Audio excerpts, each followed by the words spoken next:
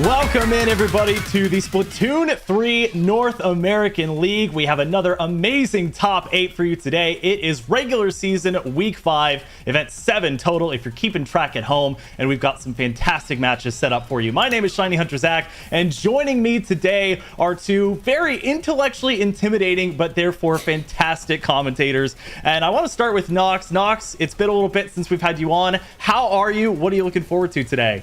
I'm doing pretty well, and I'm really looking forward to seeing how Gourmet Race does tonight.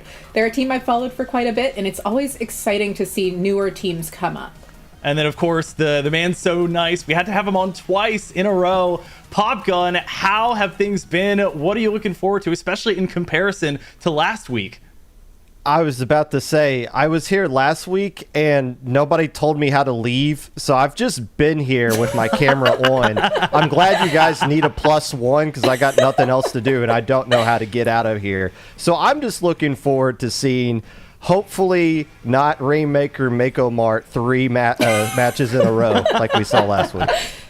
Well, I've got some potentially good news for you in a bit as far as the mode is concerned, but we've got some business to take care of first. Let's go ahead and get into the overall schedule for things for anyone who wants to know more about the Splatoon 3 North American League. We have the show coming out every Friday at 10 a.m. Pacific, the most recent one coming out yesterday, some Halloween fun for y'all, and we've got a few more coming up later. And of course, the Splatoon 3 North American League Top 8, the live stream, of course, starting there at 4 p.m. Pacific, but the latter portion starting at noon Pacific every single Saturday. And that leads into the more fun event, chill, nice salmon run on Sundays, the Splatoon 3 North American League Sunday Scrim. That's Sundays at noon Pacific time. The next one being tomorrow. So whether you're a solo or you've got a squad already set up, definitely feel free to join, and it all leads up to the Splatoon 3 North American League playoffs, live streamed both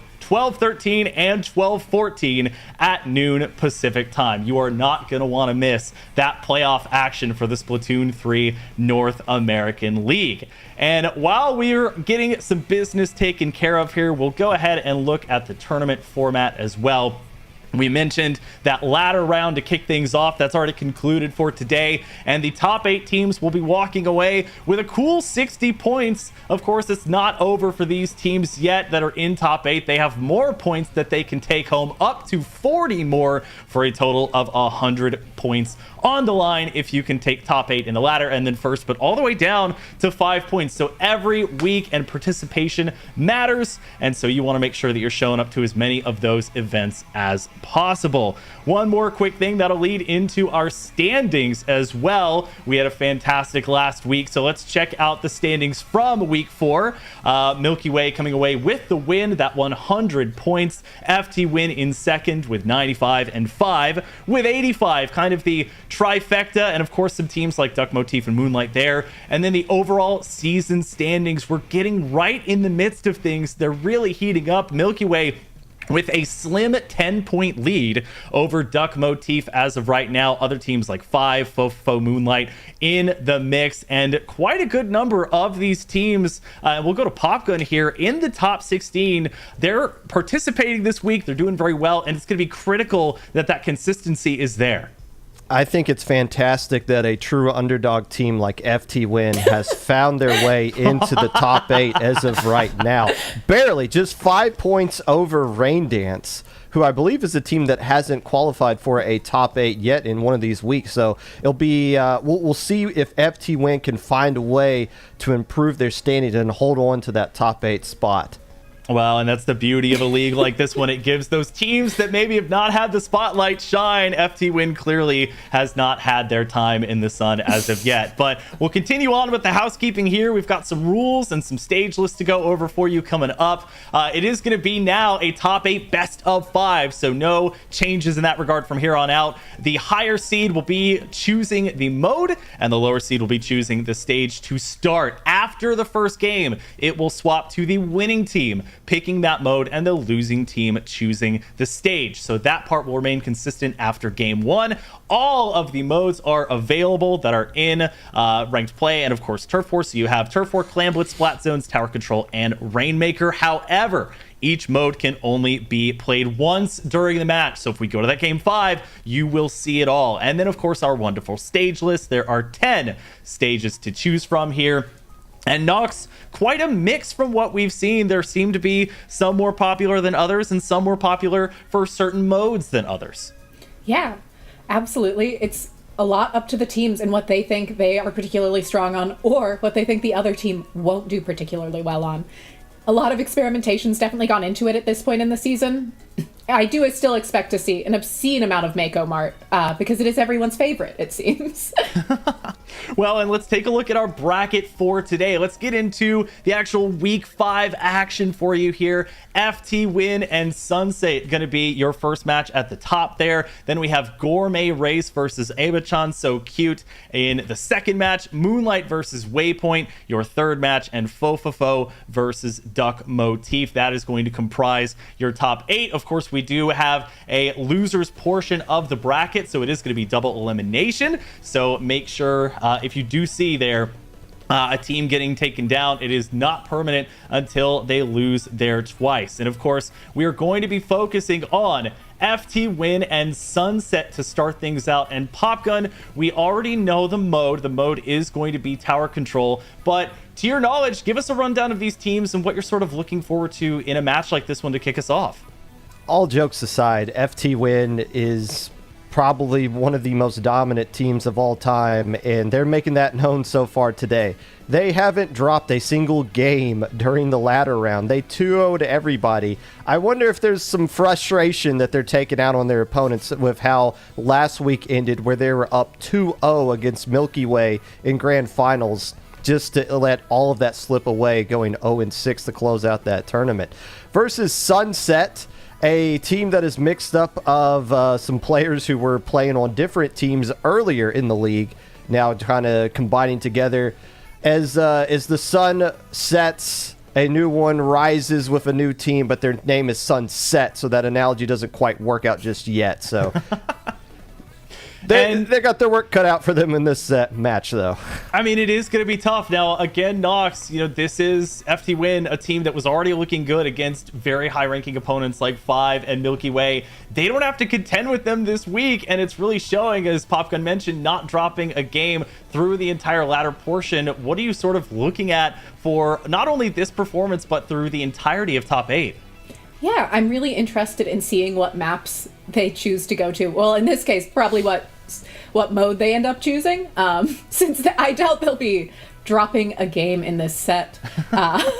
It would be a bit of a shock. It's always interesting. They're very willing to change up their strategies and what weapons they're choosing to use. So we can expect to see things like pencil, like Snipe Rider, and any kind of slosher. But I'm always interested in seeing what ink vac choice they'll choose to make. Well, and if I remember correctly, as far as the weapon compositions go, Snipe Rider, the most popular weapon, and then Slosher behind that. But since we already know the mode, and it's the first time we're seeing it today on stream, let's go ahead and take a look at those rules for how tower control is actually played. So for tower control, you just need to jump on the tower to take control of it if no opponents are on there. If that happens, it will begin moving toward the goal on a set line.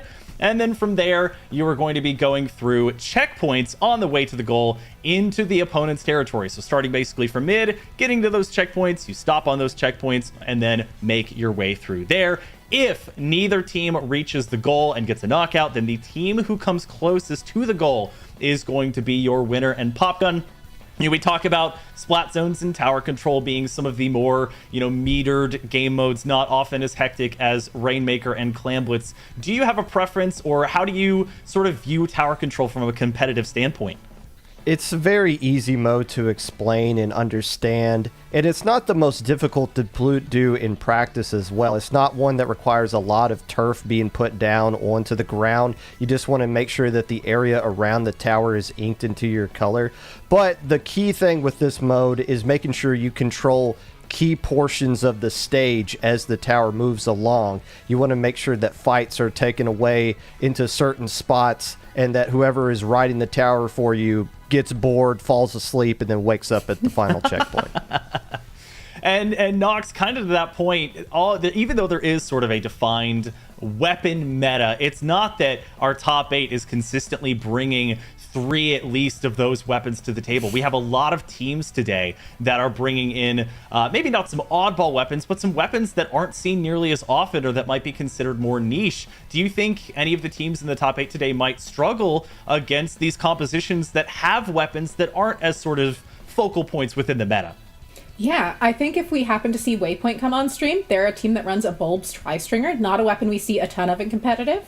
And I could imagine teams like Gourmet Race or even Fofofo struggling with that. But it seems like there's an interesting lineup here for FTWin. Well, and let's take a look at it. First of all, shout out to our SpecCam operator for today, ZarDB. Could not do it without you, and very happy to have you. But Popgun, taking a look at the compositions, we do see some similarities. We got the Snipe Rider and the Slosher on both sides. What else are you taking a look at?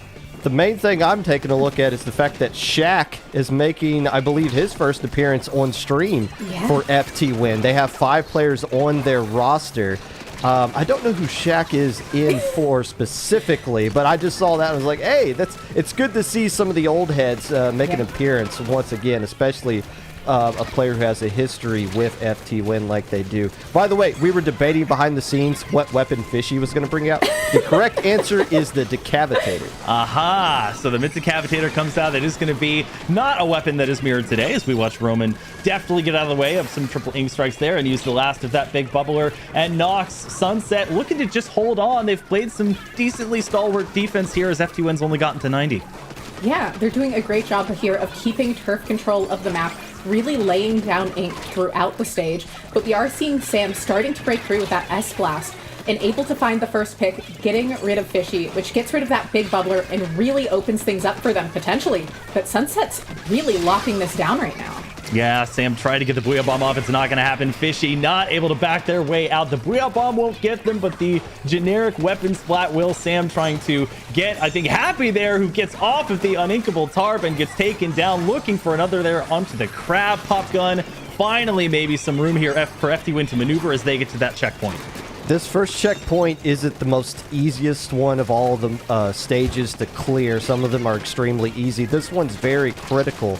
And for FTWin not to clear that checkpoint right there is a huge dub for Sunset. I don't know how much longer it's going to last, but still the fact that they're holding on to it at this point shows they've been able to get into key positions to hold things down defensively. I don't know how much longer it's going to last, though. The tower does clear that first checkpoint. And we're starting to see some specials getting layered in. We had the Crab, the Tacticooler, and the Booyah Bomb, and now finally Kyo rounding it out with the triple ink strike, and that is easily Nox going to create some space here against Sunset, up to 34, and Sunset, while they have a decent bit of room in their spawn, trying to figure out how to respawn. Yeah, really great job taking out Sam there. That S-Blast was in an extremely dangerous position that they needed to watch out for. And we're seeing Fishy do a great job of creating engagements and really trying to open up space for Sunset to claim the map. But Kyo has managed to pull off a flank and it seems like take somebody out.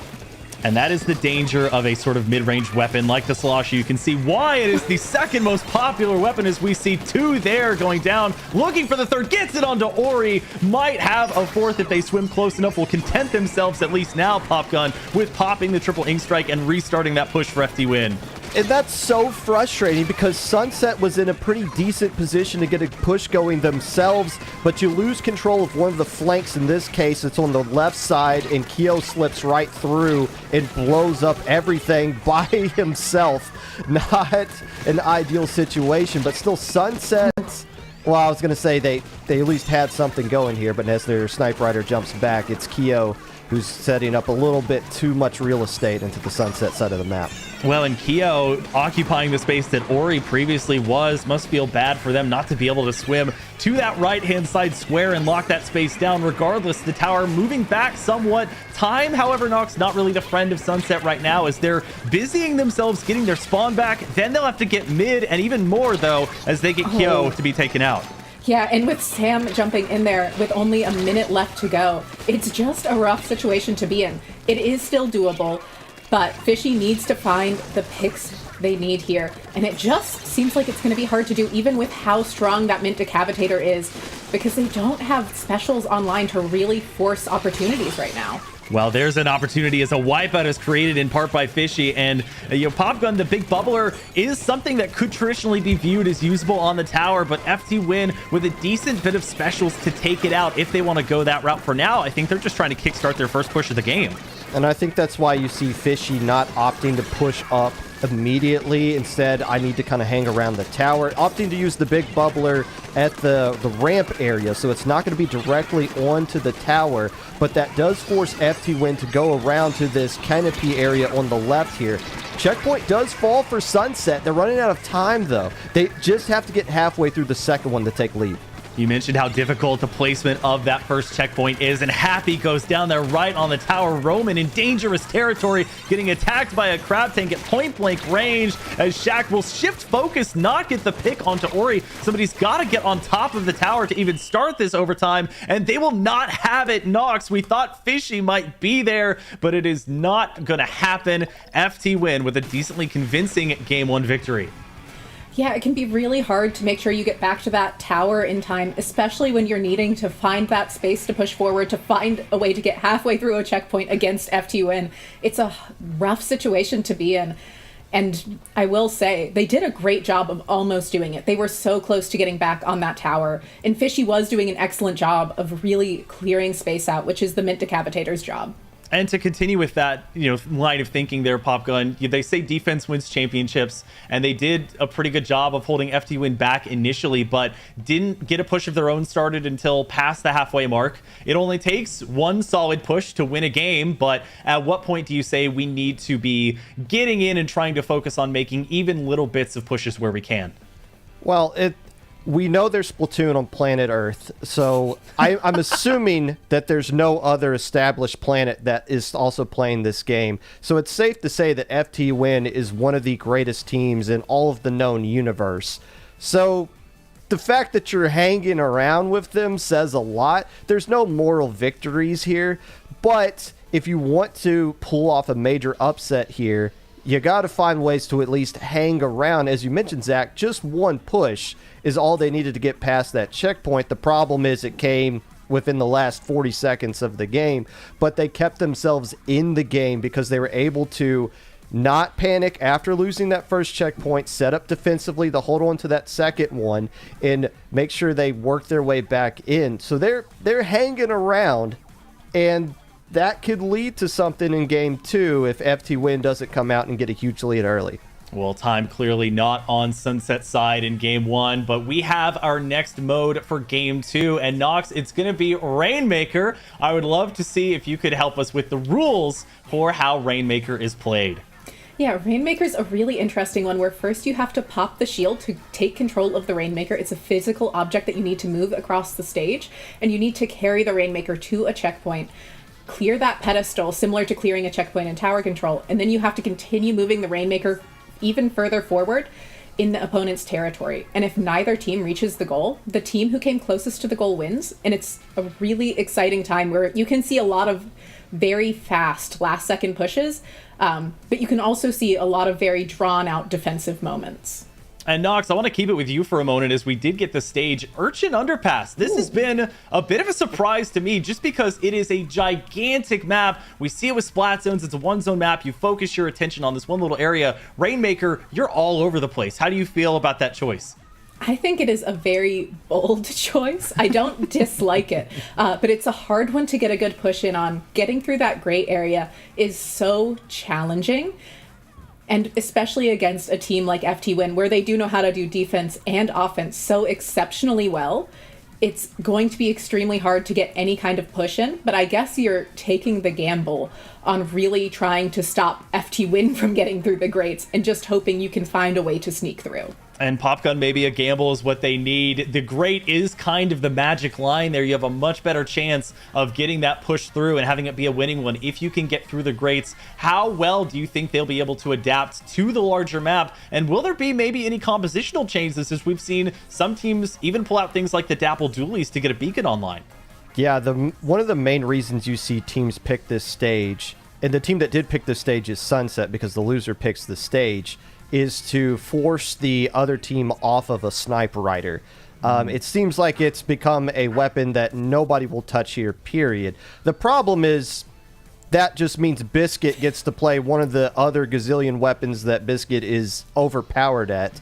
And one thing that we've been seeing with Rainmaker specifically, and it's a trend that's been going on the last couple of weeks in the league, and the more teams lose to it, the more they decide to pick it up themselves.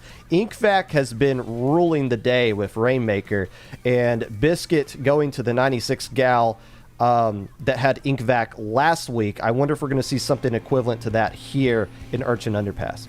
Well, we don't have to wait long. It's game 2 between FTWin and Sunset, and Nox, definitely a good bit of changes, and even, I think, 1 or 2 weapons that I haven't seen really played in top 8 previously. Yeah, seeing the Dapple dualies is always exciting, especially with that Beacon and Tacticooler kit. Always something I love to see. And seeing the vanilla Jet Squelcher, the main kit for the Jet Squelcher, is really interesting. It's not a weapon we see a lot of, and I'm sure it's an adaptation to this specific stage, but it will definitely give a lot of long-range pressure. But it does throw me back to Splatoon 2 a little bit. Yeah, it is certainly not a weapon we've seen a ton. Both teams are going to be going Dapple dualies here as well, so they'll have those beacons to get back. And now that InkVac already online and 3 down, so not really a great opportunity to use it except for survival. They do get the reinforcements, though, Popgun, from that beacon, just having to hold out a little bit longer against Sam, who does get the splat there, and maybe not a push quite yet. The value that InkVac brings to your team on Rainmaker on the defensive side is that it shuts down arrowways and it provides safety nets for your players to, like we just saw with Sunset, jump in and immediately get into a fight knowing you have the protection on that. On the offensive end, same kind of thing. You provide a path like we're seeing right now. They can't get to Shaq, and there's a counter vacuum on the other side that ultimately shots them down before they can get up on the pedestal there. So get used to seeing that pretty much for any Rainmaker set we're going to see on stream today. Like being caught between 2 black holes. You just really don't know where to go. You're being pulled from all directions. As Sam not able to make as good of use with the Ultra Stamp as they were last time. And we're going to see the Mint Decal fall as well. It's a full wipeout, and FTWin getting as many reinforcements as they can. Nox here. One of the shortest paths that I can think of, at least, from the center of the map where the Rainmaker spawns to that first checkpoint.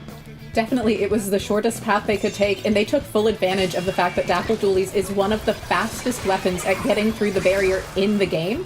Shaq did an excellent job there, and now we're seeing Sam rush forward with that Ultra Stamp, managing to find a bit more space for them. And FTWin's doing a great job of almost just stalling here and finally finding a way to sneak through the grates with Kyo carrying the Rainmaker, not a sight you'll see often. We've seen this in previous weeks where the Rainmaker gets taken without warning and someone is able to slip through the grate. It is not that wide of a hallway and just get away with it there. 34, the new lead, and that is another Popgun Ultra Stamp from Sam. That has to be at least the 4th one that we've seen, and now these teams having to clear all the corners basically to get rid of any beacons.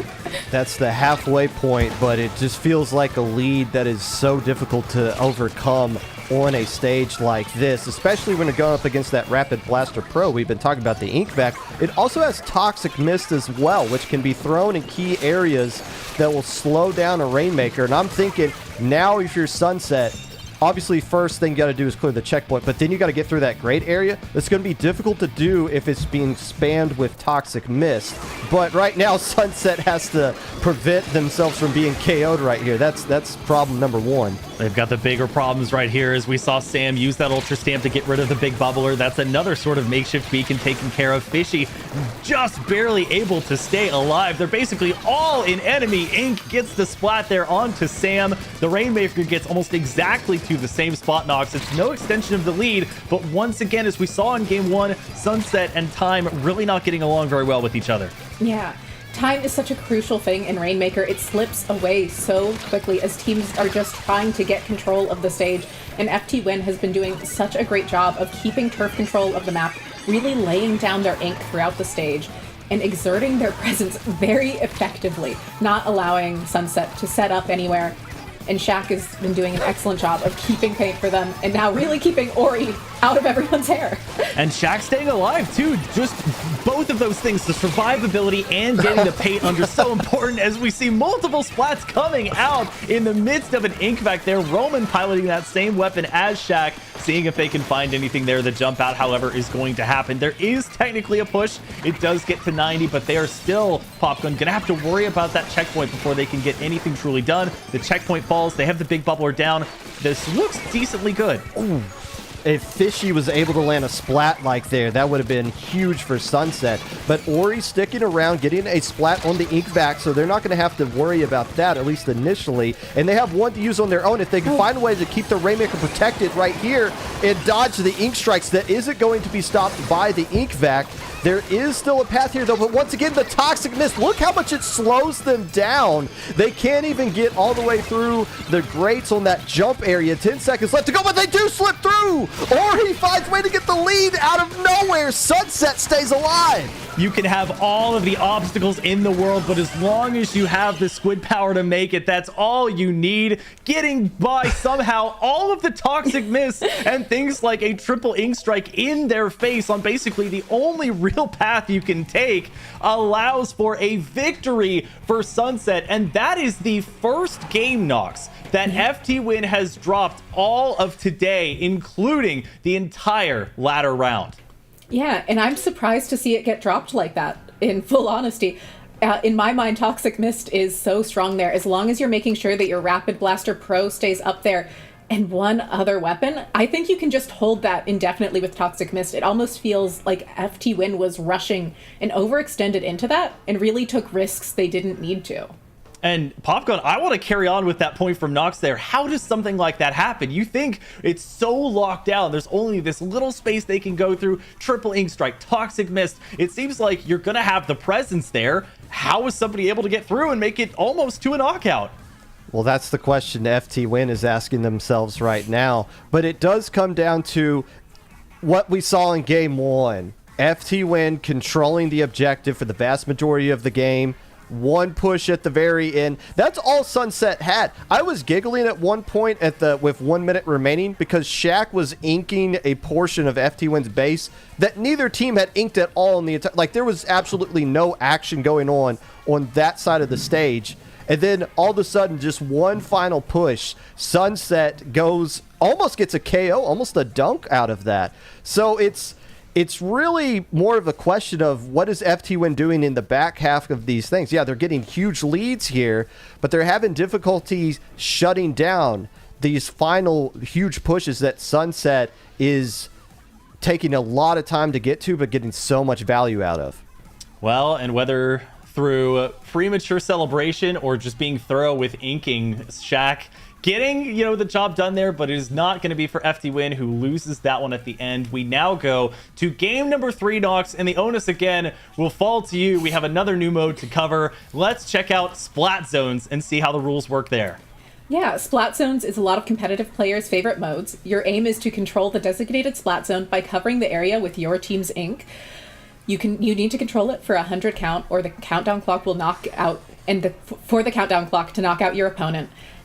And if neither team achieves a knockout, it's still a whichever team is closest to 0 gets the win situation. Always very exciting, and teams really like it because it feels very controlled, and they can have pretty set strategies that they rely on.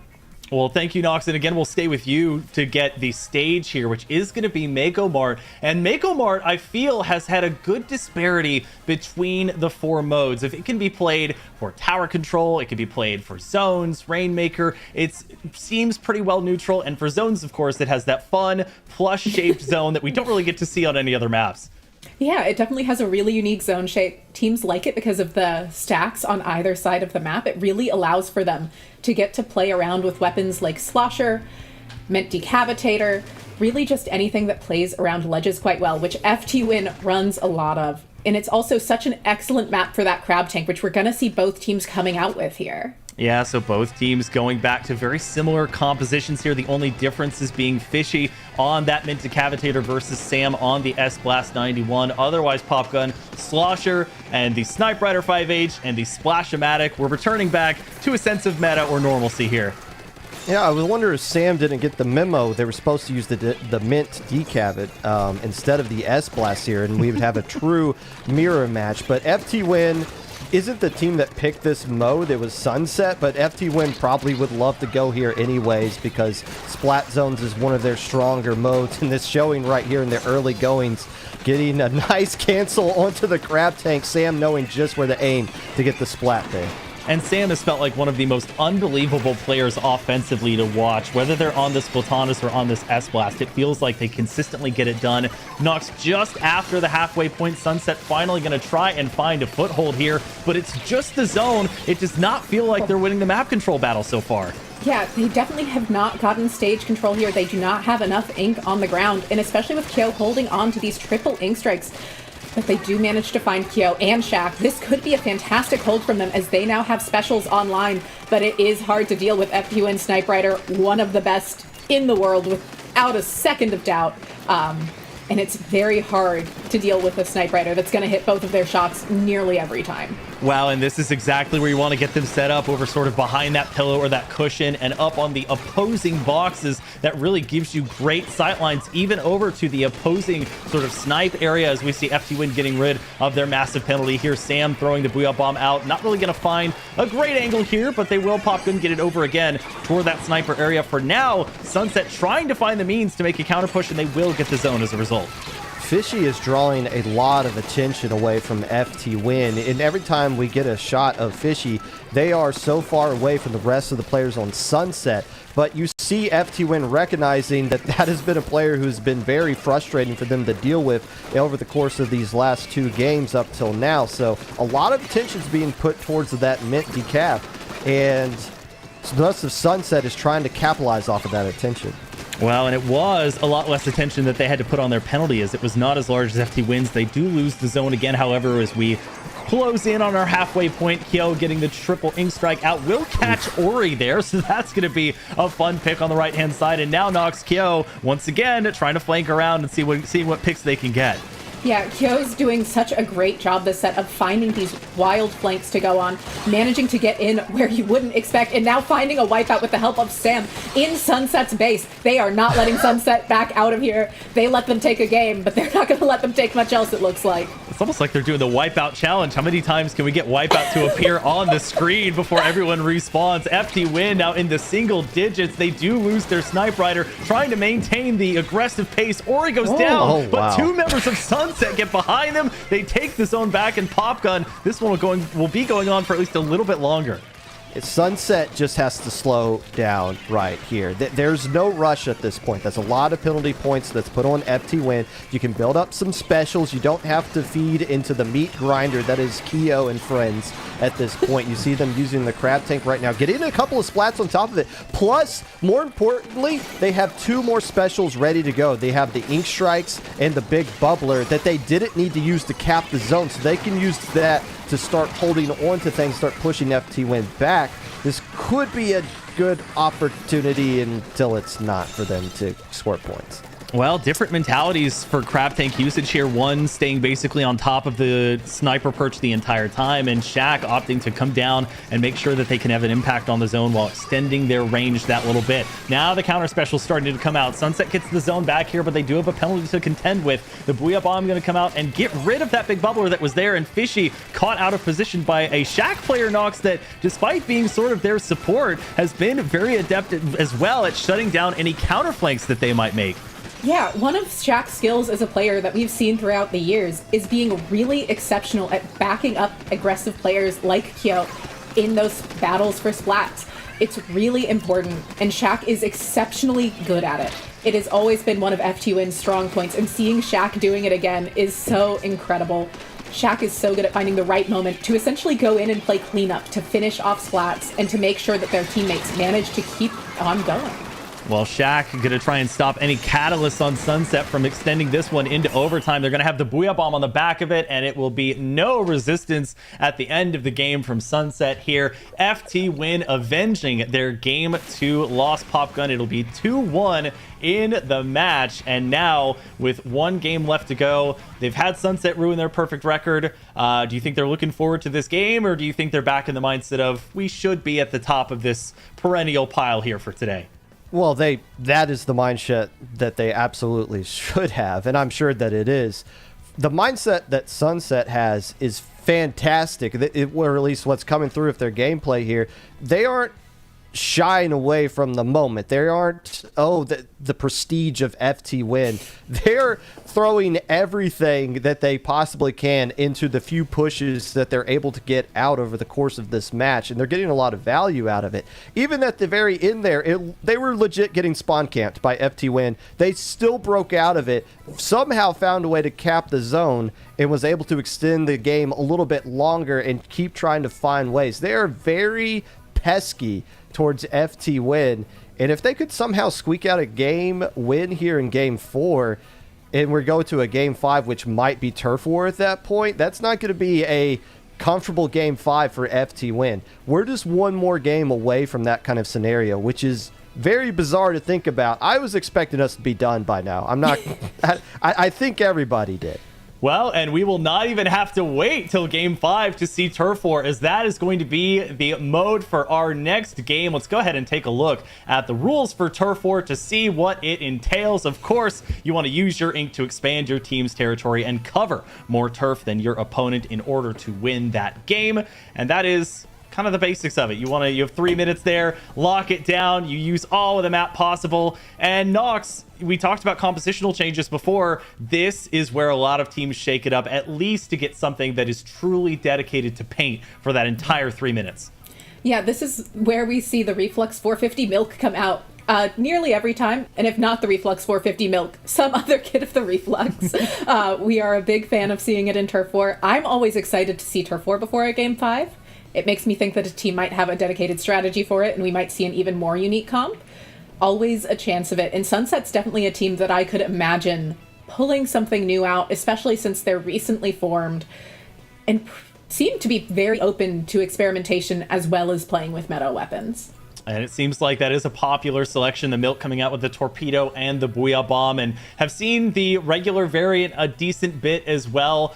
Just goes to show, Popgun, that you want to really tailor your play both towards your strengths as well as the mode and the stage that are being played on. We're still awaiting the stage for this one, it looks like. But with Turf War, these high-level teams that we would consider FTWin, at least, they may not have practiced Turf War as much. So does that create a disparity somewhere, or is it still basically the same level of competitiveness for both teams? People don't like hearing this, but it is the truth. It does come down to the last 30 seconds. Statistically, that is a fact. I mean, I guess every mode is like that. But when you've been thinking about who's been the better team in the last 30 seconds for most of this match, it's been the team that is currently losing right now in Sunset. So for FTWin to get the win here, I'm expecting them to come out early and get a pretty decent lead, but however, they're going to find ways to hold on to it over the course of the entire 3 minutes and not let things slip away in the final 30. And we now have the stage selection. It will be Umami Ruins, which historically has been the more popular choice for Turf War. I believe tied for second in terms of top 8 selections, behind Hagglefish Market and tied with Urchin Underpass. Nox, not a huge map, not a ton of area to cover. You do have those sort of lowered court areas that do need to be taken care of that wouldn't otherwise get used, but a funky map and a very sort of diagonally driven one to play some Turf War on. Yeah, it's definitely a really unique stage, and it will allow for support players to be back in the action a little bit faster, which will benefit players like Shaq a lot. It will allow for teams to be able to play off of each other a little more rather than needing to spend as much time painting. And that's seeing Kyo on that Reflux 450 Milk is quite interesting. Yeah, we do indeed see the Milk come out, but otherwise, not a whole host of changes. Otherwise, the most notable being Sam on that Splatana Stamper. Still, the Snipe Rider 5H is coming out, and at least one Slosher, which will be the first one Popgun taken down as we get started on Umami. Snipe Rider does a fantastic job of putting turf down onto the ground. But yeah, it's still kind of curious that we're not seeing the Reflux here, which is something we've been seeing pretty much everybody use up to this point. You can get a lot of splats with that Snipe Rider, though, so maybe that's kind of the issue, some of the value that they're thinking of going with that. Maybe they're thinking more, let's try to win the splat battle at the very end, and that will get us over the hump. And it would be Biscuit winning the duel of the Snipe Riders there as Sam trying to back off with that pretty exceptional range for a Splatana weapon there as they get Ori as well. Roman going down to the left-hand side of your screen, and Sam sitting on that Zipcaster, which is a way, Nox, to get in and make sure that Sunset cannot leave their spawn, which can be difficult on this map. Yeah. And the Zipcaster is such a safe way of doing it too, because even if you get taken out, you're not necessarily overextending quite as much. And Kyo finding an absolutely wild pick there. But I guess if anyone's going to know how to play around angles like that, it's somebody that's played Slosher for this many years. Well, and survives the triangle of doom that was created by the opposing triple ink strike, as Fishy going to get taken out at the very end there of that Zipcaster. Biscuit trying to find Happy as Sunset has well and truly nowhere to go. Kyo even backing off a little bit to make sure that they lock everything down. You can see Popgun, FTWin is not even worried about their own court area. They've said Sunsets is far more alluring to us. As long as they hold control of mid, they're going to be just fine. But they don't want to overextend, get wiped. Oh, and by the way, make sure you get some turf down on your own side of the map as well. We've been seeing teams make that mistake earlier in the season. Definitely could be a factor at the end. So that might have been like EO jump back as well. It's like, oh, wait, we missed a lot of spots back here, actually. Well, and whether through FTWin finally letting off the gas or through their own merit, Sunset has climbed back into this one. Firm control over mid. They're starting to build up some more specials. They do lose the Slosher, however, and Kyo going to be getting down. The Booyah Bomb gets Ori as well. So now making great use of this reflux as Fishy falls too. These last 30 seconds are important, Nox, and it didn't look great for FTWin until they hit that 30-second mark. Yeah, well, and it shows that I think Kyo's really been working on that reflux. Not a weapon we typically finding that many offensive splats these days, but it's definitely a weapon that's capable of it. And Shaq is doing incredibly here too, finding pick after pick as FTWin is just laying ink down and just not allowing Sunset to get a word in, saying, yeah, okay, you made it look good for the last minute. We'll get the last 30 seconds. It may be called support, but you can certainly slay out on that class of weapons. An emphatic looking victory. It's never final until we hear from Judd, but there it is, a 60 to 36% victory on Turf War for FTWin, who closes out their match against Sunset 3-1. A reminder, Sunset not out of top 8 yet. They go down to the losers portion of the bracket while FTWin advances to the winner semifinals here. And Popgun, lots of things to be learned from that. Of course, FTWin showing that they are as strong a team as ever, but also dropping their first game of the tournament. Looking forward, I guess, to the results today from both teams. That is a good match for Sunset. Being their first week that they're playing in this as a new team, they're able to take a win. They got some good film that they can go back and look over. And yes, I'm happy that you pointed out you don't know who actually won Turf War till the very end. Judd and Little Judd were very suspicious last week. So yeah, it looked like an FTWin win, but you never know until it actually says 60% to about 30 there. But still, that is a good way to finish for FTWin. A dominant game from start to finish, a full 3 minutes of doing what they felt like they would have been doing this entire match, which is taking care of business. They get the win. That's all that really matters. Yeah, very glad that they have not coded a small chance, a shell-out chance, in fact, for any sort of match fixing to happen. But we'll take a look at the bracket now after seeing this 3-1 victory for FTWin. And our other matches already concluded. A nail-biter and a couple of sweeps being served up as Gourmet Race ekes out the 3-2 victory over ABA Chan So Cute. Moonlight getting the sweep there over Waypoint, setting up the match against Fofofo, similarly sending Duck Motif down to the losers top 8. So your winner semifinals matches, FTWin versus Gourmet Race and Moonlight versus Fofofo. Nox, your 1 through 4 after the latter portion of the tournament or event today, sticking around and making it through to winner semis. Yeah, always really exciting to see teams get through. Once again, Gourmet Race, really exciting team. Very well-known players that have been around for a long time, but a team that hasn't been around for very long. I don't know how they'll quite do against FTWin, so we'll have to check back in after this set. But it should be very exciting to see Moonlight versus Fofofo. Moonlight's always a treat to watch. Well, and we do not have to wait too terribly long. We are, however, going to be starting with something that is unusual for a starting mode, Popgun. We're getting straight back into Turf War for game number 1. We saw it in game 4 of our last set, and now we get to hang around with this mode for just a little bit longer between Moonlight and fofofo. And it's the higher seed that picks the mode, which should be Moonlight in this scenario. So that's curious. I mean, Moonlight has been constantly shuffling the deck as far as what their comp has been over the course of the years, what their strategies has been. Maybe this is the, well, let's go to plan Q at this point. Turf War first. Let's see how that works. This is the match that Moonlight does want to see, by the way. They could have either played fofofo or Duck Motif. They have yet to lose to fofofo. They're 3-0 against them. They have yet to beat Duck Motif. They're 0-4 against them. So they must be tickled to death with how that other set went, because now they get to play. Not going to be an easy win, mind you. It's actually fofofo is one of the better teams as far as the standings is concerned. But this is a team they at least have a history against. And maybe they feel really confident in Turf War against this team in particular as well. Maybe that's why they picked it.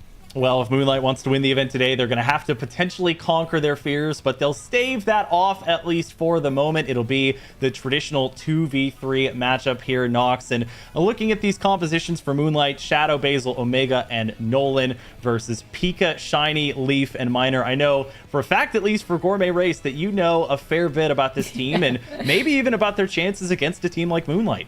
Yeah. Gourmet Race is always really exciting. They've been pulling out mini Splatling a lot lately, which is a weapon that's very strong, but a little bit underrepresented at this current time. It has really interesting kits that are very adventurous. And with Moonlight, you never quite know what they're going to pull out. They have a pretty standard comp usually, but it's not uncommon for them to change it up on you. I know Shadowwind has switched off of playing Tent primarily lately and been on much more of a supportive role.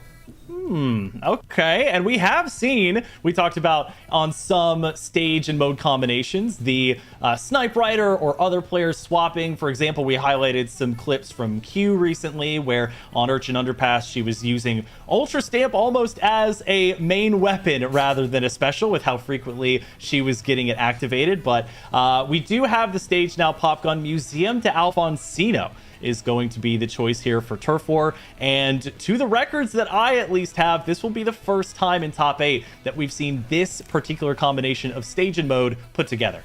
Well, I was going to give Moonlight credit for being unique yet again, but the mode was the stage was actually picked by the lower seeds, fofofo.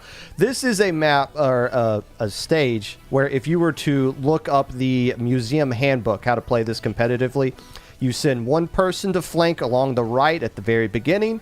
They realize there's nothing there, so they super jump back to the person at the spinner on their side, and then that's how we engage through the middle altogether. So we'll be taking an eye on that very early. Who's going to be using the flank that naturally extends out of your own spawn, and who's going to stick it out and try to get something versus who's going to abandon it, and we just move in through the middle like it's like it was designed to.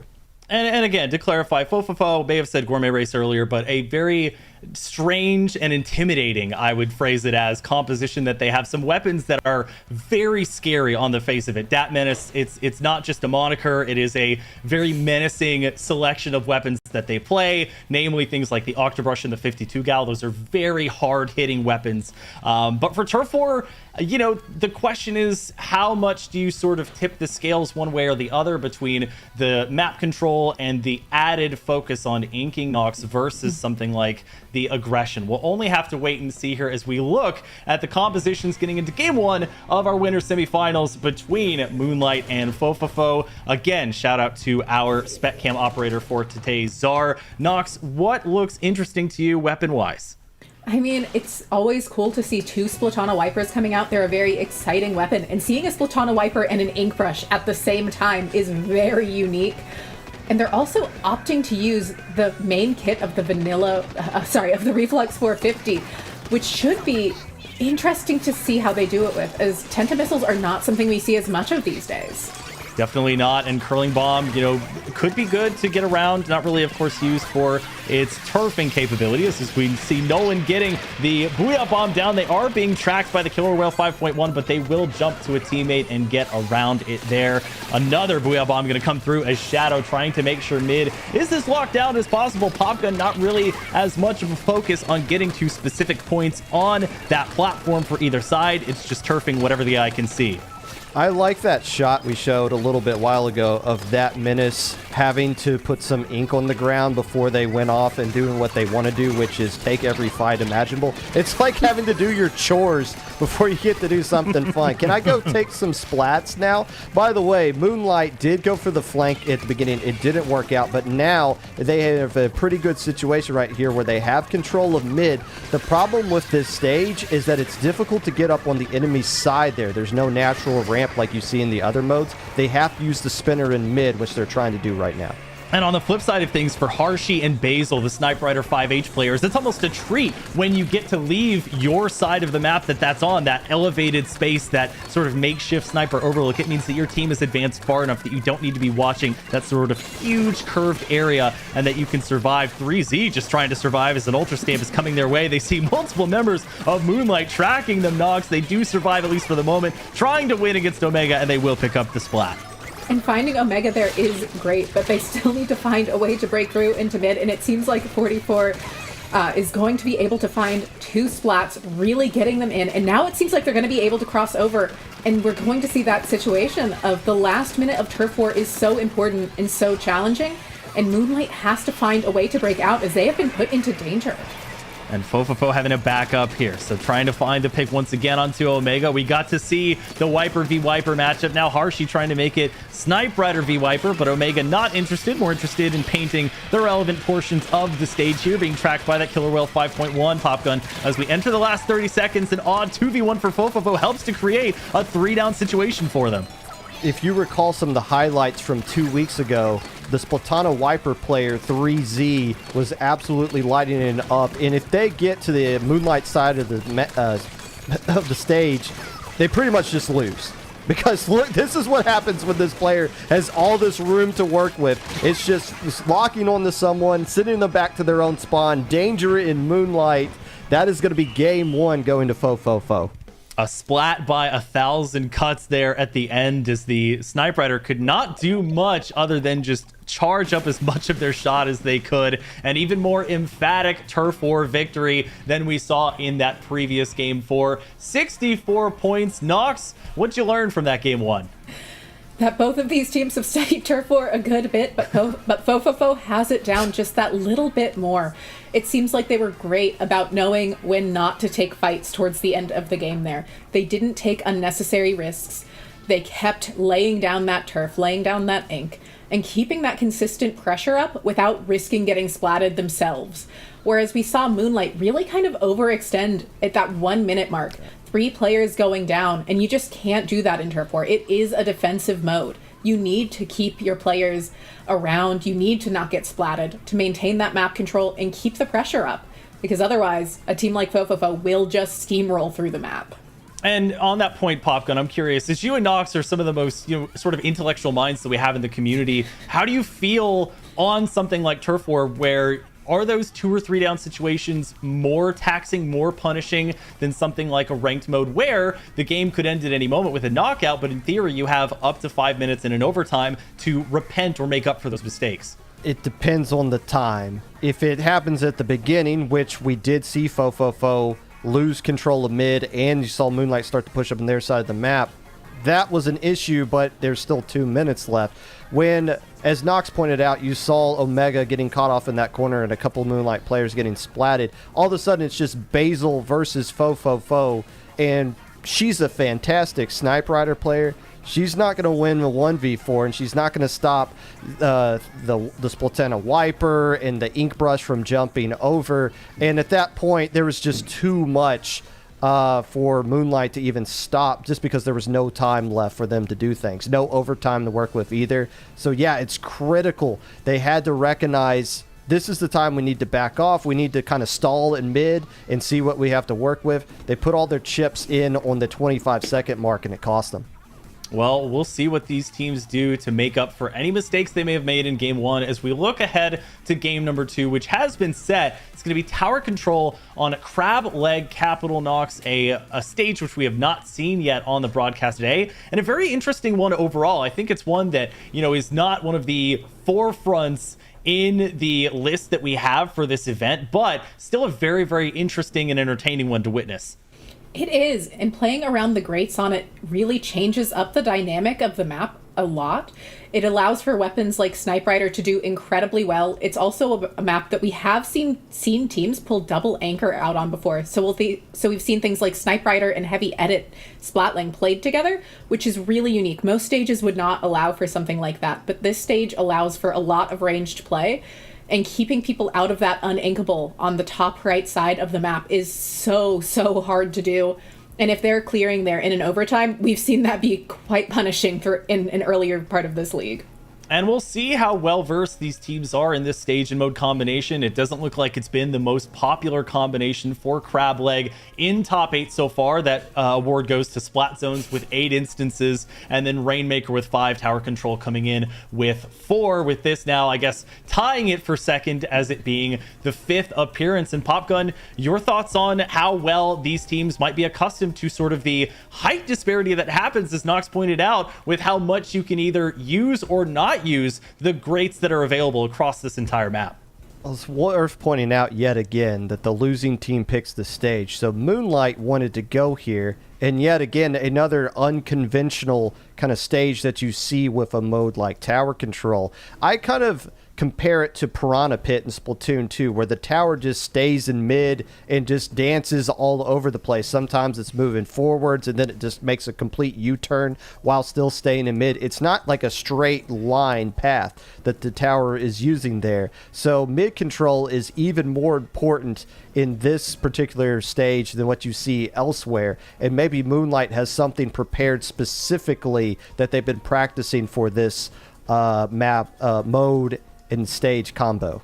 Well, and if I have my clips correct, this was the stage and mode combination where the Brella clutch of 25 happened earlier in this event. The double splat, booping them off the tower and then getting that second pick while they were in midair. Let's only hope that we can see something as entertaining in this version as we get into game number 2 shortly here. It'll be Tower Control on Crab Leg Capital. Now getting into the ranked modes in earnest here, Nox, and viewing the weapon changes. That mint decav is there, but an E-liter has shown itself, as well as an Octobrush and a Splattershot Junior. Ooh.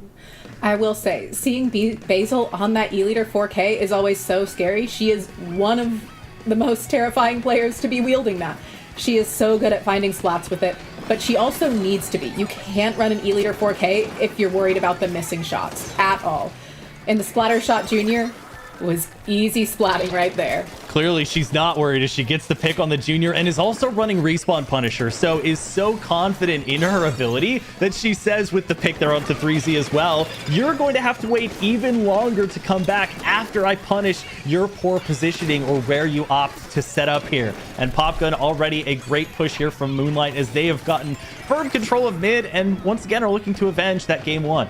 On any other stage, Basil would have to move with the tower with each additional checkpoint, but because of the path that the tower takes right here, Basil doesn't have to do anything. She can literally just set up in that mid area and cover the entire map and never has to move, and is clearly able to guide the tower past that second checkpoint in the first minute. This is looking really good for Moonlight.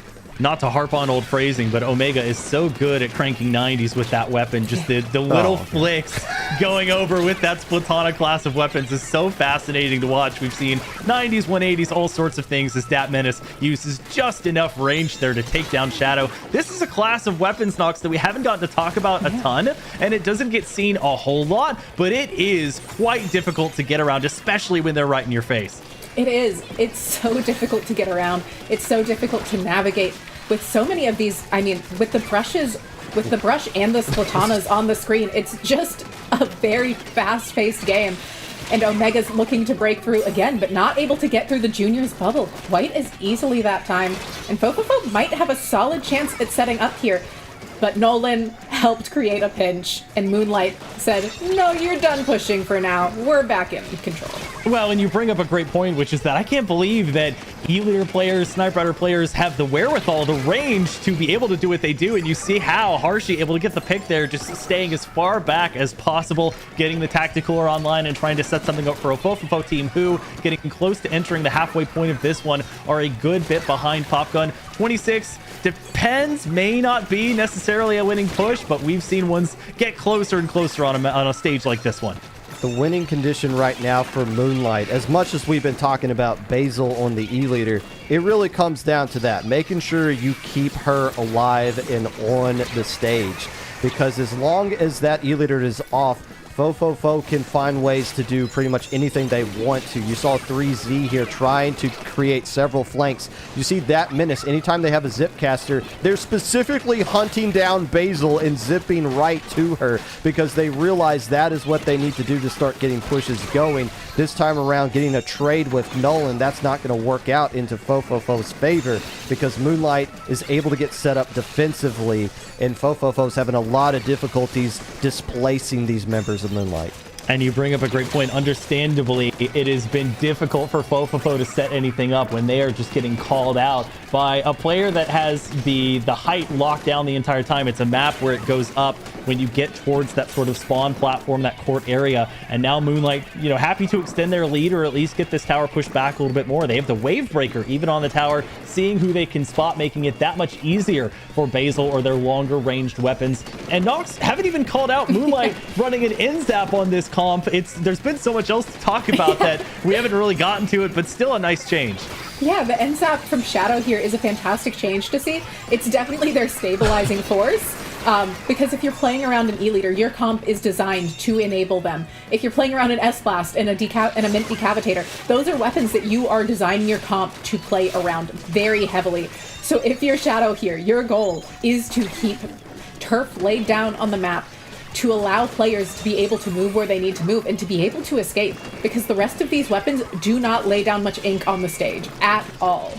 Well, and a player like 3Z potentially countered by the playstyle that Moonlight is coming out with, things like the Ink Mine that will mark their position, or the double suction bomb that we saw there as Datman is trying to find anyone to take down, just distracting a little bit, seeing if they can find Basil. It took them so long to locate and get to where they were that they weren't able to make much other use of their Zipcaster. Omega going to fall as we saw the Ultra Stamp come out. The Big Bubbler far behind the action. fofofo's own Big Bubbler coming out on top of the tower. This one does, in fact, go on top of the tower. As we get into our final 5 seconds, Basil pushed all the way back in Popgun. fofofo with their last and best push of the day so far. And there's a Respawn Punisher splat onto that Menace and gets another on top of it of the Wiper. The two weapons that were charging down the E-Leader both get punished. And if Basil misses those shots, that might be a dub for fofofo. So Moonlight picking the stage, and it was a huge factor in them getting the dub with the comp and the playstyle that they wanted to do. fofofo is really scary when they can cover the entire map and they can let Dat Menace and 3Z go off to separate areas and just take every single fight and win every single fight. But they were so contained into that one little tiny area. They couldn't find ways to get up on the catwalk. You saw the Zipcaster several times trying to just go to the spawn, and Basil instantly recognizing, no, I'm just going to stay in my ink. I'm just going to hide and hope you go away and then get back into the action there. But fofofo was contained, and it was specifically because of the stage that they were on and how Moonlight knew how to play around it. And it sounds cheesy, but having that confidence and that faith in your team and knowing exactly what they're capable of in situations where you know they're going to be that heavily pressured and still being able to make those clutch picks in that moment is so important. And Nox, to continue on with Popgun's point, how did you feel about the Zipcaster usage? Was that sort of the intended, did it do its job of the displacement or making sure that Basil couldn't pop out of the ink, or did it not do enough because they didn't always find a splat off of the usage? I think it was generally really well used. It allowed for them to put that pressure on Basil. But I think the last one used really should have focused on Nolan, since Nolan had that Booyah Bomb ready. And without that Booyah Bomb, there was a chance they could have potentially kept that tower going. And with Nolan still up, there was not a chance of getting anywhere further. That was one of the key differences in that game in preseason week 2 that you were talking about earlier, is they managed to take out a slosher that had triple ink strike ready. And if you get rid of what we like to call a GG special in tower control, it drastically changes that overtime state of the game. And in this case, getting rid of that Booyah Bomb opens up the world for fofofo. And that is sort of the name of getting into overtime, no matter what side you're on, is having those specials that are going to allow you to do whatever your strategy requires, whether it's ensuring that you maintain control of the tower in this scenario or getting your enemy off of the tower. And now, for game number 3, Popgun, we go to Splat Zone, so nothing new mode-wise to explain, but the stage is another one we have yet to see today. It's Barnacle and Dime, a rather flat map, but a very fun one to witness nonetheless. If FTWin was still using tent, but obviously not at this point. That was plan B that they were on. There's several plans down the line with the comp that they want to use here. So again, Moonlight picking the mode in the stage going to fofofo doesn't make, it's not much of a surprise. Hey, we're tired of being boxed in on that last stage. Let's go to a more wide open. We got a lot more options to flank around, to move around, to attack and create pincers.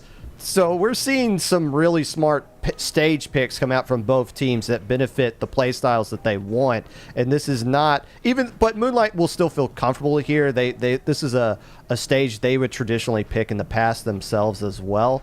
But I feel like fofofo is going to be having a huge breath of relief here, is knowing that they can play the play style they want to play on a stage like this.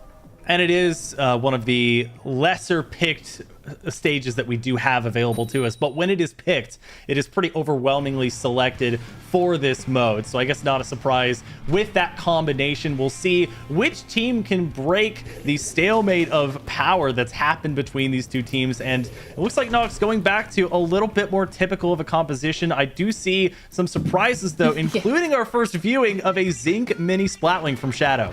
Yeah, I always love to see the Zinc mini Splatling come out. I'm a big fan of Toxic Mist as a sub-weapon in general, and that big bubbler is so useful here. But I also want to point out that fofofo is running a very short range composition.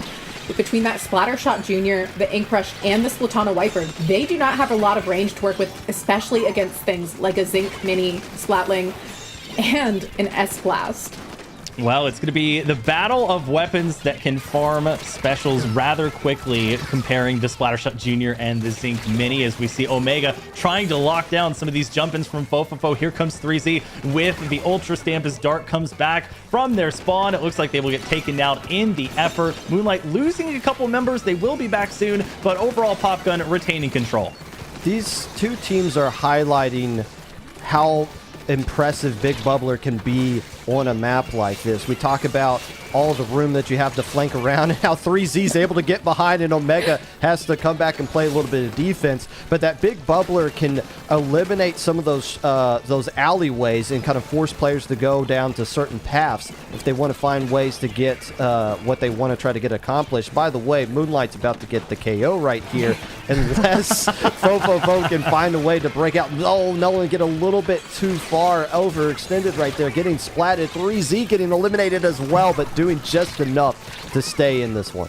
Yep, somehow, some way, fofofo doing enough there to get the wipeout, but also to get the zone under their control for the first time this game. One thing we haven't talked about as well is the return of the Toxic Mist. So an area Nox to lock down some hallways, some ramps, some places that you don't want them coming through without a little bit of difficulty. Yeah, definitely a great sub-weapon to do that, and this map does have a lot of those alleyways.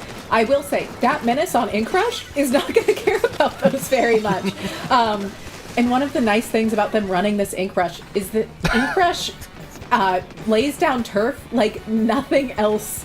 A lot of people think about it for its ability to get behind lines and to skirmish, but it's also one of the best painting weapons in the game. And we're seeing fofofo be able to take advantage of that along with that Splattershot Junior. But Moonlight has found a way back in, and fofofo is going to have to push them all the way back out again. Yeah, the Ink Brush, one of the first, I think, to go down in that fight. But just as soon as they lost control, they flipped it back already. Not much room to go through, although this can be a very difficult map to get out of your spawn. And the fight, however, is happening over by that ramp. Omega and 3Z with the Wiper duel yet again. 3Z backing off and just trying to rely on maybe the sub weapon to take them through. And fofofo Popgun still with a penalty to chew through, but as we get past the halfway mark here, they seem to be recovering pretty well despite a pretty emphatic start from Moonlight. Moonlight's playing very disciplined right now. We saw Omega pushed a little bit up right to this spot, realized they were in a 2v1, instead jumped back and waited for fofofo to come back and fight Moonlight with some support of teammates that they have right here. So Moonlight, after losing game one, has calmed down a little bit here. They got the lead, and they're trying to make sure they hold on to it, not by getting the KO, which they could get in this scenario right here, but making sure that they don't get completely wiped out and give complete control to fofofo and let them run wild all over the map. And they are playing like moths to a flame to this big bubble where it got so much usage there, blocking out so much ink. It's back to 3 here that they get stopped. A little bit of deja vu as they were at 5 and then get shut down and have a huge penalty given over to them. It's basically going to need to be a full push through here. fofofo can't afford to lose too much ground, Nox, as neither team really with that many specials online, but Moonlight's getting them first. Yeah, fofofo definitely really needs to focus in here on just making sure their players stay up. In this kind of comp, it's not as much of the end of the world as it usually would be if your junior gets splatted. Oftentimes, the junior can be the only painting weapon in a composition. Luckily, that is not the case for fofofo, and that allowed them to keep the zone under their control, even through the junior getting splatted. And Dat Menace is doing a great job of poking around corners, and 3Z really keeping the paint down as the map just needs to get turfed. And we are seeing 3Z managing to lay it down, and that is a knockout. Wow, and 3Z there playing bodyguard in part with Dat Menace to make sure that nobody from Moonlight could get in a position in order to take the zone back. It almost goes both ways there. Moonlight getting to 3, I guess 5 and then 3, but ultimately Popgun fofofo getting a clutch victory here in game number 3. And it didn't look like fofofo ran wild all over the map to get that, like I was kind of predicting that they would. They kind of stayed towards mid. They let Moonlight start to start to attack into mid and then take the fights as they were dripping down, getting a lot of trades back and forth, making sure that their sniper rifle was getting set up. So fofofo making some adjustments in the middle of the game there, and that's what ultimately got them the win, where it looked like Moonlight was in control for the vast majority of that one. And Nox, when we have matches like this one, where you can see the bright sides and the positives of both teams. Neither team is playing to their detriment, but the result still has to go one way or another. How do you, as a competitive player, or even just, you know, looking at this one objectively, how do you parse through how the little moments, how those slight edges in the final game or 2 games are going to manifest themselves, and what you learn from the 3 games that you played that were so close back to back to back? Yeah, I mean, you definitely take a lot out of it, especially in this kind of situation. You're thinking a lot about what stage you want to go to, what mode you want to go to, and how to just create situations where you have an advantage. We've seen both teams do an excellent job of counterpicking in that way so far. Moonlight taking them to Crab Leg Capital, and now we've seen fofofo take them to Barnacle and Dime. Both maps, both stages that these teams are going to feel excellent on, and that's going to be a lot of it. I will also say that laying down ink is something fofofo has done exceptionally well at. They are good at getting the ground covered in ink. They are exceptional at it, and they are running comps that thrive on it. So Splat Zones and Turf War being gone is a rough situation for them. Well, and every mode has its element of needing to ink, but we do finally see the last mode that we have not seen on stream today. Game 4 Popgun will be Clam Blitz, and let's have you go ahead and detail the rules of Clam Blitz for us. So last week I used the analogy of a snowball fight as the best way to kind of explain this, as the clams pop up over the map and you gather them up like snowballs. You get enough, you get 8, you can make a power clam, and you can throw it at the enemy fort and bust it open and get as many points as you can possibly get while the basket is open. 1 clam equals 3 points. A power clam equals 20. We didn't see a lot of high scoring action in last week, but that is certainly going to change here with the aggression that we're going to be seeing out of both of these teams here. By the way, it is going to come down to the stage. Whatever team has picked a stage in this match has been the one that has won up to this point. That's good news for Moonlight if they can come up with something they feel will benefit them here. Well, it may not be as exciting as winning the lottery, but in your analogy, using those 8 snowballs to create a Powerball is going to be the name of the game here, the main objective here. And Nox, you know, what have you in these past several weeks, and of course in the preseason weeks, seen as far as Clam Blitz that these teams ought to remember, or that could be the difference maker in a close series like we have right now? Yeah, one thing I always think about a lot with Clam Blitz is that you don't want to make pushes that don't have a big impact. You don't just want to get 1 power clam in. You really want to have a lot of other clams to follow up on, or another power clam to get in. Getting to that 60-point mark with that first push makes such a difference. It puts you in such a safer situation, and it allows you to really focus on building momentum and controlling the stage and exerting your presence, not allowing them to be able to control, as it is sometimes called, the clam economy. And I do tend to mention this sometimes as we do get the stage, which will be Umami Ruins. So this time going for Clam Blitz and Popgun, I think a relatively common stage and mode association here, combination. So on one where those 2 court areas are not going to be as important on something like Clam Blitz, how do you take the most space on a map where there's not a lot to be given, and where if you get trapped in that spawn, it is so difficult to get out? And it's so hard to get up to that ramp to get to the enemy basket as well. It's such a narrow choke point, which is the perfect map if you're a more defensive team like Moonlight is. You can set up big bubblers in key spots that kind of keep fofofo contained to some extent. You can find ways to start pushing around and getting some flanks going to spread out the map around mid as well. So getting control of mid is key here, but it's so hard to get up that ramp and get pushes. So as Nox was kind of pointing out, you need to get a lot of value out of the pushes that you get, because they can be difficult to come across if you're not getting full wipeouts on the enemy team on a stage like this. And it does feel like this is a stage and mode combination where the main weapons that these 8 players play do very well in this type of situation. The snipe riders are going to have the cylindrical sniper overlooks that they can use to sort of peer down on whoever's trying to get to the basket or the barrier, or they can go to mid. And then you also have the brush players who like to be fast and pick up as many clams as possible. That's usually who you send away. But let's take a look at what the exact weapon compositions are for this game number 4. We see the S-Blast coming back out here, Nox, and again, Dat Menace on a brush. The ink brush is here, as well as the return of that Splattershot Jr. Yeah, and a thing to note here is that Moonlight is running double Big Bubbler. That is not something we see very often.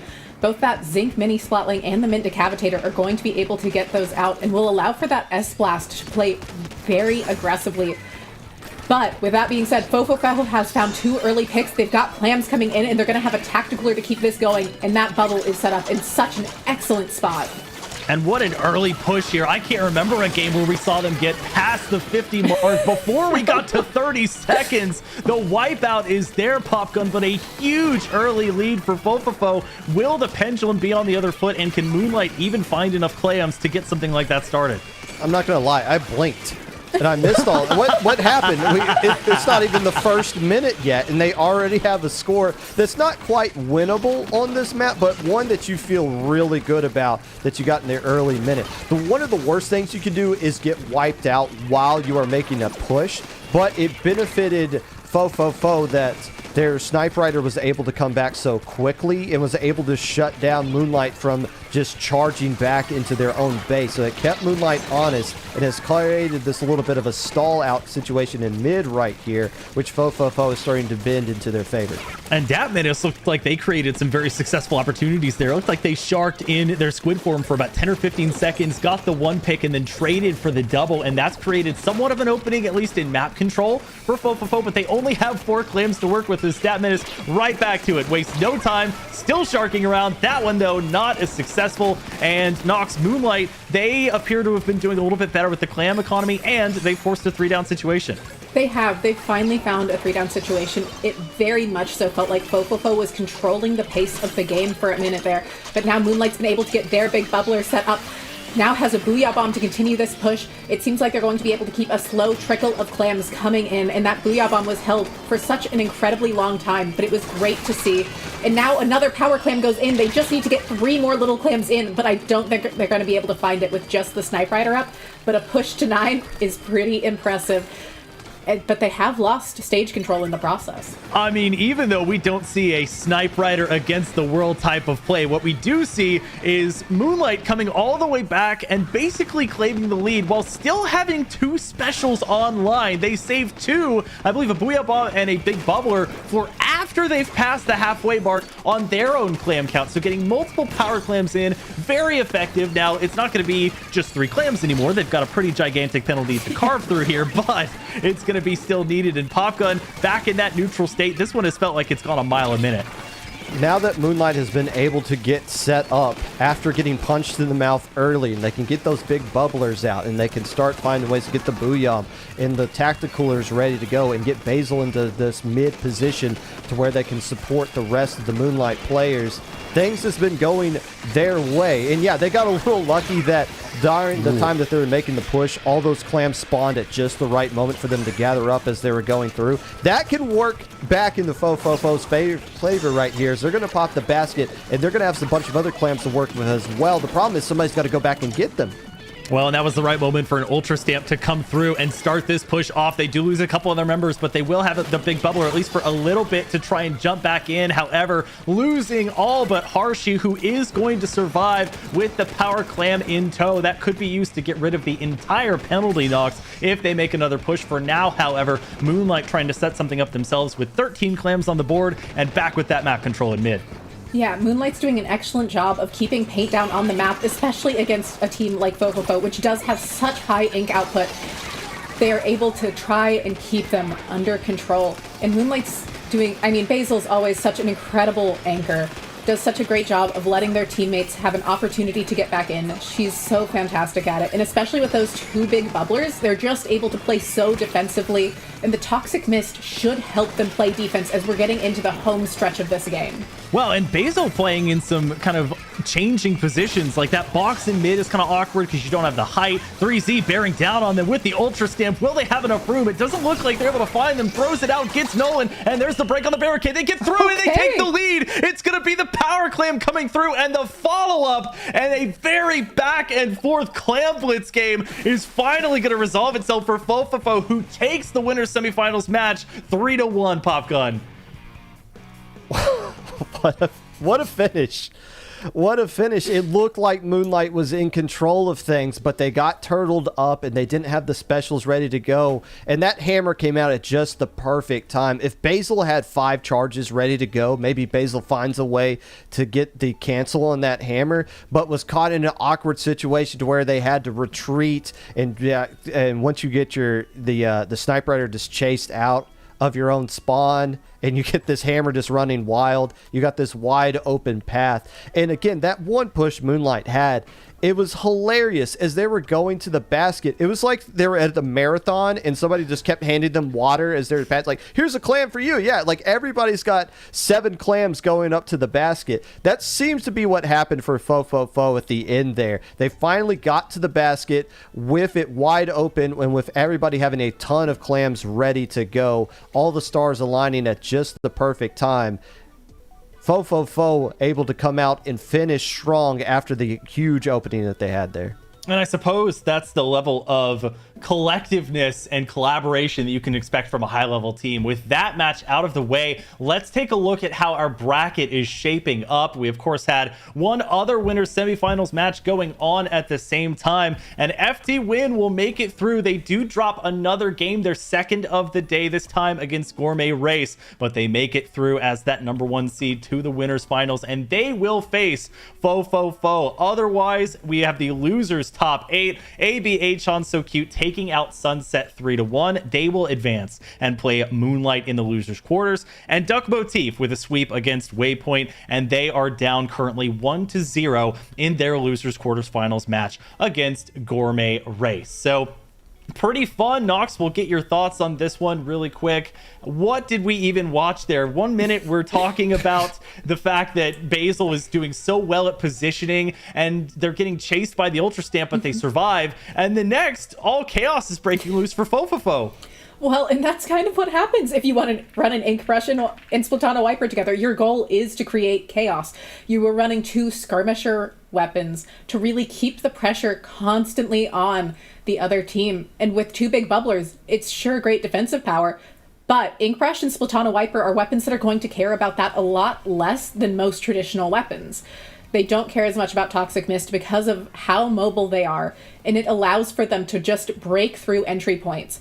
While that was a fantastic map for Moonlight to be on, it just wasn't enough to keep Fofofo from being able to do what Ink Brushes love to do in Clan Blitz and just find a way through. It's a shame we'll never be able to say that a team has 5 big bubblers on one team. However, we've been watching a lot of multiplayer, but we have had some friends of ours in the community record some single player action for us. Let's go ahead and take a look at what they were up to in Alterna. Things up here now a little bit and go through a couple of speed runs of some levels here in Site 1. But before we do that, let's get introduced to some more wonderful members of the community. We've got Falco, K-Bot, and Chara. All right, here we go. On your mark, get set, go. Deadly Dance Hall Jump. We're going to see if they can survive all these waves. They're going after the power eggs, though. That's going to make things a little bit more challenging. You can't just stand in the back. Now, I do want to see somebody try and do this sometime without moving, but this time around, just spinning in circles, taking your time. The waves come out just a little bit slower. Falco, how are we feeling? Feeling pretty calm right now? I'm feeling okay, but it picks up in the last 30 seconds. I think I already got hit once, and I'm a little embarrassed about that. But I will try and redeem myself. Of course, we're playing this on hard mode, like you said, picking up all of the items that are on this stage here. So I'm gonna go for my first one. And K-Bot, we feeling pretty comfortable at this point if the pace picks up? Ooh, feeling okay, but have to be tricky here. All right, we got it. We got it. It might take me a little bit extra time. Chara seems composed. 3 powers. That's 1. That's 2. 1 more. Oh, no, there goes the shield. Down goes K-Bot. Falco, just keep trying to stay alive right there. There's no R-Wing that's going to come and rescue in this. You got to hang in there. And here we go. They succeed. K-Bot, I'm sorry you're going to be left behind, but good job, Chara and Falco. And again, it gets a lot harder when you go after those power eggs. All right, whenever you're ready. All right. All right, so Chara's getting started here, and as you see, that's clearly an obvious spot. And already does a lot of those baby jumps. Goes along the side there, I like it, and knowing the distance, because sometimes if you don't calculate that distance properly, Chara, you're not going to have anything that you can latch onto. Mm-hmm. I'm just looking at the look of bewilderment on Falco's face right now, thinking, how am I going to replicate this right here?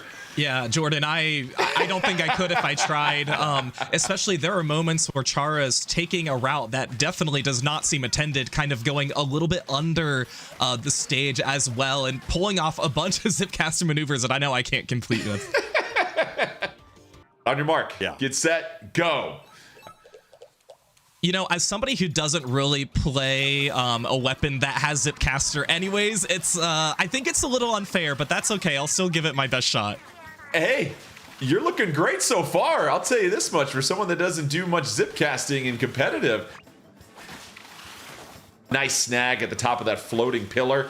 Doesn't get through the crates though, but how about that? Goes around it again, and now we're to the pillars already. Falco, I see a bead of sweat coming down the side of your head. K-Bot.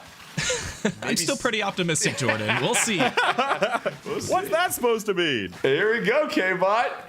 Now it's these pillars. Does he know his way out of the woods here for the most part? Are we going to get a little turned around here? Absolutely not is the answer that you're looking for.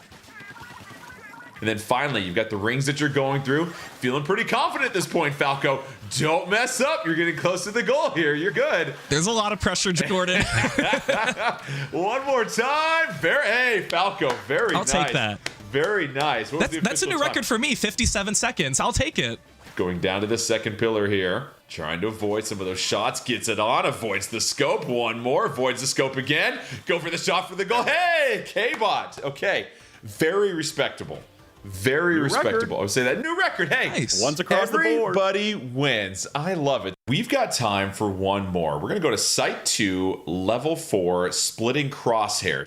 Whenever you guys are ready, on your mark, get set, go. So on these rail levels, of course, can't miss the targets. You got to make sure you get all of them. Falco pointed out that Jet Squelcher. What do you think is the hardest part of this level, K-Bot, as you had a chance to go through it? I think the hardest part is probably towards the end, where you'll see multiple targets rotating around in addition to one that's going to be a little bit stronger. If you're not careful, the squeegees that are kind of carrying those boxes are going to block some of your shots. And so making sure that you can hit the proper aim is going to be very critical.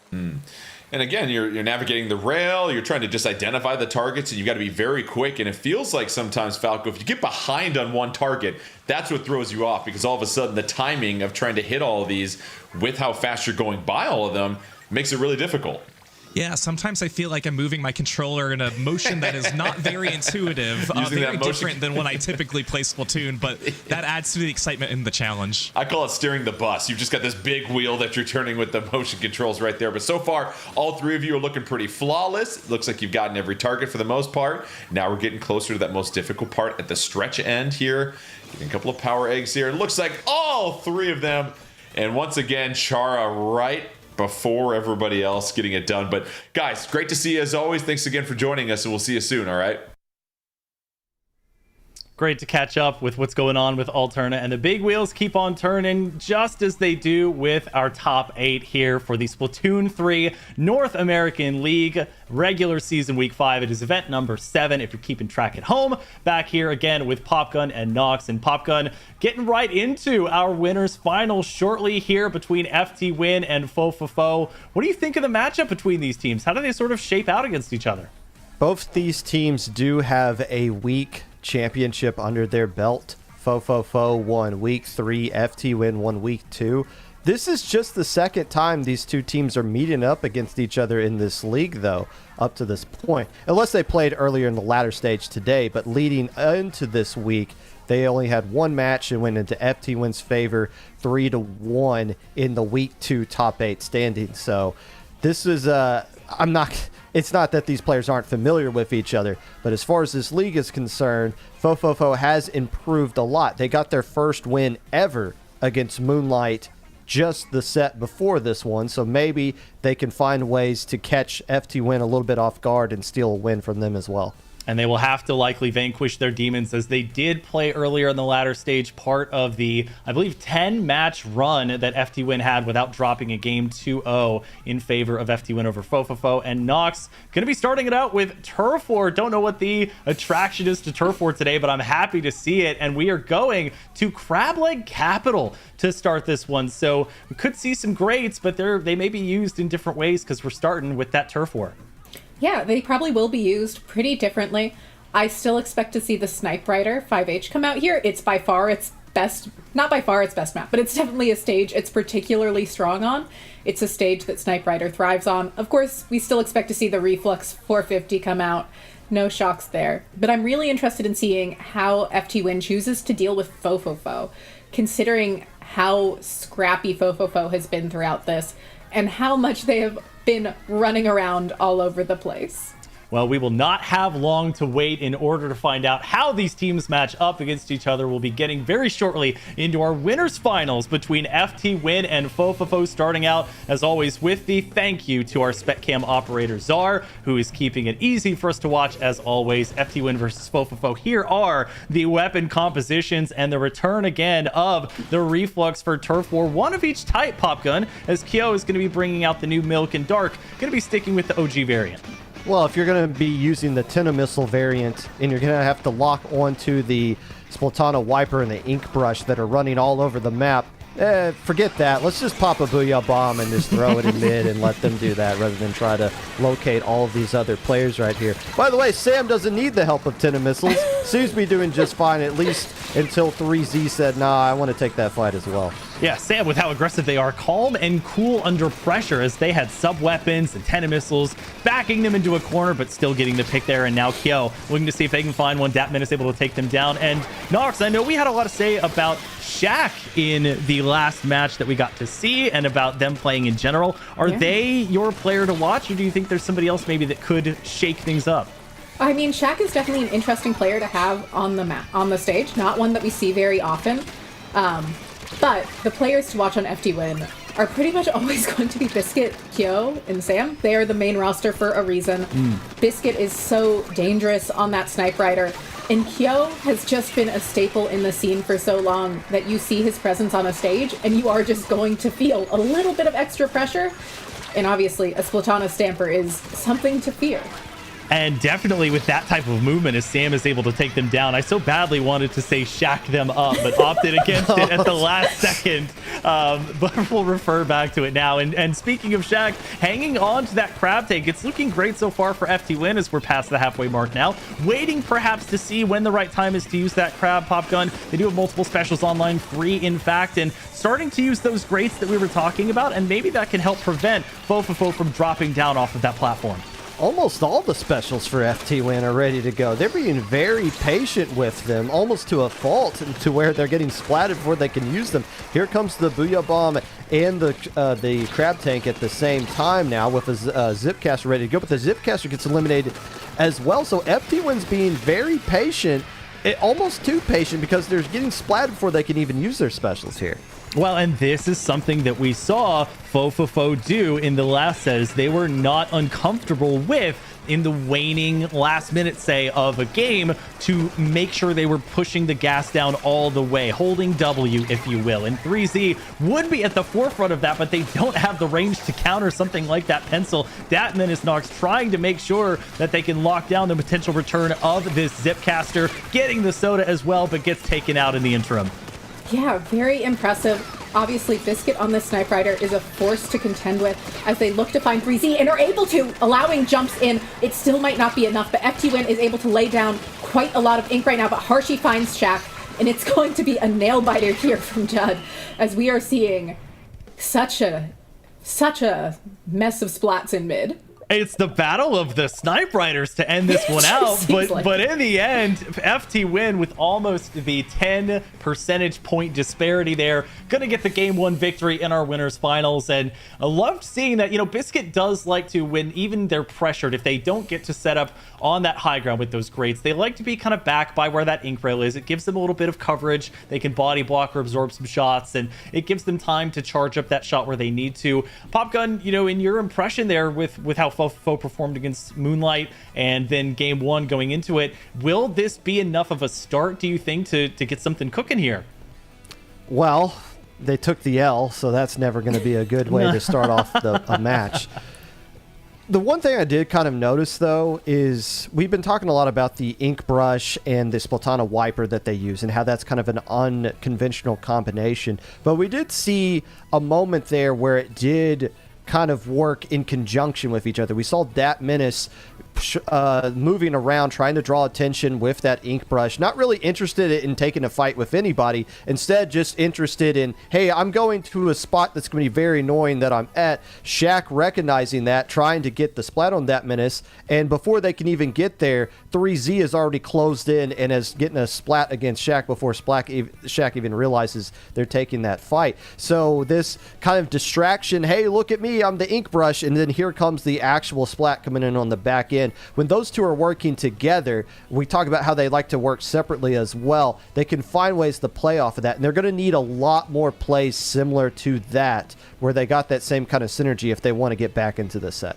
Yeah, it's another aspect of the game that we're not privy to when we're on a broadcast like this one. The call-outs that are happening while the game is going on, who's, you know, had got the greatest visibility and can see where the enemy team is setting up, or when they're opting to push, or when they throw down that tacticooler. It is so important to have somebody, whether it's an in-game leader or you're just ensuring that you're calling out positioning, that will find where those players are so that you know where to allocate your team. Now, Nox, we do have our next stage and mode combination set up. It will be splat zones, and and we're returning to Barnacle and Dime. So seems like a decently popular combination and one that FTWin is going to have to contend with.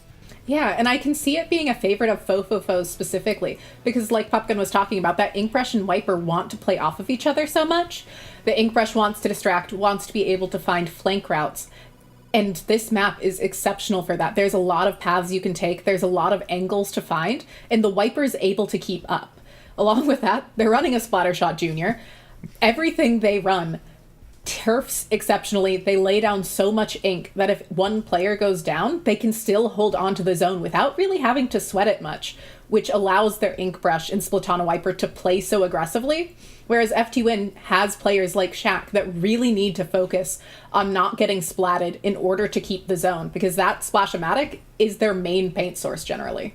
So we go from the mode not in ranked to the mode that is probably the closest transition in ranked, from Turf War now to Splat Zones on Barnacle and Dime. And let's take a look at those compositions once again. As predicted, the Junior returns, and I want to give it to you, Nox, again, because this composition is very similar to what we saw previously. So it's all sort of short range, and then you have Harshy backing them up with that Snipe Rider. Yeah, it's a really interesting comp to me. I really like how much ink it outputs. It definitely feels very risky to play, especially into weapons like Slosher and S-Blast that are so aggressive in that can hit such large areas. But the amount at which they ink is completely ridiculous. And if they can find the picks over here right now, it will allow them to kind of just run away with this for a little while.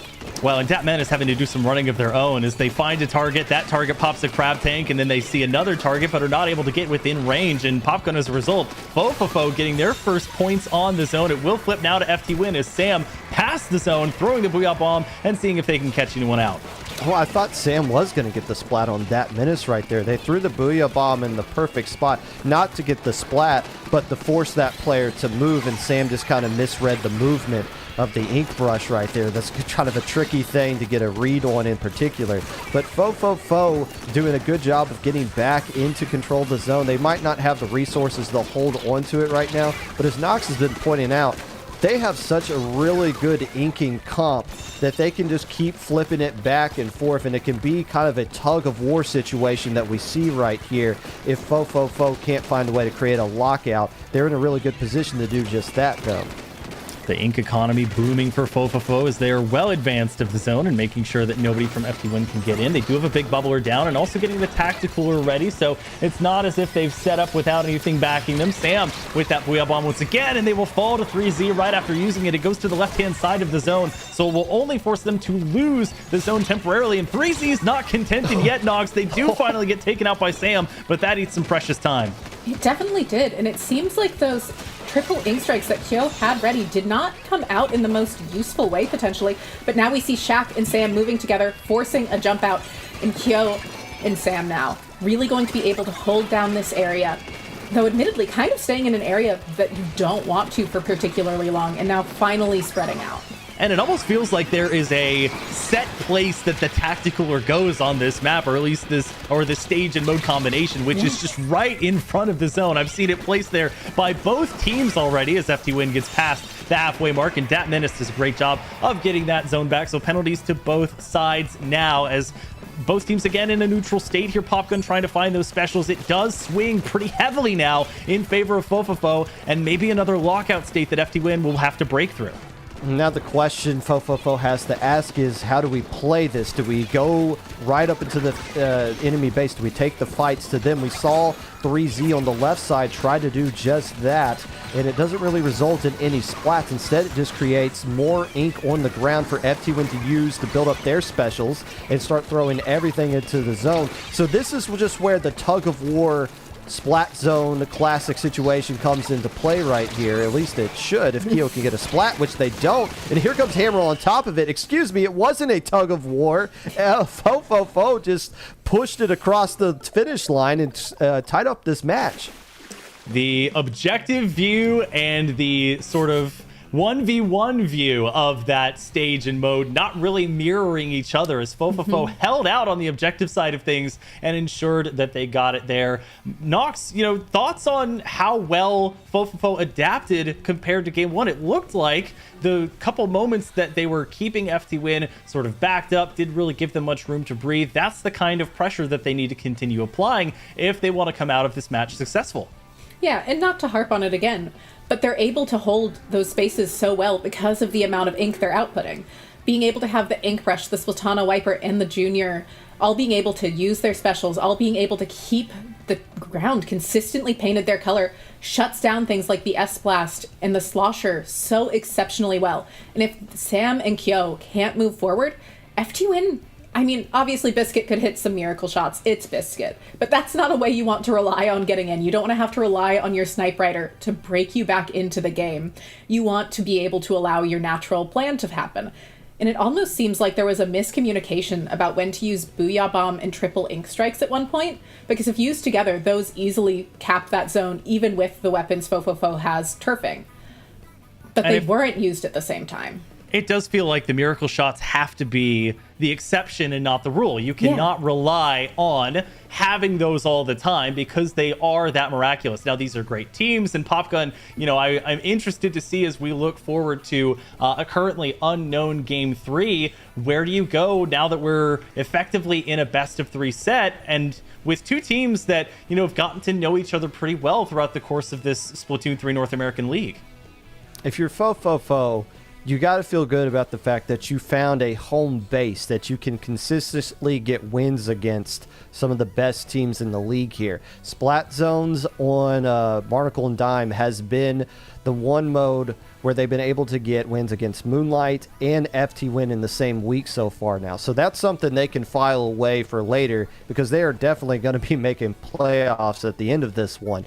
Now it's just going to be, how do you weather the storm? Because we've been seeing throughout this week, the team that picks the stage has been picking them very well and has been working out in their favor in these counterpick scenarios. So FTWin is going to pick the stage. That seems to hold more value than whatever the mode is going to be, because you're assuming, at least if you're fofofo, if you're going to win this one, it's going to have to go the distance. You're going to have to see every mode at some point. Anyways, can you get a win on somebody else's home base? And Nox, every week is important. That's kind of a given, but this feels like an especially more important week because we do have FTWin, but there's kind of that power vacuum that's been created as 5 and Milky Way are not participating this week. I believe 8 of the season top 16 teams are in and 8 are not as far as playing this week. So very interested as we go to a game 3 soon that will be Clam Blitz on Mako Mart. Which team will emerge from a stage and mode where it's not utilizing a ton of the real estate that's available. Yeah, it's definitely a stage that is pretty compact, pretty small. It's not necessarily a stage that you need a lot of long-range weapons on, but it is a stage where things like S-Blast and Slosher do thrive a lot, so that might be enough to counteract the mobility of the Ink Brush and the Splatana Wiper, which can do so exceptionally well in Clam Blitz like we saw against Moonlight just last set. And it's going to be tough to tell. I mean, again, those most common weapons likely to come out. We've already seen more iterations of the Snipe Rider 5H, more instances of the Slosher. Have yet to see something like a 52 gal, which was rather popular going into this week as far as for the season. And same with the Splattershot Pro Frozen. Not sure how much that has to do with Milky Way not being in the event, as Ice has been piloting that weapon almost exclusively. But things like the dualies and more so this week, Popgun, the Splash-O-Matic taking the place of the dualies in a lot of instances, but serving a very similar purpose. And there's plenty of places to where you can get a crab tank in the right kind of spot and do a lot of damage across the entire map of Mako Mart here. Mako Mart Clam Blitz is so small and compact. It's almost like you can throw a power clam from your own basket and hit the enemy team's basket. It's just so tightly packed in there, which means that if you get wiped out during your push, it's highlighted even more because it's so easy for the other team to just get back to your basket. You cannot lose all 4 players on this map at all if you want to find a way to win this one. Well, and the teams here making adjustments to their compositions to try and avoid that fate as we get into Game 3. Clam Blitz on Mako Mart, and both teams, Nox, opting to go with a variant of that mini Splatling. It's going to be the Mini versus the Zimmy, as it's called. The Zinc Mini making a return for fofofo. Yeah, the Zinc Mini Splatling and the Mini Splatling are often weapons that we're more expecting to see on Urchin, but it makes sense to see Urchin-like comps coming out here, where there's just not a lot of space to move around. Both Urchin Underpass and Mako Mart are stages that are just so compact, and Dat Menace is going to be able to take great advantage of that, running around, taking full advantage of the mobility of Inkbrush, as Harshy's able to get set up here, but there's no Power Clam at the ready, which gives FTWin time to set up and respond. Yeah, fofofo opens that one up by playing a game called Flank the Flanker, where Dat Menace gets behind Kyo and is able to help take them out. But as you mentioned, a tough sequence to watch there, as they don't have the ink to go on top of the box and find that power clam. Now at 4 minutes and 5 seconds, they will get that barrier broken. Shat gonna follow in 3Z, looking for any other potential members they can find, but they get found by Sam instead. There are some clams coming in from the rest of fofofo. Dark will fall, Dat Menace will keep it up, and they have the tactical down. I'm not sure, Popgun, if they'll be able to get anyone back in time to keep this push going, but not a bad start for a team that is trying to keep FTWin fully out of the equation. It's not how you start pushes in a mode like this, it's how you end them. Dat Menace being the last player left alive was massive for fofofo because it prevented FTWin from having free control of mid, gathering up all those clams, building up all those specials they would need, and is actually able to get a splat on a player trying to get control of the stack here. No sloshers in this game, no long-range weapons, so the stack areas are a little bit different as how they play this time around. But Dat Menace doing a good job of making sure that FTWin doesn't have a free pass to their own basket. And Biscuit caught unawares there on the drop down, as Harshy will be the surviving mini Splatling user looking for another one. But Dark and Harshy both go down. That's 3 down against fofofo. A 2v1 is effectively broken out for FTWin. That does mean they don't really have the clams yet to show up. 3Z, it looks like, didn't really find anything. They're going to pop the Ultra Stamp now to see if they can with their special. Instead, it hits the wall, and neither Ultra Stamp really going to get much of an impact now. Nox, maybe something breaking out soon, though, as Dat Menace falls, and 16, now 17 clams in the name of FTWin. Yeah, and with just Dark up, Kyo is able to get into the basket. Now going to be looking to help clear out this top left, able to. And Shaq is going to be able to get those 7 clams at the ready. Might want to get the power. Probably there isn't time and needs to just start getting clams in the basket. There we go. There is the lead switch, as Shaq manages to find some space to work with and gets out without getting splatted, which is very impressive in this situation.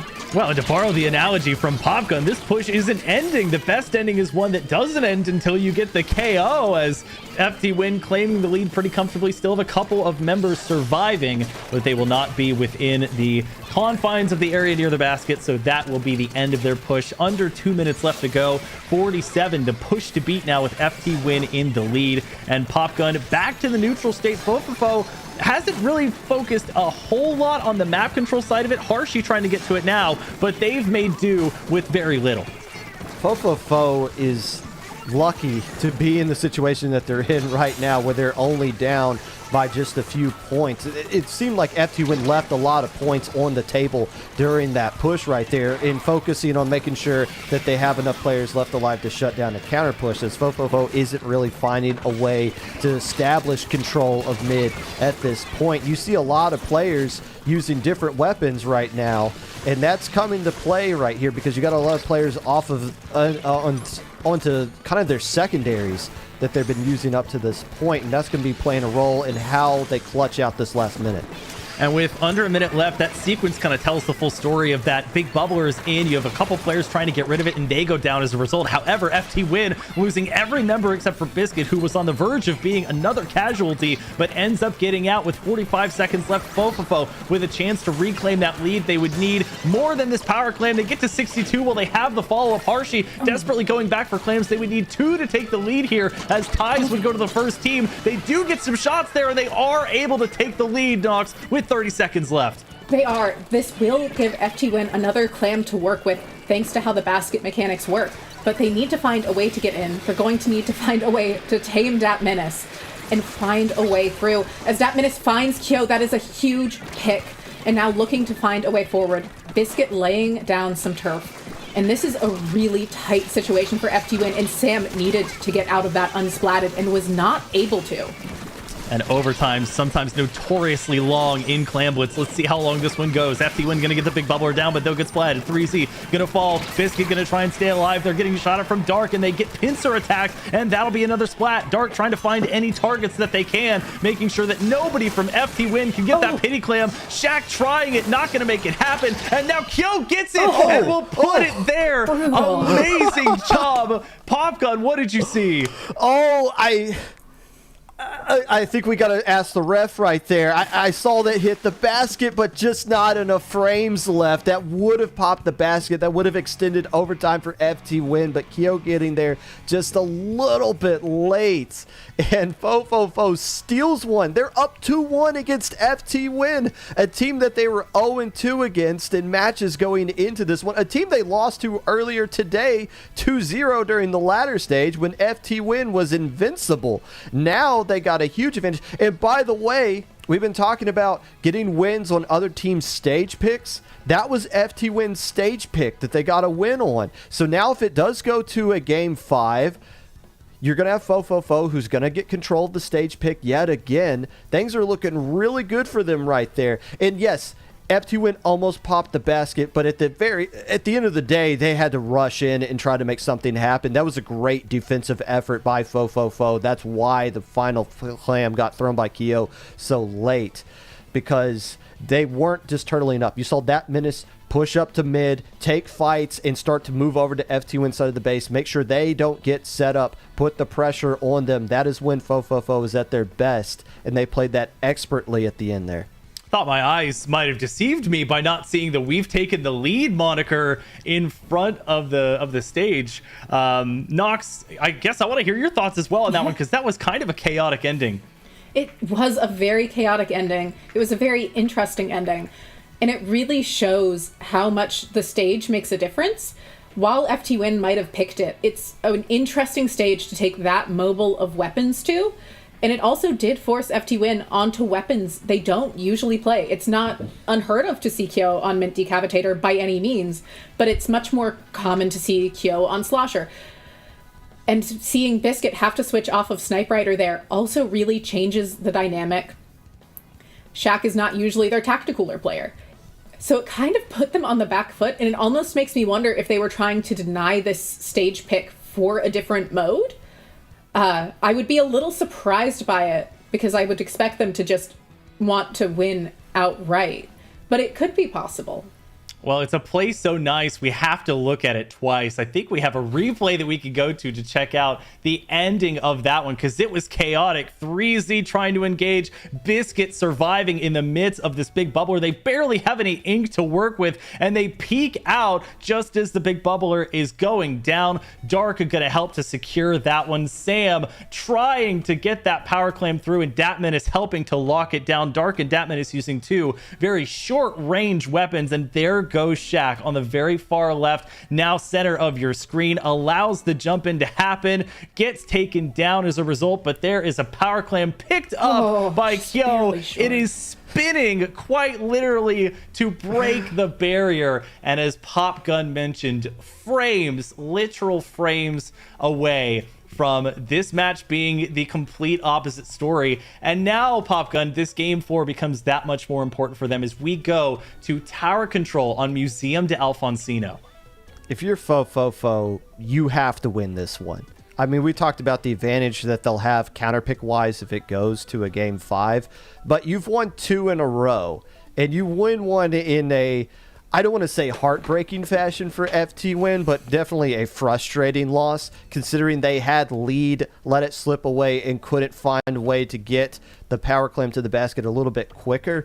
This is the opportunity to pounce and get the dub right here in this game 4, because if you go to a game 5 and you let momentum go back to FTWin, and then they get a little bit more established and comfortable in the situation that they've been in a gazillion times up to this point, if you're the underdog, you got to close them out right now. Well, this would be the venue for it. Museum de Alfonsino for Game 4 as we go to tower control between FTWin and fofofo. Taking a look at the compositions, fofofo sticking with this shorter range plus Snipe Rider comp. And on the opposite side of things for FTWin, Shaq still going to be here on this Splash-O-Matic Nox, with Sam still using this S-Blast 91 for as much offense as they can get. Yeah, and does get taken out early. I do think that FTWin did a good job with the stage pick here. They are playing longer range weapons because this is a stage that favors that. But we are seeing fofofo doing what they do best and finding that early space control. Finding those really fast picks that allow them to just steamroll. That's always their goal. Their goal is to get as close to a knockout as possible. Their comp is not fantastic defensively. They are very much so an offense team, which can work out. But it means that this is the pace they have to play at, and FTWin needs to figure out how to force them off of it.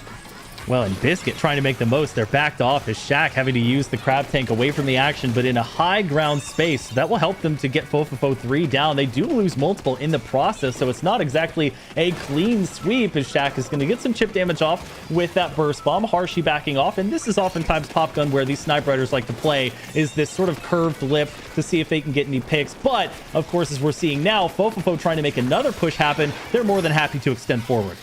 And you see Dat Menace moving all over the map, even going back and hopping onto the tower because they realize that Sam is back here, getting the splat on Sam as well. And this is the point where fofofo, this is where maybe their inexperience can be solved at this point of realizing, oh my gosh, we got this huge lead against this titan of a team, and this could be our first time beating them ever. We need to make sure we don't get too excited. We keep playing our play style. Let's keep putting the pressure on them. If fofofo starts to turtle up, they will lose this game. They need to keep the aggression going.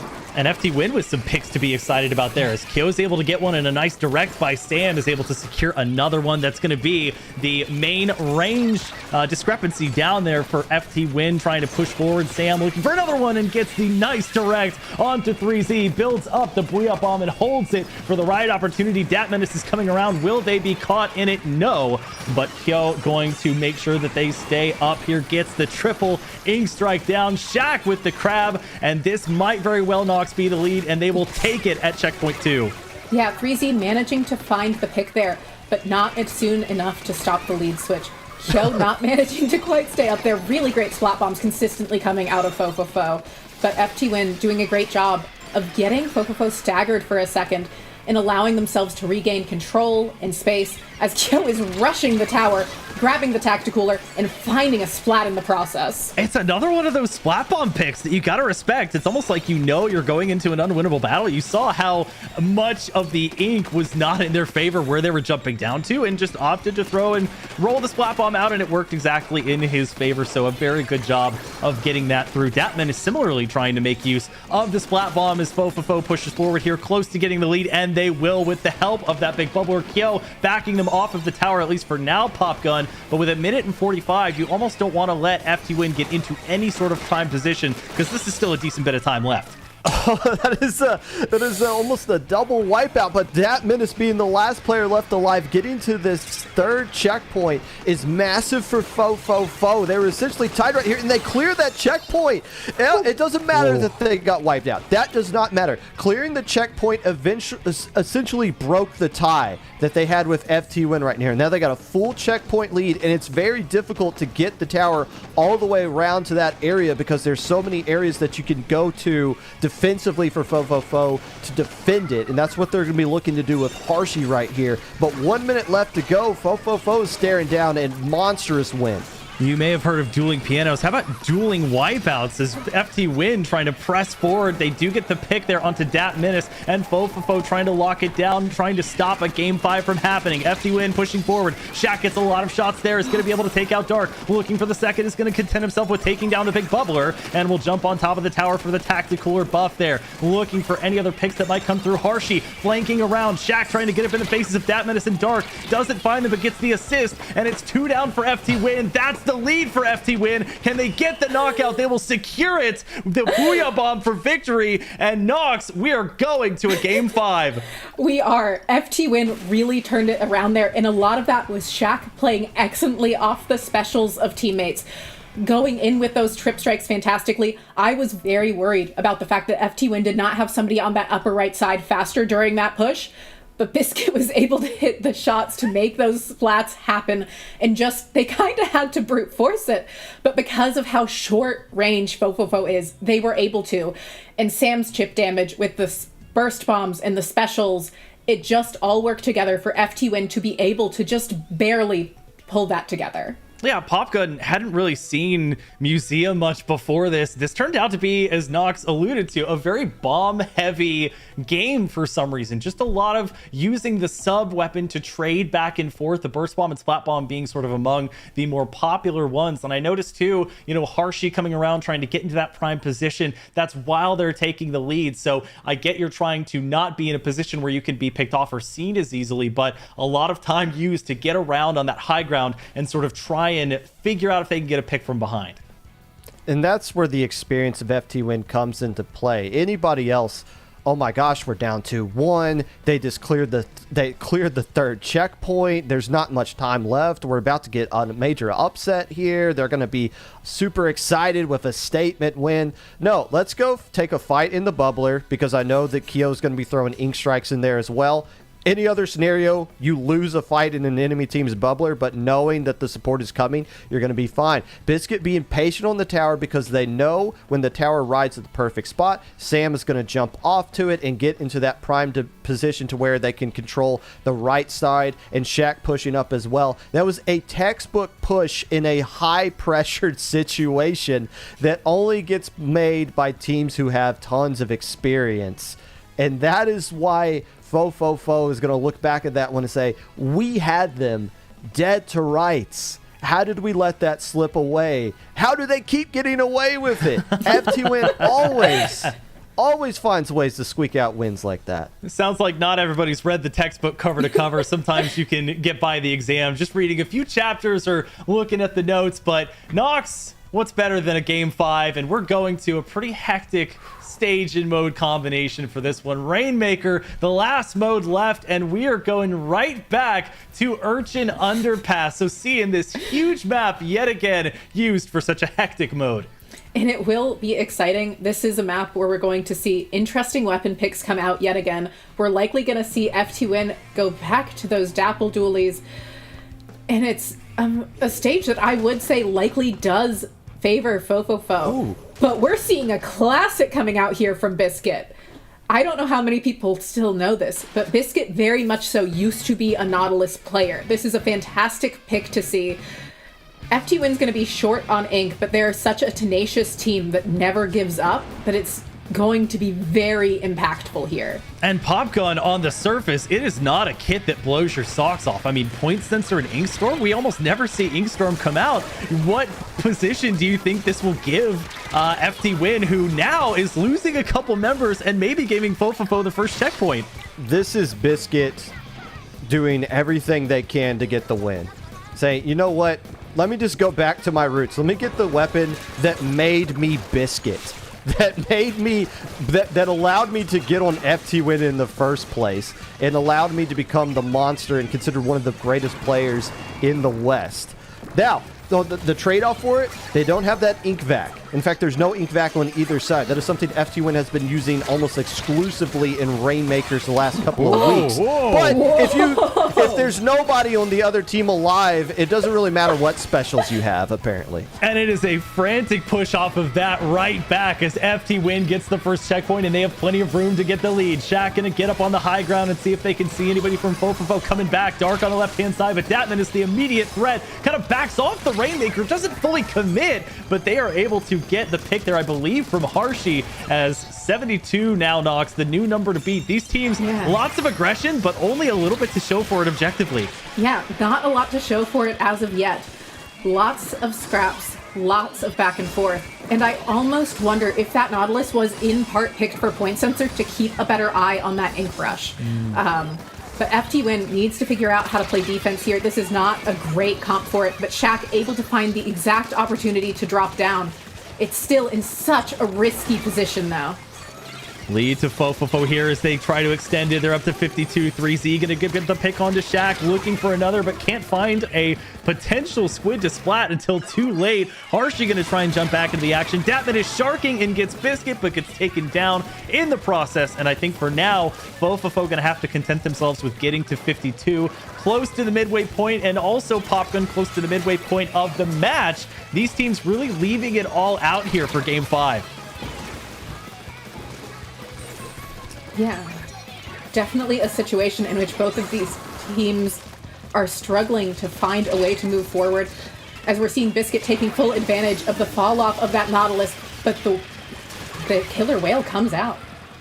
Yeah, Popgun, we'll see if we'll have you back here as the Ink Storm coming through. Datman is seeing if they can get anything done, backing off and respecting the special. But FTWin setting the table, as it were. They've got the Tacticaler out. They've got their teams positioned in separate places. And Shaq doing exactly what you need to do in a situation against a weapon like the Ink Brush. Just back off. Not, though, Popgun expecting the dash back as Dark is able to get them down. Nox, actually, let's see. What do you think of this triple Ink Strike making the way for FTWin? It's a fantastic way for FTWin to find a way to break through, especially with the Splatana Viper using their Ultra Stamp. Shaq managing to just barely get through the grates, but that's huge. That might as well be a second checkpoint on this map.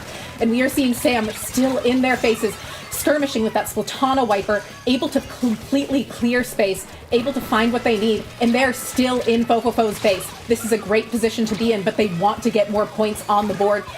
42 is not a fantastic number to be at here, but Hyo's sharking. Biscuit's on that Nautilus, and they are continuously staggering fofofo and putting them in such a hard situation. And Hyo is just doing what Hyo does best and being a nightmare to deal with. Yeah, it is just an insane situation. It's through the grate, which you want, but it is not safe. And we've seen so many sneaky plays on this exact stage and mode combination as Rafa is going to get Harshi. That's Biscuit getting the pick and looking to see if they can progress forward here. They're setting up under the big bubbler, but they lost one. And now 3Z going to the left-hand side as Biscuit gets taken down by the Ultra Stamp. The map control here knocks in mid. Not exactly what you would want, as the specials are now coming out quite early from fofofo, who may need to build them up again for a last second push. It feels like they might have panicked and used those specials a bit early, or maybe they're really counting on being able to get that big bubbler in. With Dark having grabbed the Rainmaker, there's not going to be a Tacticaler online again for them. This push will be without one. Rain coming out that will drastically slow down fofofo, and there is an Ultra Stamp at the ready from Sam.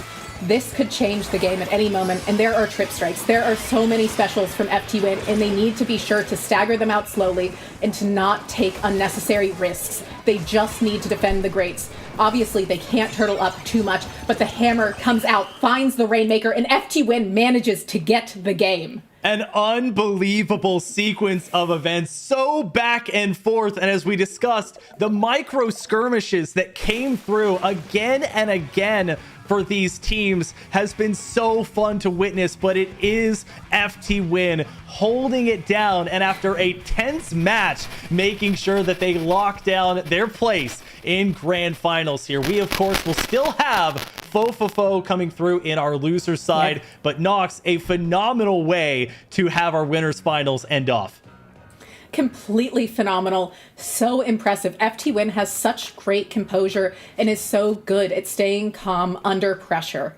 Just incredible to see. And I love how tenacious they are. FTWin never quits. And I can't imagine a situation in which they give up in the middle of a game. And this truly has to show the hallmark of a top-level team, because you can have the most uncommon, quirky endings or things not go your way that you can ever want. Ergo, the power clam that was, again, frames away from going in on Mako Mart that would have given this a 2-1 match in favor of FTWin at that point, and the momentum Popgun would have been on the completely opposite foot. Despite things not going their way there, FTWin holds strong, and they get a very, very close match win against a strong fofofo team. Yeah, FTWin is looking so fantastic tonight. They are doing an incredible job of getting it back together, of regrouping, and just consistently keeping it going.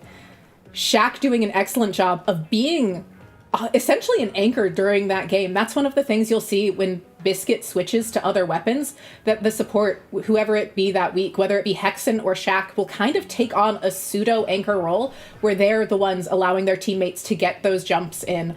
And seeing the Nautilus come out from Biscuit was such a treat. And the rain at the end there was used as the Inkstorm at the end there was used at such a fantastic time and right around the grates that allowed Sam with that Ultra Stamp to just completely shut down any hope of a push fofofo had.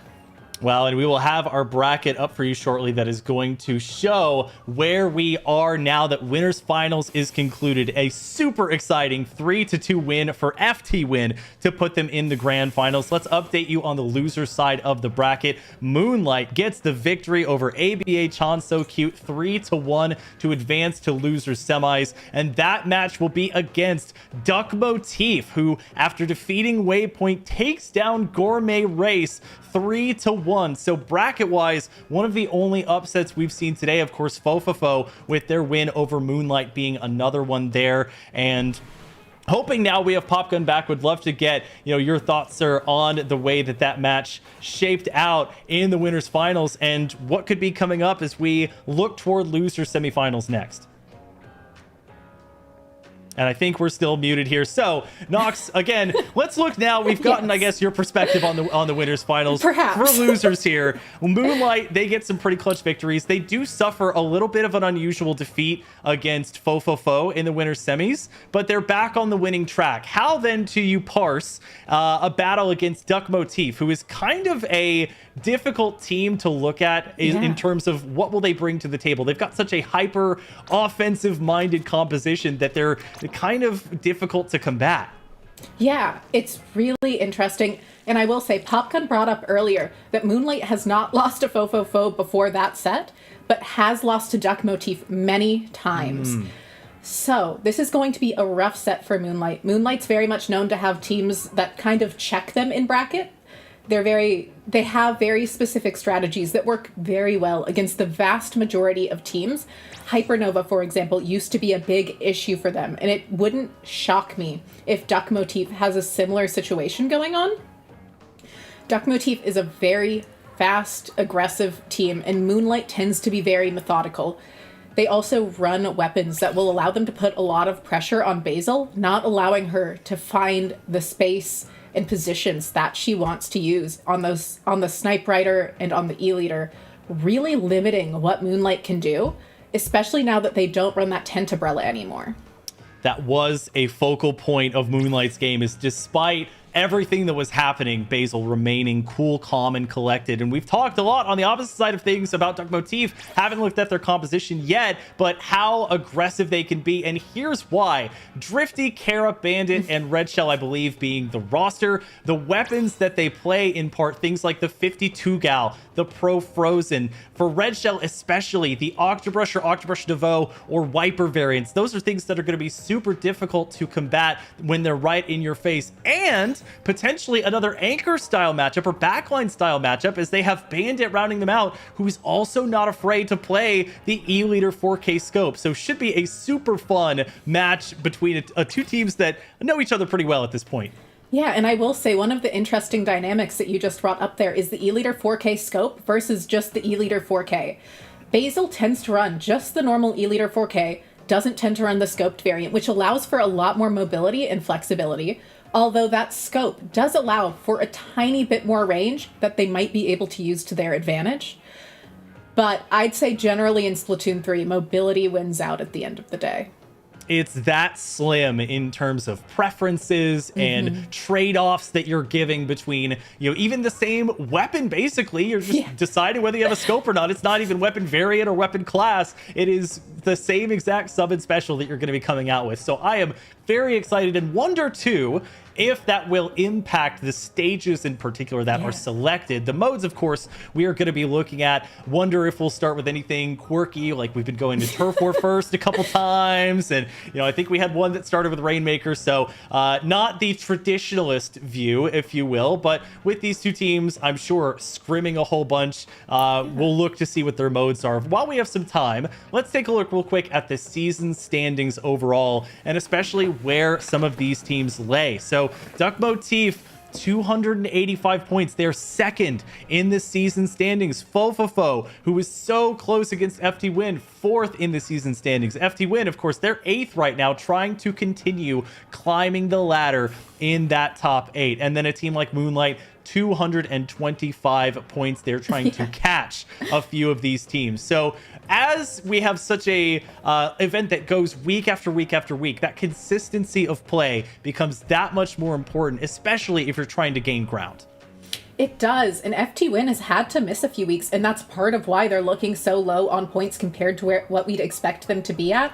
It seems like they've had a hard time consistently getting players free on these Saturdays. So every time they get the chance to play, they have to be able to make full use of it. So they need to be winning events like this. They need to be at least getting second to be able to stay in this the way they want to. From what I've heard, it seems like they'll be able to play the majority of the rest of the weeks, but that's vital to them being able to get the kind of rank they want, because I'm sure that will likely impact seeding of that playoff game. And that's the risk you run and a decision you have to make as a team. Now, there are some, of course, options and players that can't make it due to extenuating or unforeseen circumstances. But if you choose to skip through one of these times, if you choose to skip a week and you're not secure in your positioning in the top 8 or where you think you'll be, then you are giving up free points if you are a team that regularly makes or gets close to that top 8 scenario. I see some teams below our top 8 that could sneak in due to that fact. Yeah. Bet a team that wasn't able to make the top 8. One of those examples, teams like Rain Dance, Ball Up Top, should be very fun to witness coming through, hopefully getting back into top 8. And that's why I'm still excited for the rest of these weeks, is you never know who's going to get in. Yeah, there's definitely a lot of teams that could make it in. Gourmet Race is one we keep seeing make top 8 somewhat consistently. It doesn't seem like it seems like they might have a hard time cracking it. Obviously, we've seen TZS so much throughout this series that it wouldn't shock me for them to continue being in there. They keep making top 8.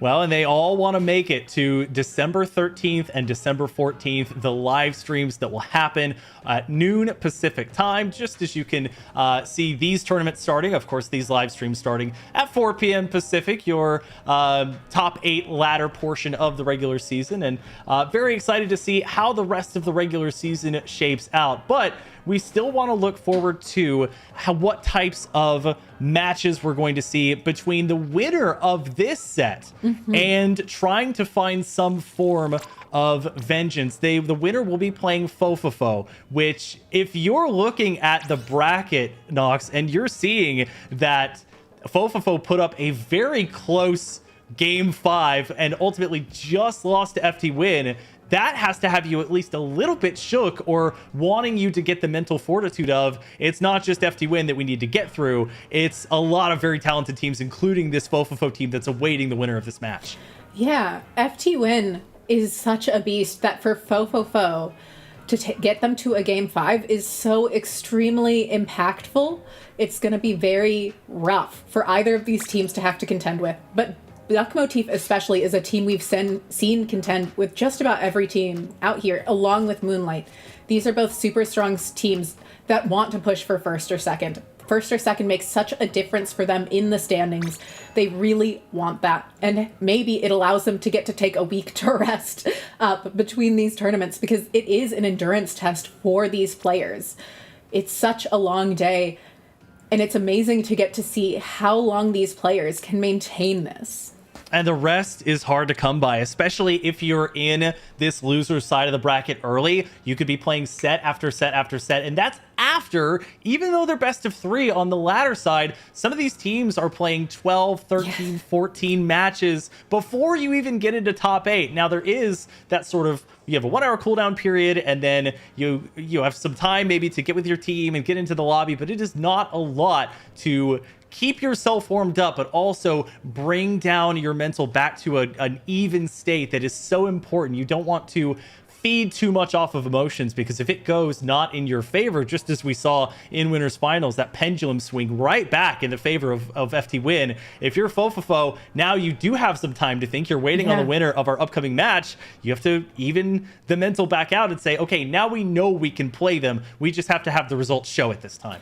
Yeah, and getting the results to show it is so important. I'd imagine they're also wanting to take a few minutes to maybe get up, walk around, stretch, enjoy getting some movement in, maybe have a quick snack, because they've been going all day. They did have an hour break between ladder and bracket to grab some food.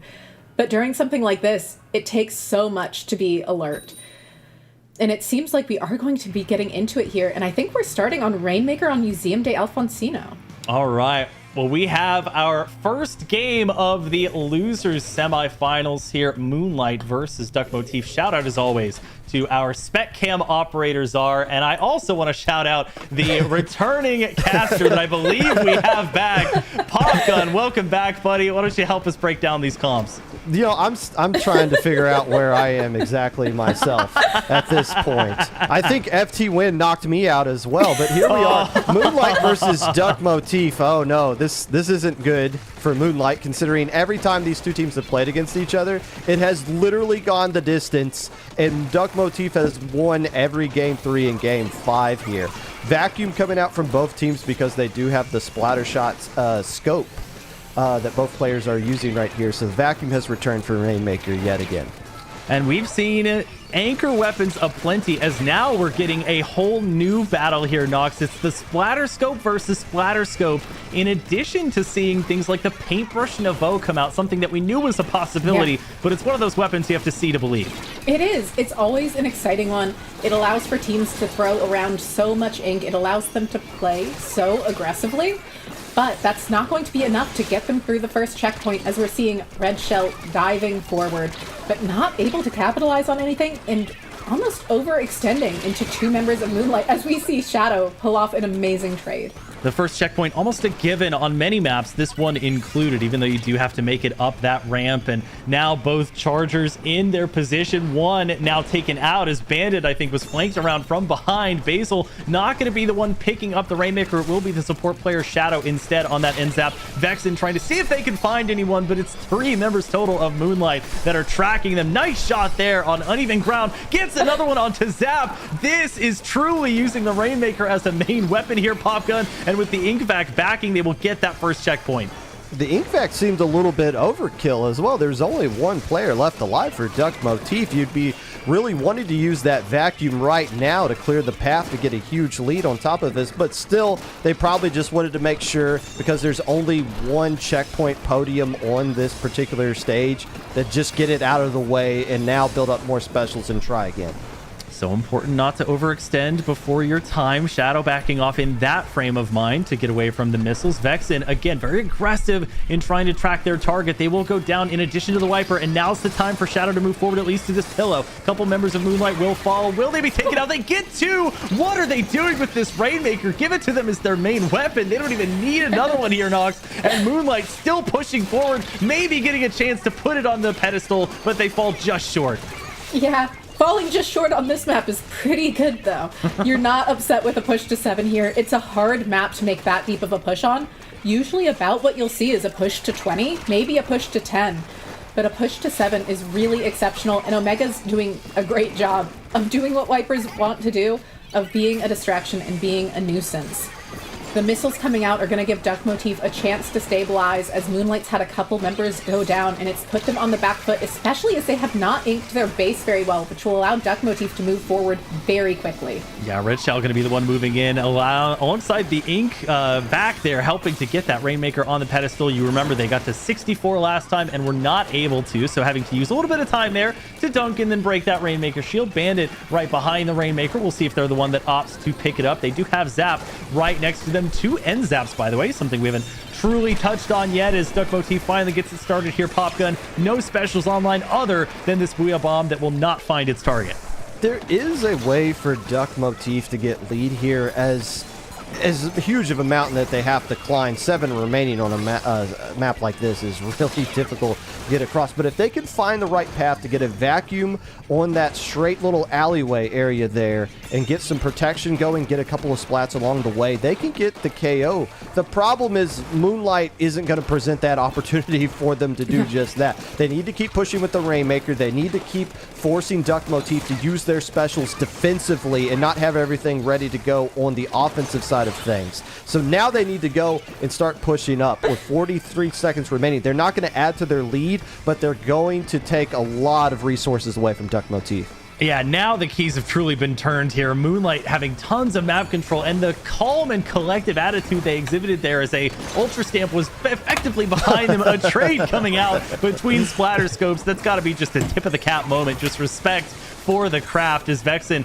going to use the 10 missiles yet again? They're going to find Omega, who goes down to that lower sort of canal area and gets stuck between a wall and a box. Tough here, Nox. 10 seconds left to go. Basically requires the knockout. It does basically require a knockout here, as we are seeing Duck Motif really struggling to gain any space, gain any control. It feels like Moonlight came into this going, we know what our record is against you, and we are not going to allow it to continue. They have that ink back at the ready. They're going to have an Ultra Stamp. This is a really great defensive position to be in, and this should be an excellent opportunity for them to just wait it out a bit. Obviously, they still need to push forward and prevent as much momentum as they can from Duck Motif, but there's 16 ticks left on the Rainmaker. There's only so far you can make it, especially with an S-Blast coming down. I cannot believe they survived that. They will get taken down by the Ultra Stamp, who I think did a double take themselves and said, I thought that would have splatted you. And they just hit the 180 and throw the Ultra Stamp. And all is well in the end for Moonlight, who was able to make it work there, hold on to the lead, get a great push up to 7 Popgun, and from there, their stalwart defense, and we talked about them having more of a defensively minded composition. It's shown through to give them the Game 1 victory. And this is where Vacuum has been making a huge appearance in Rainmaker specifically, because how you can use it on the offense and defensive side of things. As we saw it at the very end right there being both used for the same way. The counter to that, though, is melee weapons. You got your ink brushes, your Splatana stampers and wipers. Those kinds of things can cut through the wind that is trying to be absorbed by the ink vac. And, oh, by the way, Ultra Stamps seem to do pretty well against it as well, even if it is a little head scratching when it doesn't get the splat at the end there, but ultimately works out. Yeah, just in the gutter relatively, if the Rainmaker was going to be the bowling pin lanes. So a very fun Game 1 for Duck Motif. A good bit that they can learn from even in the Lost Nox here. And I think helping themselves to not get the knockout and to show a little bit of what they can do in their composition. Pretty decently tailored, I think, as far as main weapons they like to play to what Moonlight usually comes to the table with. Yeah. They're definitely teams that play off of each other in a very unique way. It feels like they have very different paces they want to play at, and whoever sets the pace of the game will be the team that takes that game. Being able to control what the other team wants to do is really what everything in a game like this comes down to. It's what most games come down to, whether you're talking in a video game like this or for things like basketball. And very true, as I know basketball season kind of in its infancy so far. Lots of sports going on as well. And some of the more sporty maps we haven't gotten to even take a look at on stream today. The Humpback Pump Tracks of the world. That would have been, a pretty common one for Rainmaker. It has been appearing in a few other modes, but that stage does not really come through that often. That is, though, Popgun, one more hectic mode out of the way as we await the selected mode end stage here. I know you love to mention winner gets to choose one, the loser gets to choose the other. For this setup, how do you think they're going to go? Well, we were mentioning sports. I thought you were going to drop a Gobi Arena reference at some point as far as something that could have been picked right there. Okay, so the winner picks the mode, and that is Moonlight. They've been opting to go with Turf War rather early on in the sets, and I don't know if that's something they just tried to pick up this week or if it's something they're trying to do pretty consistently over the league, but they might want to try to get that just out of the way just so it doesn't come down to an awkward Game 5 if it gets in this situation. By the way, it's worth repeating, Moonlight 0-4 against Duck Motif, every single match going the distance, and they have yet to win on the final one. So they might be saying, what is something we keep losing in Game 5? Let's just knock that out right now so that if we get to a Game 5, or as history shows, we'll get to a Game 5, we can try something different then. looking to get any curse off of their shoulder. We will be going to a more metered mode for game number 2. It will be tower control for this one. Still awaiting the stage here, Nox, but not at least bringing out the turf war card yet. They're going to wait both on that and on Splat Zone. So that means if we do go the distance, we're going to have 2 out of our remaining 3 modes be very ink focused, inked heavy. One using the entirety of the map, the other focusing on just a small section for the objective. Well, and to me that also could indicate that they really want to control what stage Splat Zones gets played on. They might have something they really want to do there, and they'd rather take the risk on a different mode where they feel more comfortable on more stages, which it wouldn't shock me if that's true for them with tower control, with how much range they have, with running that S-Blast 91, and especially with maps like, with stages like Mako Mart in the rotation, they should be feeling pretty good here. Well, and they should be feeling great because that is in fact the selection. Mako Mart is where we will be going to for tower control. Feels like a pretty common stage to go through. You kind of have that little drop down, you get to the pit where that checkpoint is, and then you start to get up and do the opposite. You get on the high ground and you have to face all kinds of elevational changes here, but the core functionality remains the same. Popgun, this map, this stage rather, is popular for a reason, and we see it happen quite a bit. Now, the question will be, what changes do they make to compete with each other as far as, is it going to be Snipe Rider v Snipe Rider, or are we going to see more of that sort of in-your-face style action? Or are we going to see more big bubblers start to pop up as well, as Moonlight likes to bring out in situations like this? It comes down to making sure you control the right stack at the right time. And I don't mean right as in like left or right. I mean like the correct stack that you need to be on top of. By the way, E-Leader versus E-Leader, are both of those Respawn Punisher? It is. Should be no surprise, Bandit loves to run Respawn Punisher E-Leader. Not a fun mirror match to go up against, as 6 other players are saying, I'd like to play the video game too without lasers covering the entire map here. And Basil did so earlier. Basil's been on the Respawn Punisher train as we see carnage early on. 3 down against Moonlight. In fact, just Basil left standing as Duck Motif gets this one started. And Nox, when can you recall having ever seen a composition like E-Leader, NZAP, Paintbrush, Octobrush? I can confidently say it's not a composition I've ever seen before, but it seems like Moonlight might know how to handle it. As they're able to move forward here, they find the wipeout, and Basil set up in such a strong position, but as I say that, Nolan went down to something.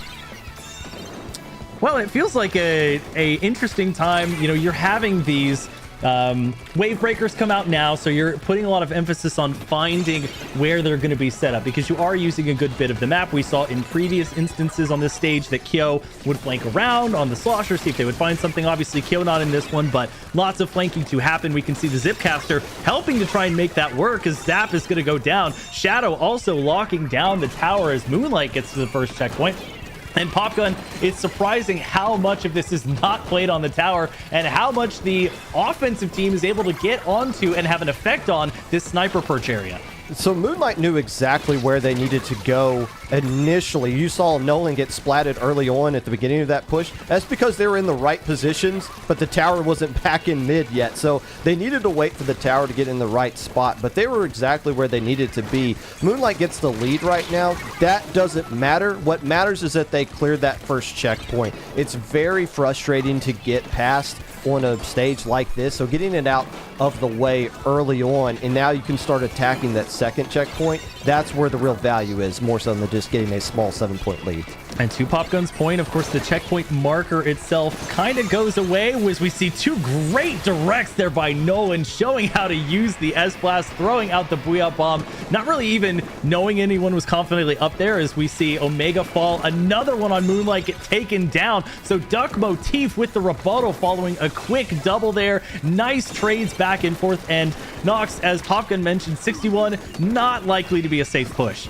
No, not on this stage. This is a stage where we see pretty deep pushes pretty often, and Bandit's in such a strong position for an E-Leader to be in right now. It will really enable them. But 2 players have gone down for Duck Motif, and it's easy to push an E-Leader once you're in that position.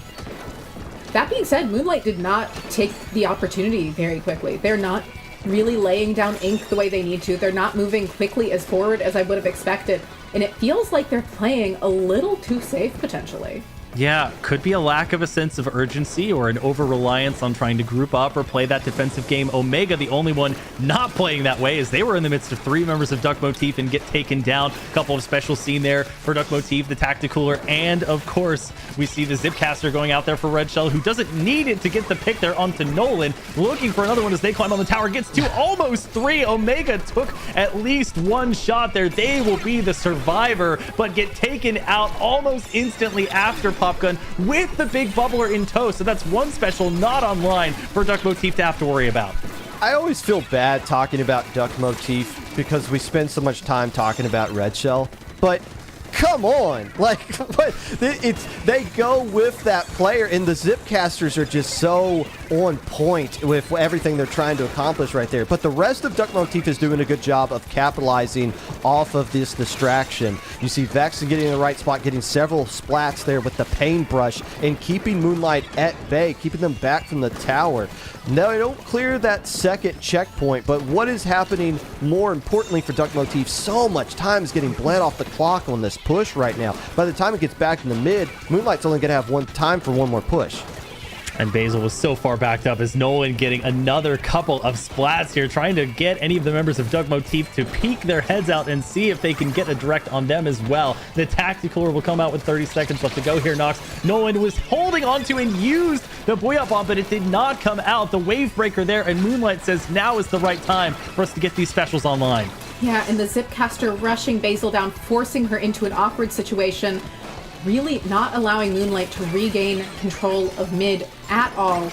Moonlight having to kind of scramble here, not going to have a Booyah Bomb. They're going to have to rush to try and hold the tower, but not going to be able to use the Cooler's vessel to try and gain control. And it seems like we're going to keep seeing these games bounce back and forth. Duck Motif making a great stage choice for themselves, as Moonlight's in an awkward situation. The pendulum swings back the other way as Duck Motif gets their first victory of the match, tying it up at 1 and guaranteeing us a game 4 at least. So Popgun, the idea of going the distance here, still very much alive. These teams playing each other close. What did you see about that game 2 that maybe gave Duck Motif an advantage in this one?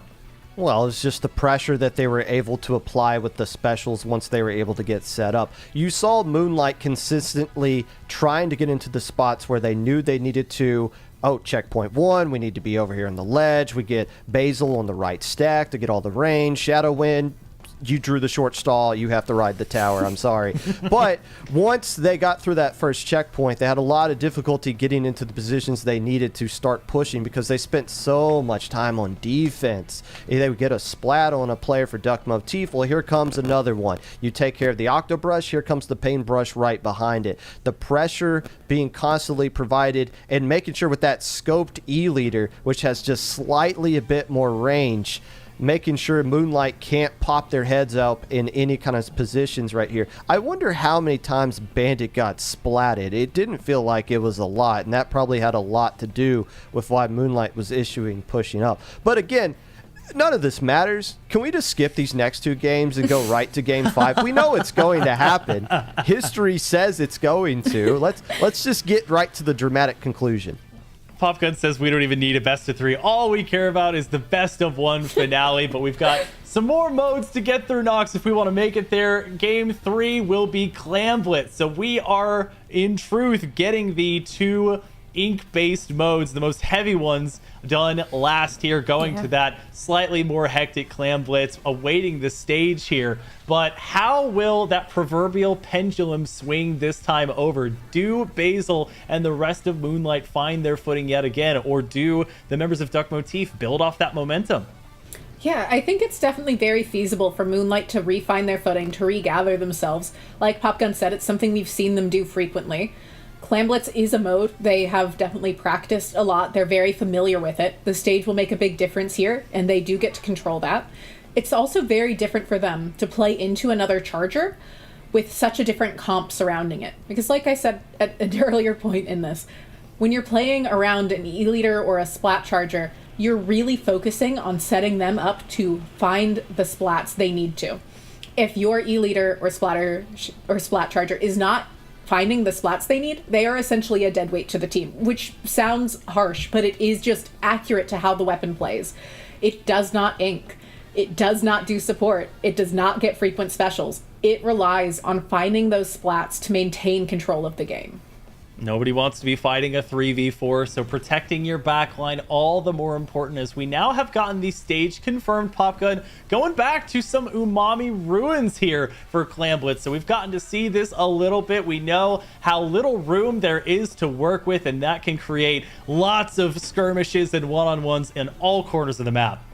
It's not a surprise Moonlight likes to go back here. I mean, they've been counterpicking this mode and stage together for years now. They love going to this place, even when their comp is completely different from what they're doing right now. They did just lose to this, though. Fofofo did beat them here. It is a question of, are they going to see that same hammer, ultra stamp, I should say, that was haunting them last time? I don't think they're going to see that this time, but they do need to come up with ways to limit the zipcaster damage that Red Shield's going to prevent to them. Well, and Nox, I think it was you who gave the allegory or the comparison of, okay, you bring out many Splatwings in this stage and mode in particular because of the circumstances, because of the benefit that it provides. The specials are going to be super important. We'll see if there are any more Ultra Stamp throws that help to secure and lock this down. But we're about to get into it here for game number 3. Will be a deciding one to break the tie. And Nox, I want to let you have a perfect view here of what exactly they're coming into this stage with. Yeah, so we're not going back to double bubbler, which is really interesting to see. We are still sticking with one big bubbler.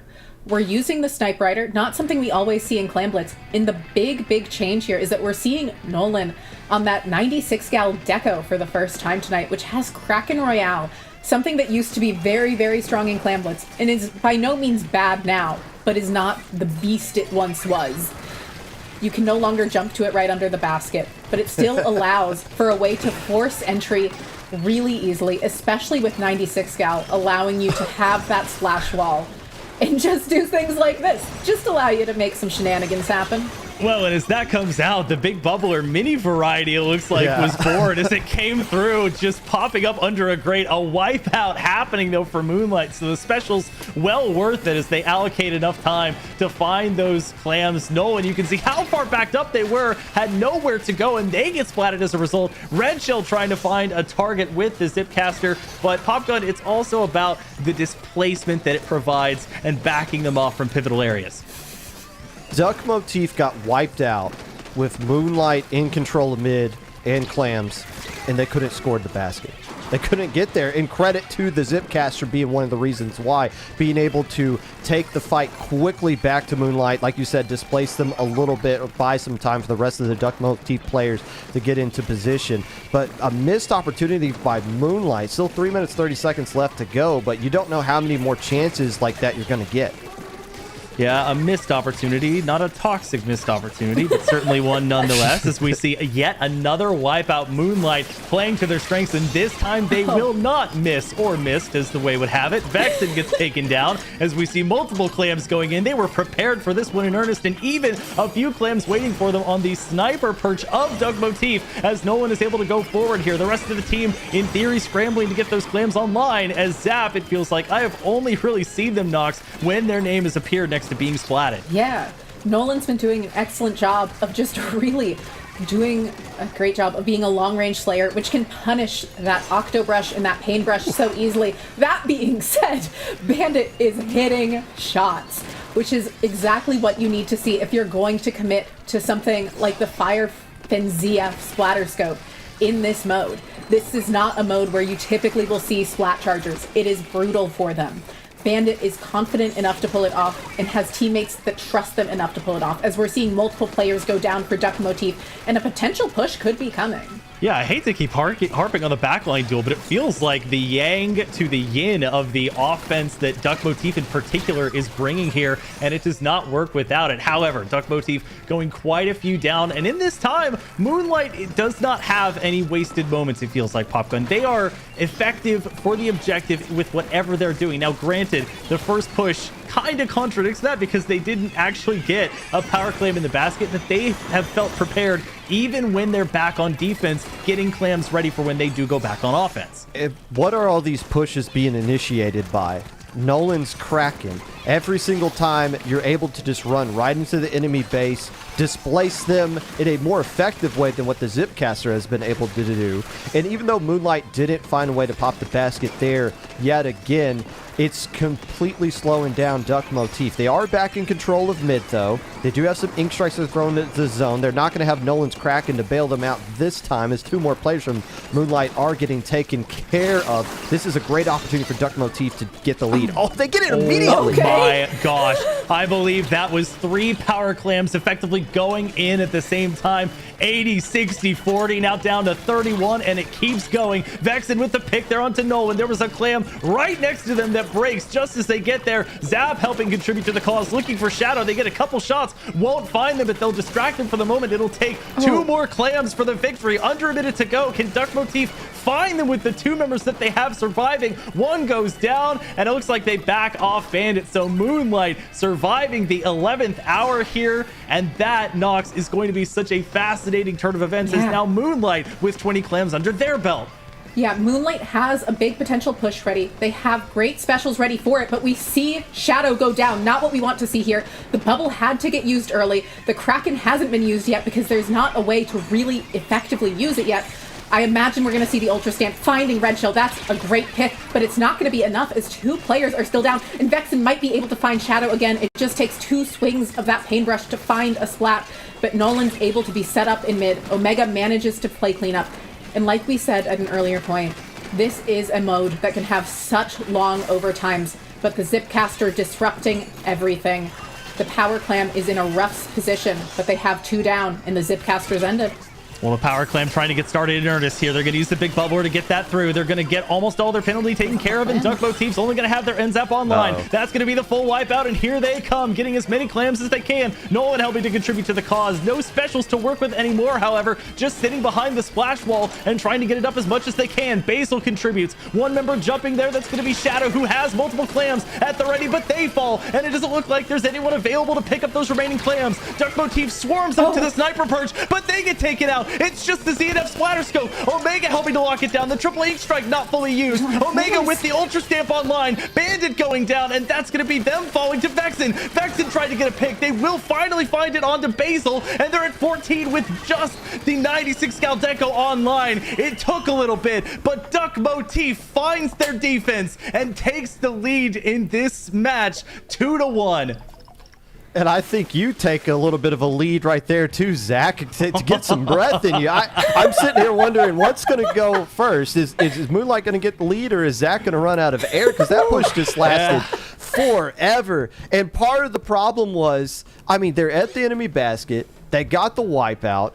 But there's no clams anywhere. There's just Shadow trying to grab some. Only can get 3, and you just slowly throw them in and wait for more clams to come out. And it's that awkward, quick decision-making you got to make of, okay, who's going to stay here and fight, and who's going to go play an Easter egg hunt in the middle of the map right now. And they just couldn't find the ones they needed at the right kind of time. Credit to Duck Motif, though. 1 push, and they hit a home run with it. And that was one of the main reasons why they were able to put Moonlight in that situation where they needed so many clams that they just didn't have their hands on. And Nox, that's felt for Duck Motif, maybe not like their modus operandi, but it's felt like the reality for them. They've only had these couple or maybe even just 1 push to really make their efforts stand out. And that last sequence, talk me through that. That was like a game of hot potato. It was like a game of hot potato. And it definitely feels like Moonlight didn't set up clam spawns very well. And it's a hard thing to think about while you're in the middle of a game, quite frankly. But you can, to some degree, control them. If they had, for example, left clam pods, which is what we often will call the sets of 3 clams, on their side of the map, it's very likely that they all would have spawned on Duck Motif's side and given them a better opportunity to get those clams faster, to get that score faster, because they would have gotten lead there if clam spawns had been in their favor. Duck Motif did a fantastic job of keeping them locked in there, of not giving them the opportunity to go back and get as many clams as they would like. But a big part of it is also that the clams just weren't where they needed them to be. it's this juxtaposition between, okay, you know, we're in the overtime, we've used all our specials, we created this opening, and now you're back to your base level of just main and sub weapons, versus, as you mentioned, they're coming back from spawn. Some of them will have, you know, gotten close to their special by that time and could make a counteroffensive. And I'm impressed by how long Moonlight held that down, because there were plenty of times where they could have not found that clam and they could have not, you know, survived the onslaught that Duck Motif was trying to give their way. So this, to Popgun's credit, again, has a very strong chance to go the distance, go to that game 5. And Popgun, Splat Zones will be last if we make it there. For now, we're going to Turf War on a stage still to be decided. Well, if we're going to have a game 5, I feel like Splat Zones is a fair one to get to. But for Moonlight to follow the correct script that we've been giving and win game 4 here, it's going to come down to whatever stage they pick in particular. And again, they keep losing on the Ruins, which has been historically a mode stage combo where they've been getting dubs really repeatedly there. So the fact that they're having to come up with something a little bit different, do they go back to crab leg in a situation like this, or do they have something else that they want to try to use? And also at the same time, you got to be thinking, okay, is there a particular stage they want to use in Splat Zones that they don't want to burn here and hope that their opponents will pick it in a game 5? So there's some extra level of strategy they'll have to come up with picking the stage. Well, we do have the stage, and I almost feel bad for the other stage with a U in its name, Undertow Spillway, because it is just not getting picked. We were on Umami, and now Nox, we're going to Urchin Underpass, this time not for Rainmaker, it will be for Turf War, so still needing to make use of the entirety of this pretty beastly map when you're not focused on just the center of it. Yeah, it's such a big map. And I think it's a really interesting pick, because I can't imagine Bandit will want to play Splat Charger here. And we have not seen Bandit switch to anything else, whereas we know Basil, she's happy to flex around, she's happy to play different things if needed. That's one of the things about Moonlight, is they are a very adaptable team. So by forcing potentially Duck Motif to have to play into a situation that they are less comfortable in, where they are not just able to set up their Splat Charger as well, it could be a rough situation. And also, the Octobrush will be a little less effective potentially if Basil is not on a charger. Well, this is going to be rough for Moonlight if they don't hope to lock it down here. Turf War on Urchin Underpass, 3 minutes of chaos. And here's your answer. The Snipe Rider, not 5H, the other variant of the Snipe Rider, the 5B, coming out here, Popgun, to be rounded out on the opposite side of things by Shadow on that Reflux Milk and the Claws 96. We've seen the 96 Claws be used by Basil before in situations similar to this, but that's Nolan who's using it, somebody who's pretty familiar with 96 in general. But Basil going to the Splattershot Pro with the Tenta missiles is the more interesting pick that we're using here. Not used to seeing Basil in a weapon that doesn't have an extreme amount of range like the Chargers that she's been known for. Yeah, a bit of a surprise not to have seen the Pro Frozen picked up to this point. Of course, it was in the top 5 weapons that have been used overall. Of course, a lot of that coming from Milky Way, but in this instance used for the special, as you mentioned, and also the pretty excellent range that it provides. It also has that Splat Bomb that got the spotlight a little bit earlier on in this, but already through the first minute, Nox Omega trying to make use of the Ultra Stamp. That's been a very popular special, and for good reason, as Bandit goes down and Vexen shortly follows. Yeah, and I'm really happy to see how well Omega's making use of the Splatana Viper's full kit, using the using the torpedo, using that Ultra Stamp to really keep map control, and also not overextending. Splatana Vipers are very prone to that.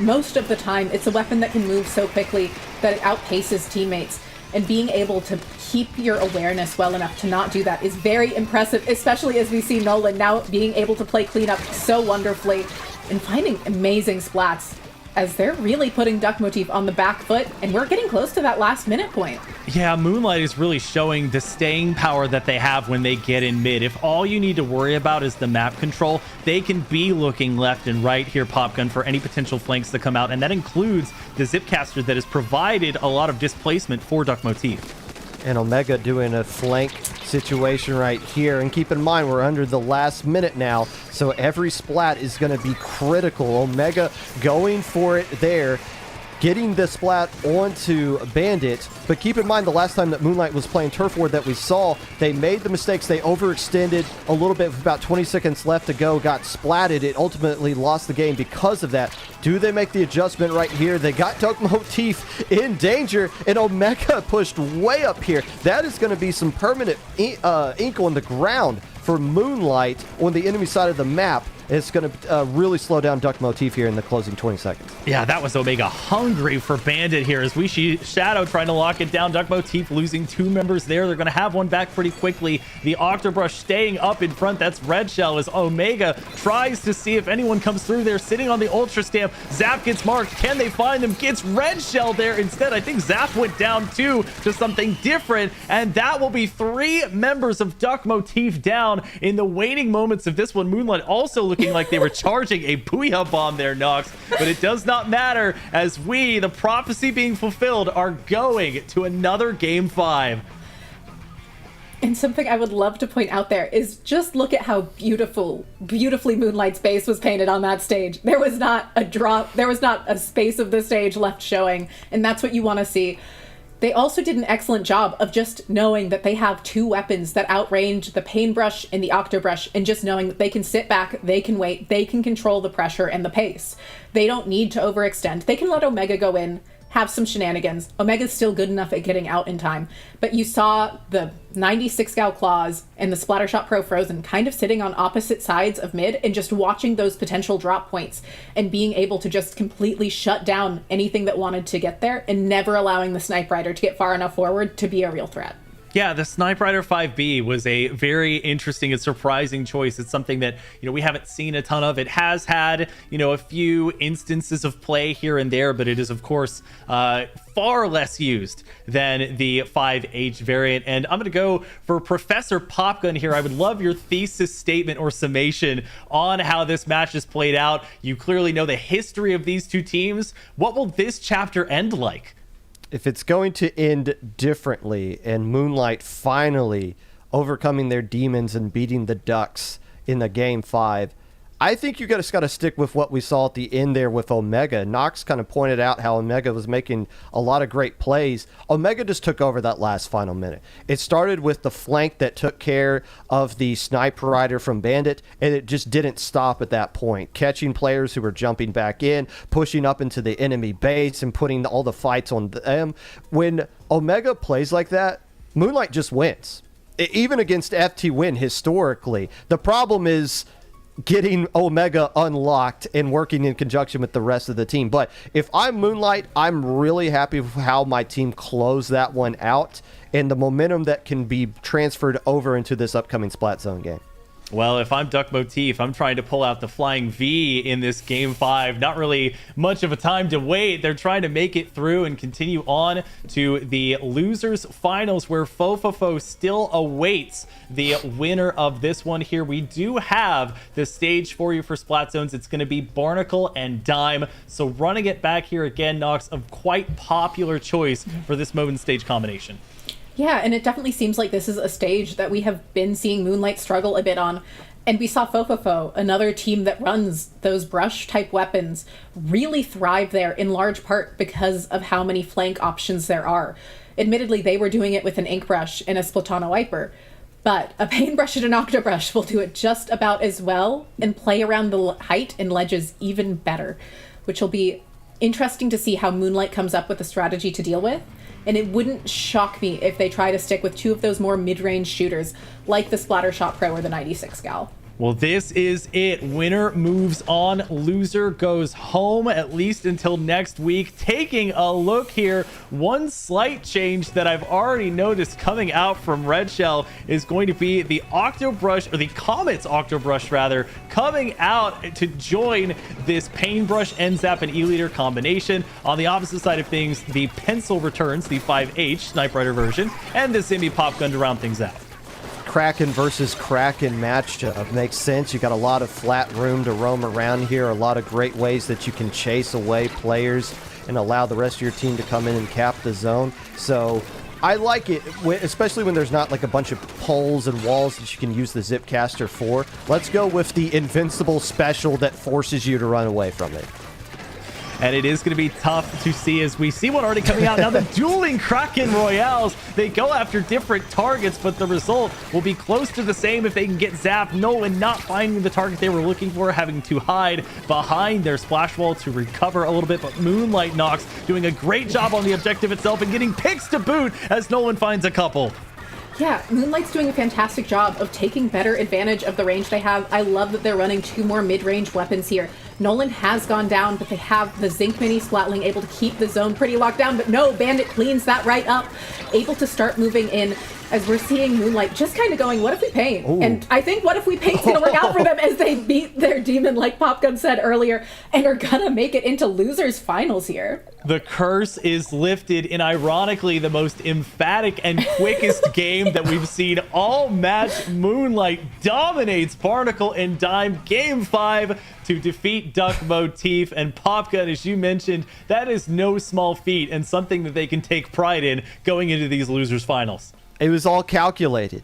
It was all planned out by Moonlight all along. They wanted to go to Splat Zones, Barnacle, and Dime because they knew they were going to finally flip the switch. And I can't help but think if the momentum of how that last Game 4 ended played into the hypeness of Moonlight and gave them the confidence that they needed. They're a team that feeds off of energy and confidence in their VC, and they were able to get it right there. We saw the dueling Krakens going up against each other. The difference being Red Shell having to use the Kraken defensively, Nolan able to use it to chase away the players and get in that one very tiny corner by the zone, throw down an ink wall and get a triple right there. That was when the game ended. The match ended right there. Halloween is over. The nightmare has ended for Moonlight. An unbelievable sequence of events, and to think that they could potentially sandbag an entire stage and mode to the point where they get it picked in a deciding Game 5 just to turn it on at the last second. Well, that was a fantastic match, but we do have some replays for you specifically from Game 3, that amazing overtime between these two teams. Nox, I'd love for you to help me break it down. Yeah, there was definitely a lot going on. The Zipcaster and the Kraken coming out at the same time really disrupted Moonlight's ability to find that forward momentum. And if you look, you see a lot of those small clams break apart, which really is going to be a lot of what slowed down Moonlight's push here. They're not going to be able to find clams to trickle in, and as much as they're doing an amazing job at keeping Duck Motif pushed back, at finding the space they need, at using those mid-range weapons, it just doesn't matter if you can't play the objective enough. Shadow having to jump in makes it so much more vulnerable. Mini Splatlings are not a weapon that do particularly well at that. They don't have a lot of answers. They have to charge up. And because of all of this, there's just not time to find clams. There's not time to let multiple players go look for them. And as much as Moonlight's fantastic and amazing, and this push works wonderfully, Duck Motif just had enough of an advantage and was able to ensure enough of those small little clams were able to break that it didn't make a difference. Yeah, I think that was the point at which I was breathless just trying to keep up with everything that was going on there. We were so deep in the overtime. Let's take a look, if we can, at our bracket, the way things are now that our loser semifinals is behind us. Another 3-2 on the board, this time going in favor of Moonlight over Duck Motif, so they will have a chance to avenge their earlier loss to fofofo from the winners semifinals. That one was 3-1. Fofofo, though, no stranger to close matches there. They've put up a 3-0, 3-1, and 3-2 on the losers side of things. However, before we go on to that, we want to take a quick little bit to check on an interview that we got to have with a member of our Splatoon community. It's Kyo with the interview. Hello everyone, I'm Siren and I am joined by the lovely Kyo-chan. What got you interested in the Splatoon franchise? I was looking for games to play on my Wii U. Splatoon had a free demo available. I was a kid at the time, so no money. I played the demo, I really liked the game. I begged my mom to buy it, and I've just been playing ever since. Since you started from the original Splatoon, how many hours do you have in the franchise? Maybe like 2 to 3K. The original, not really sure. In S2, for sure, it's like 13,000 around 12,000 plus. And in this game, S3 currently maybe like 7K. You've been active in the competitive scene for almost a decade. What motivates you to keep playing? I really genuinely love the game. I have a lot of friends and teammates that also still play, so it just keeps me going. Over the years, I've seen that you've brought a lot of players under your wings and sort of brought them to the competitive forefront. Who would you consider to be your biggest success story of that? It would definitely be Biscuit. I started playing with him around S2 before one of the Summer Opens, I believe, and we won that, and I won every Open except for one that I played with him, and then he went on to play with Starburst and also won like so many Opens. So. Throughout your time playing Splatoon, what has been your favorite weapon to play? Even though you see me on Slosher like a lot, like every time I'm playing, Sloshing Machine is my favorite weapon to play. Why? I just really love the direct sound. I'm not gonna lie, that's a big reason. I love weapons that do a lot of damage. What moment from a past Nintendo tournament stands out to you the most? That'll be my double splat versus Alliance Rogue during the 2019 World Championship on Starfish main stage, TC. I was able to get 2 picks on the left side of the map. The crowd was going insane. People show me that clip all the time now. It's kind of just like ingrained in my memory at this point. And what effect has competitive Splatoon had on you? I think you have to have really good team building skills and communication, specifically for competitive. It's also made me more confident in general because I do well. I've learned to speak properly or better.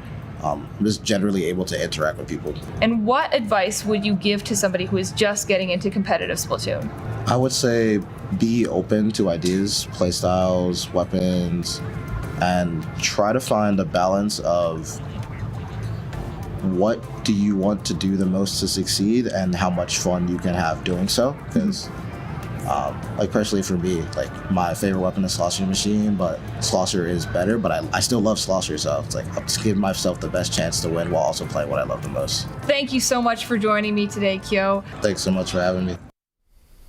Well, shout out to Siren for a great job on that interview. It's always so good to hear from the players in the community, basically anyone in the community helping put these things on, but to hear the mindsets of the players, what drives them, the motivations that they have, especially when they are as veteran and tenured in the game as someone like Kyo is. It is always fascinating to hear about their experience and to learn more about what it takes to get to the high level and stay there consistently. But we have a match to get to. Stop me if you've heard this one before. Fofofo and Moonlight taking each other on, as I referenced earlier, Nox. These two teams not strangers to each other even today. As we get the losers final started, it will be Rainmaker to kick us off.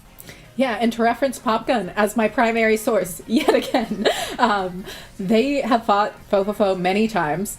They have typically won against Fofofo until that one set earlier today. So I'm sure they're feeling a little rattled and shaken, but they just did the inverse of that situation, so maybe they'll come into it feeling really good. Gotta wonder if the magic pixie dust has worn off at all, or if they're still riding that momentum there. And Popgun, the stage will be Urchin Underpass, so if you've missed it a bunch, don't worry, it's coming right back. We'll get to see, it feels like it's almost the new Hagglefish the way it's being, and Hagglefish is in the rotation, like people could go there if they wanted to. I often just see it either in game 4s or 5s, so something like Splat Zones or Turf War, but Urchin for Rainmaker, the greats gonna come back and be more important as they always are. Urchin used to be the, aha, now we're going to force you to change your comp and you're not going to be ready for this. We caught you off guard. But now everybody has an Urchin-specific comp that they want to use. We've been seeing a bunch of teams switch things up, though. We saw FTWin use Vacuum on this map and stage before, now opting to go with it.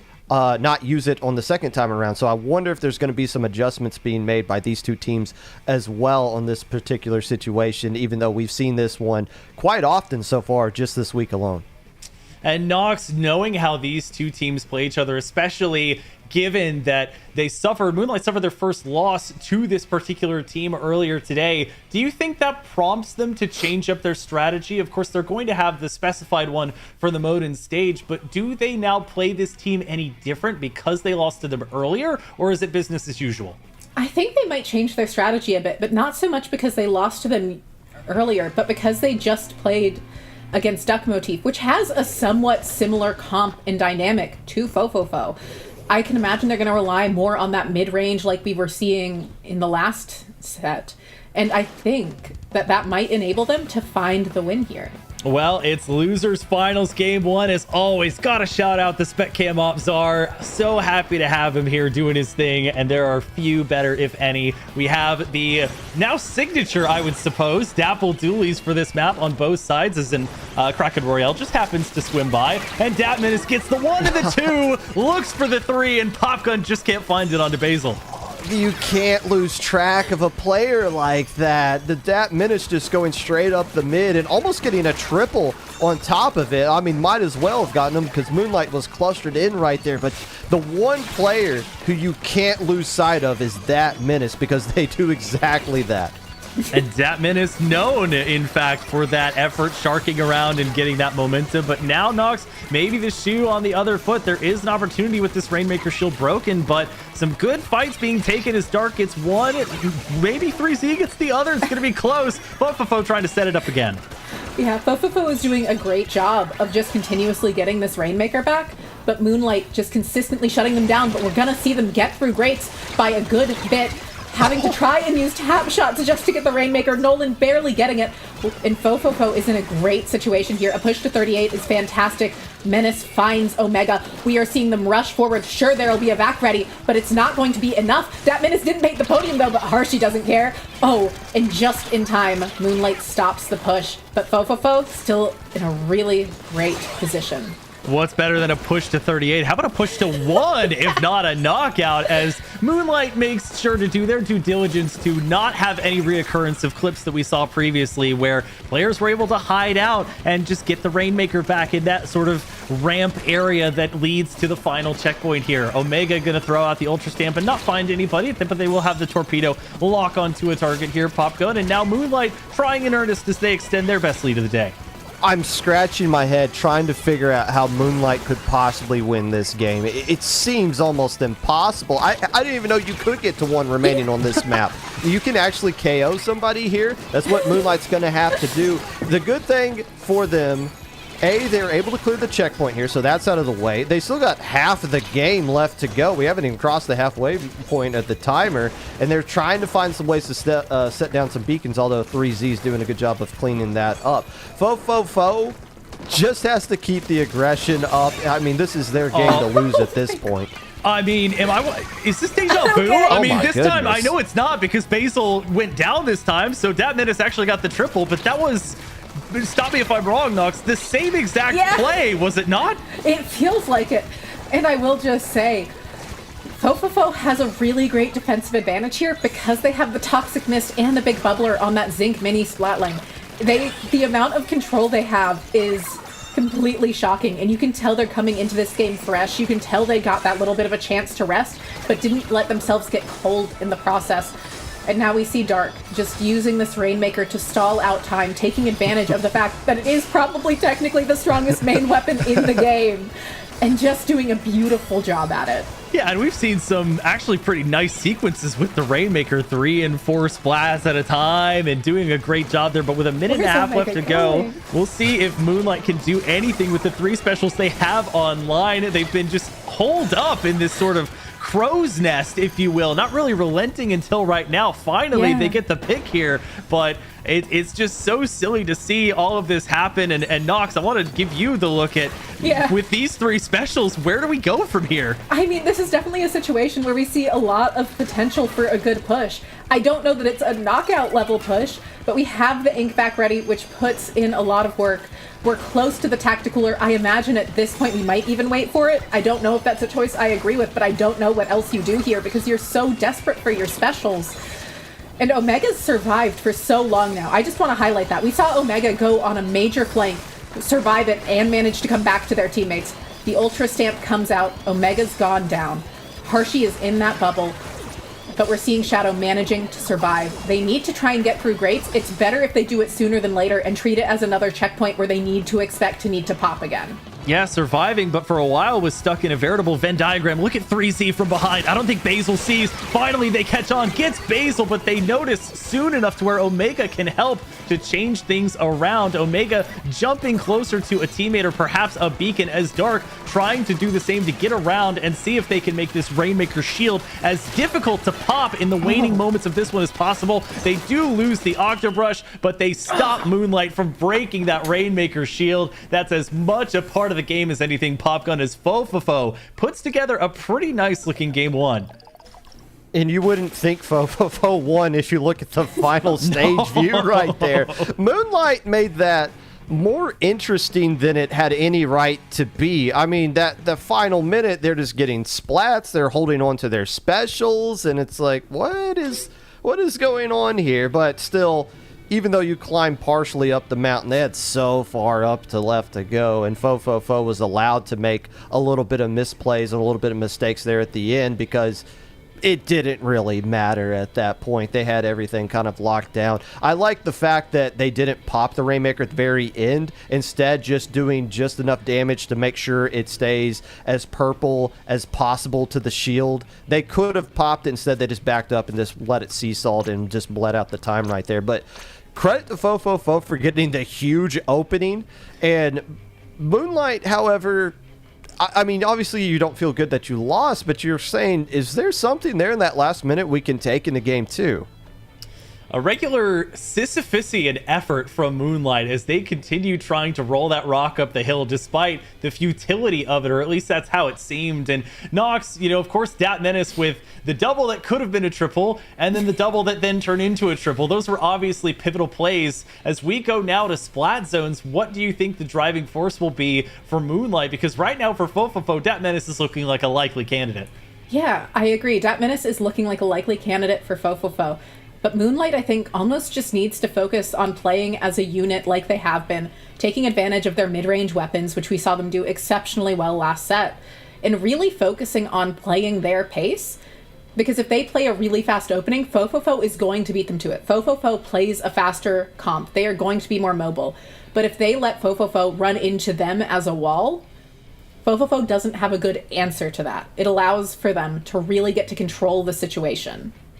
And that word control, that does feel like the key modicum there for Moonlight, is they've been at their best when they're in that neutral state. And Popgun said at the end, look at how well covered the map is. I know it's a big map, but Moonlight, even when they're losing, doing such a good job of holding things down that will be one of their greatest strengths, alongside the consistency that they've shown at high level play. And so Popgun, you know, we of course will have weapon changes. We now know that, again, we are going back to Barnacle and Dime for splat zones, so I can hardly think that there's anything we've said about this stage and mode combination that hasn't been said before today. Well, it makes sense Moonlight wouldn't want to go here. They didn't spend a lot of time last time they played here. They got the KO against Duck Motif at about 1 minute and 30 seconds and said, hey, maybe we can use that Kraken again. Maybe we can find ways to get a quick victory, kind of capitalize off of that momentum we had at the very end right there. Maybe we can see something differently that fofofo was able to do last time that fofofo beat Moonlight here earlier on stream, that they can take advantage of. So double bubbler is what we saw last time. I wonder if they're going to switch it up and bring Kraken this time around that they didn't throw in the first iteration of this stage mode against fofofo. Well, let's find out as we go on to game number 2. Splat zones on Barnacle and Dime between Moonlight and fofofo. Taking a look at what they're bringing. The return of the Splattershot Junior. It's been so nice to see that come through, Nox. And on the opposite side of things, Shadow with the big bubbler pairing with Nolan on that Kraken Royale. Yeah, I will say Moonlight having more range here could make all the difference. Now their paint output is more even than the last time we saw these two teams face each other, which is so important. Being able to get their ink onto the ground is vital to everything they do. Shadow doing an excellent job of laying down paint. Able to keep, this is one of the few weapons that can keep up with paint on the Splattershot Junior. But that being said, fofofo running forward, getting as many splats as they can and claiming so much space. They're leaving Moonlight with nowhere to go and nowhere to just catch their breath. Yeah, it's rare that running would be an understatement, but ducking, dodging, dipping, diving, and dodging all the way through to find their next opponent. Nolan in uncharted territory here as they try to get through, can neither get the big bubbler nor one of their opponents. So the Royale runs out at an inopportune time here, Popgun, as fofofo passed the halfway mark. A very questionable Kraken Royale. I mean, it was used kind of in the right way. The problem was the rest of the players from Moonlight weren't in a position to capitalize off of it and swarm into the zone.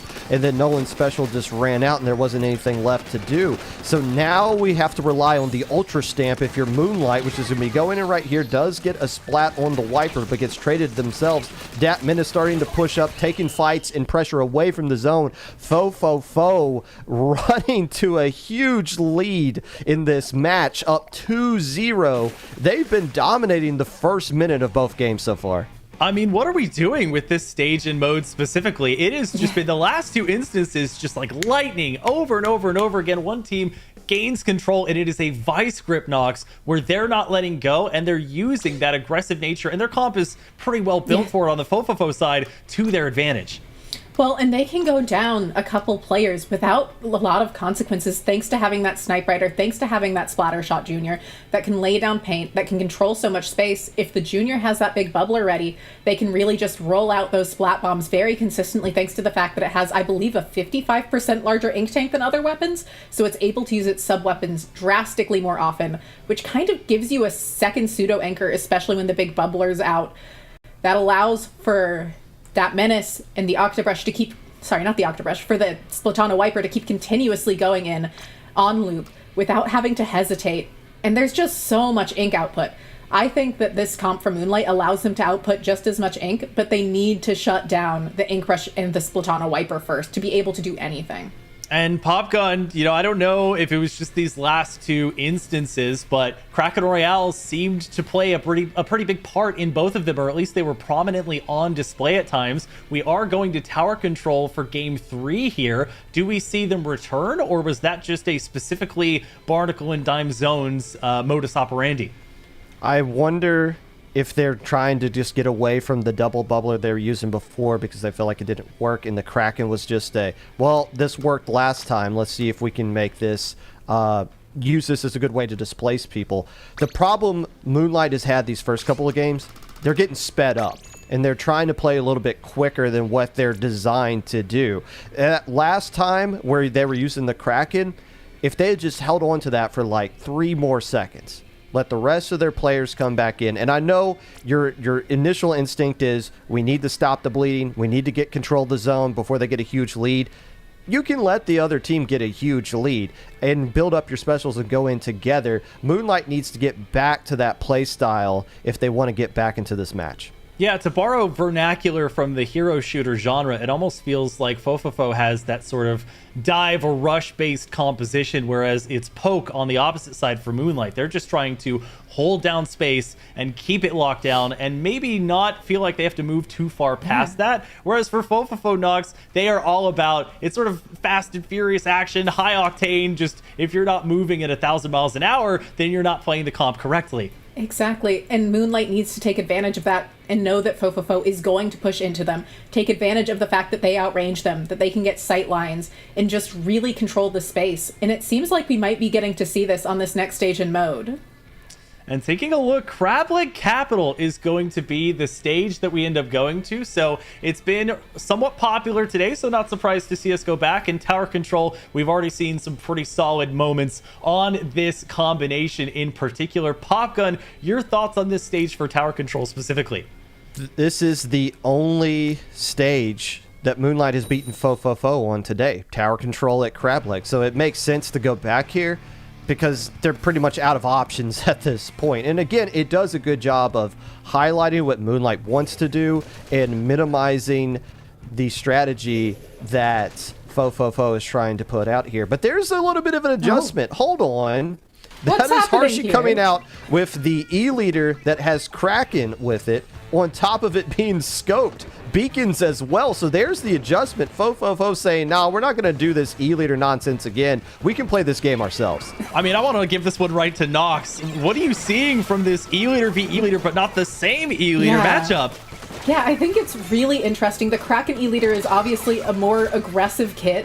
It allows you to take further forward positions, which makes a lot of sense for fofofo. Hershey does get punished for it there, and Omega's still really keeping this pace so quick, and I'm surprised at the lack of mid-range here from Moonlight. Obviously, we see that S-Blast coming out, which is fantastic. But who's going to get on the tower? Come on. There we go. Somebody's gotten on the tower. Basil's in a great position. E-Leader versus E-Leader is always very interesting. I will say Basil's E-Leader is something else. It is very hard to contend with. But you can't force it out of position with the Kraken pretty easily. Well, when you say they got on the tower, that was for 2-3 seconds, and then they got right back off. So not concerning themselves too much in the opening with the tower or the objective. Now, granted, they were putting quite the clinic on, especially against DatKit. It felt like they were much more so locking down their style of play as Basil tries to adeptly hide from an Ultra Stamp. That might very well seek them. And fofofo getting their first chance to push forward Pop Gun, definitely a better lead than what Moonlight had, because it looks like these two teams have very different priorities. This isn't usually how E-Leader versus E-Leader works out. I don't think they're supposed to be that close to each other. But look where Hershey ends up. Now you got the E-Leader all the way up top there on the right side. Ultimately gets splatted. But that's kind of the value. We talk about Kraken being awkward on E-Leader because what do you do when the Kraken ends? Well, it can also get you in cheeky spots that you're not used to being with E-Leader right there. Fofofo with a huge lead threatening to get rid of that last checkpoint. And looking now on Moonlight and how they're going to combat this, as fofofo has locked down a good chunk of this middle area. Nolan trying to see if they can get anybody near the tower. Dat Menace will be the one targeted.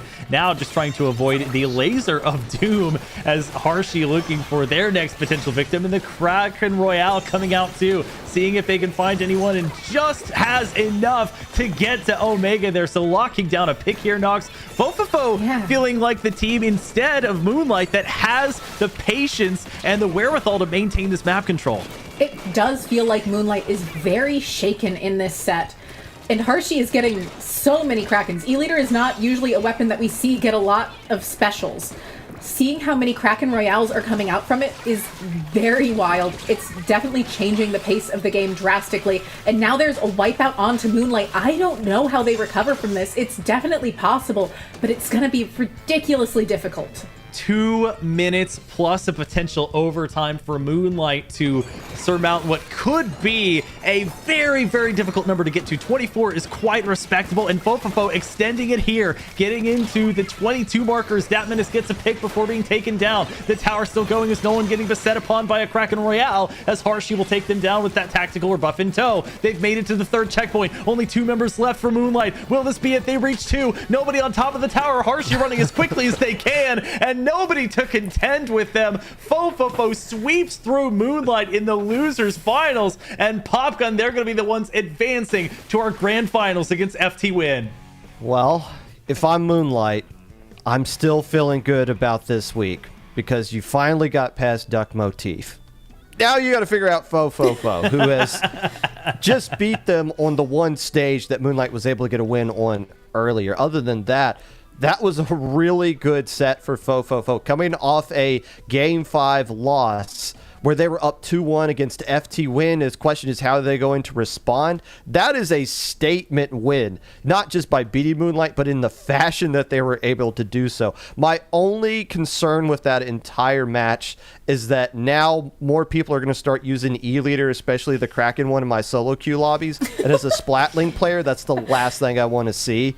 But we rarely see it used as effectively as we just saw it being used right there. All kinds of chargers being thrown out today, as we've seen different snipe riders and different splatter scopes and E-Leaders. So I'm sure a solo will be a fun time going forward. But Nox, you could argue that Moonlight simply ran out of steam after having such a heated set against Duck Motif, but I don't quite think it's that simple, and I'm not sure you do either.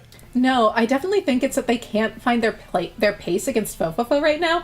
It feels like they're panicking and rushing in and not taking the fact that they have longer range weapons typically, that they have weapons that are really good at spacing, really good at dominating the ink on the map, and just kind of allowing Fofofo to get away with shenanigans that they shouldn't.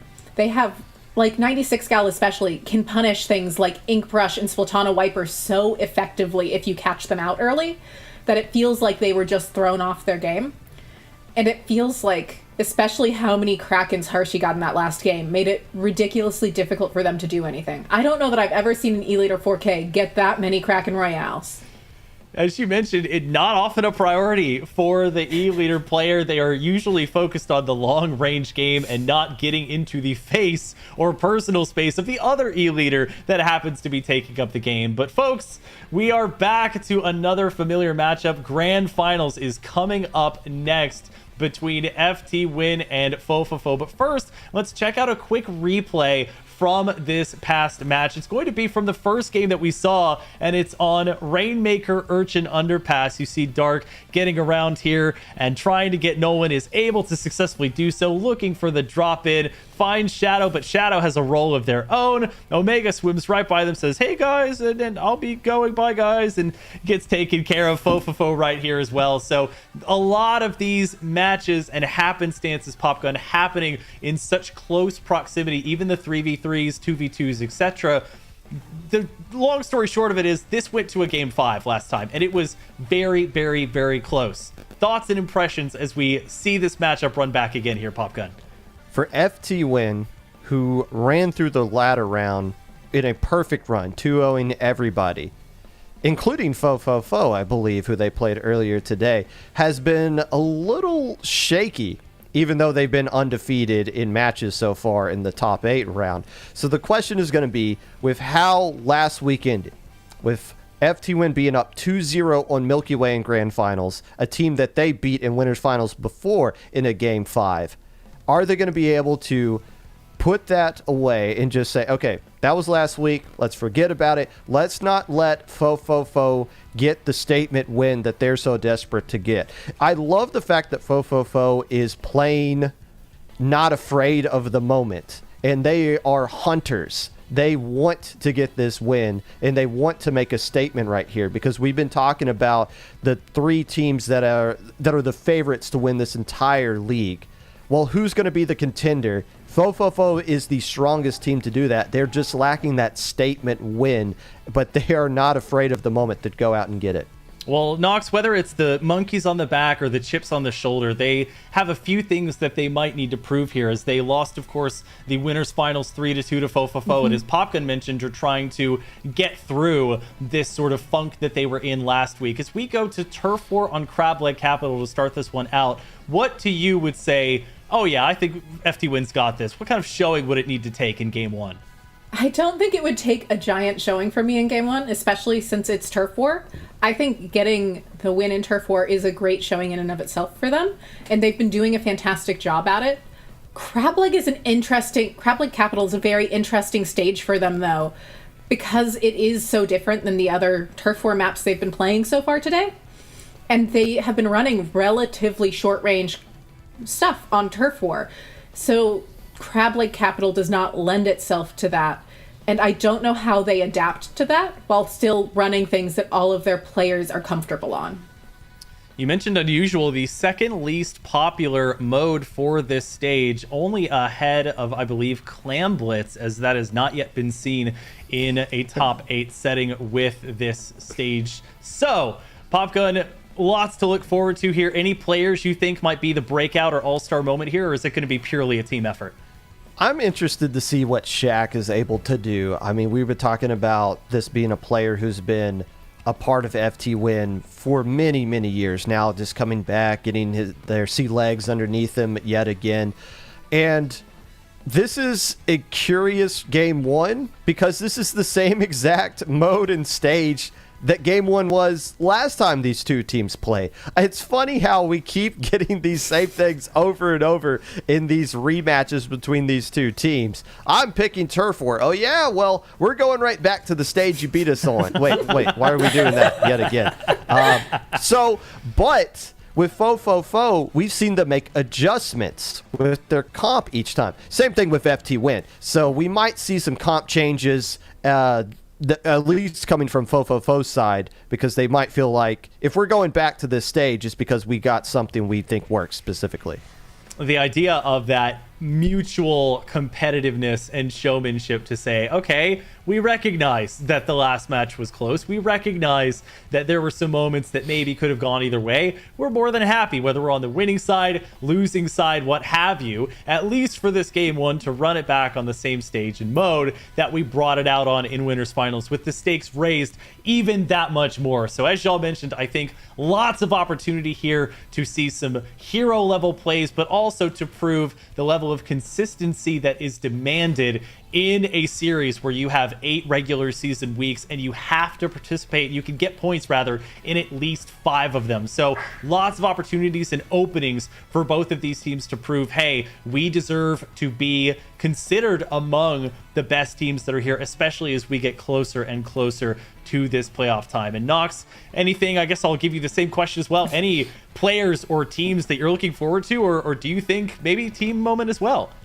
I'm really interested in seeing how fofofo tries to change to adapt to FTWin. It'll be interesting to see, because FTWin does just have comps that are so flexible. They have players that can play so many things, especially having Biscuit on there. It's an unfair advantage to have Biscuit on a team, quite frankly. Ridiculously good player. And it'll be... I'm just very excited to see what adaptations get made all around. Well, we don't have to wait any longer. Grand Final starting game 1. It's Turf War on Crableg Capital between FTWin and fofofo. And gotta give that shout out to Czar for the spec cam work. We would not have such great visibility without him at our disposal. And looking here, Popgun at what's being brought. I know we mentioned this is kind of a run back. The compositions also seeming like a run back. Yeah, the compositions are definitely looking like a run back here.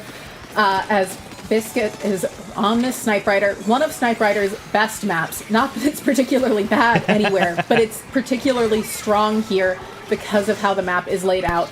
But 3Z doing an excellent job of darting around, staying unsplatted, and finding those splats in return. Shaq, the last one left unsplatted, and managed to get back to spawn.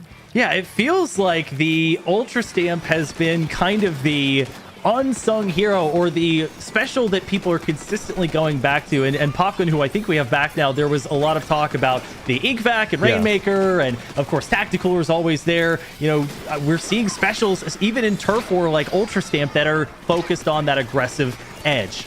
Yeah, I hit my head because I didn't really...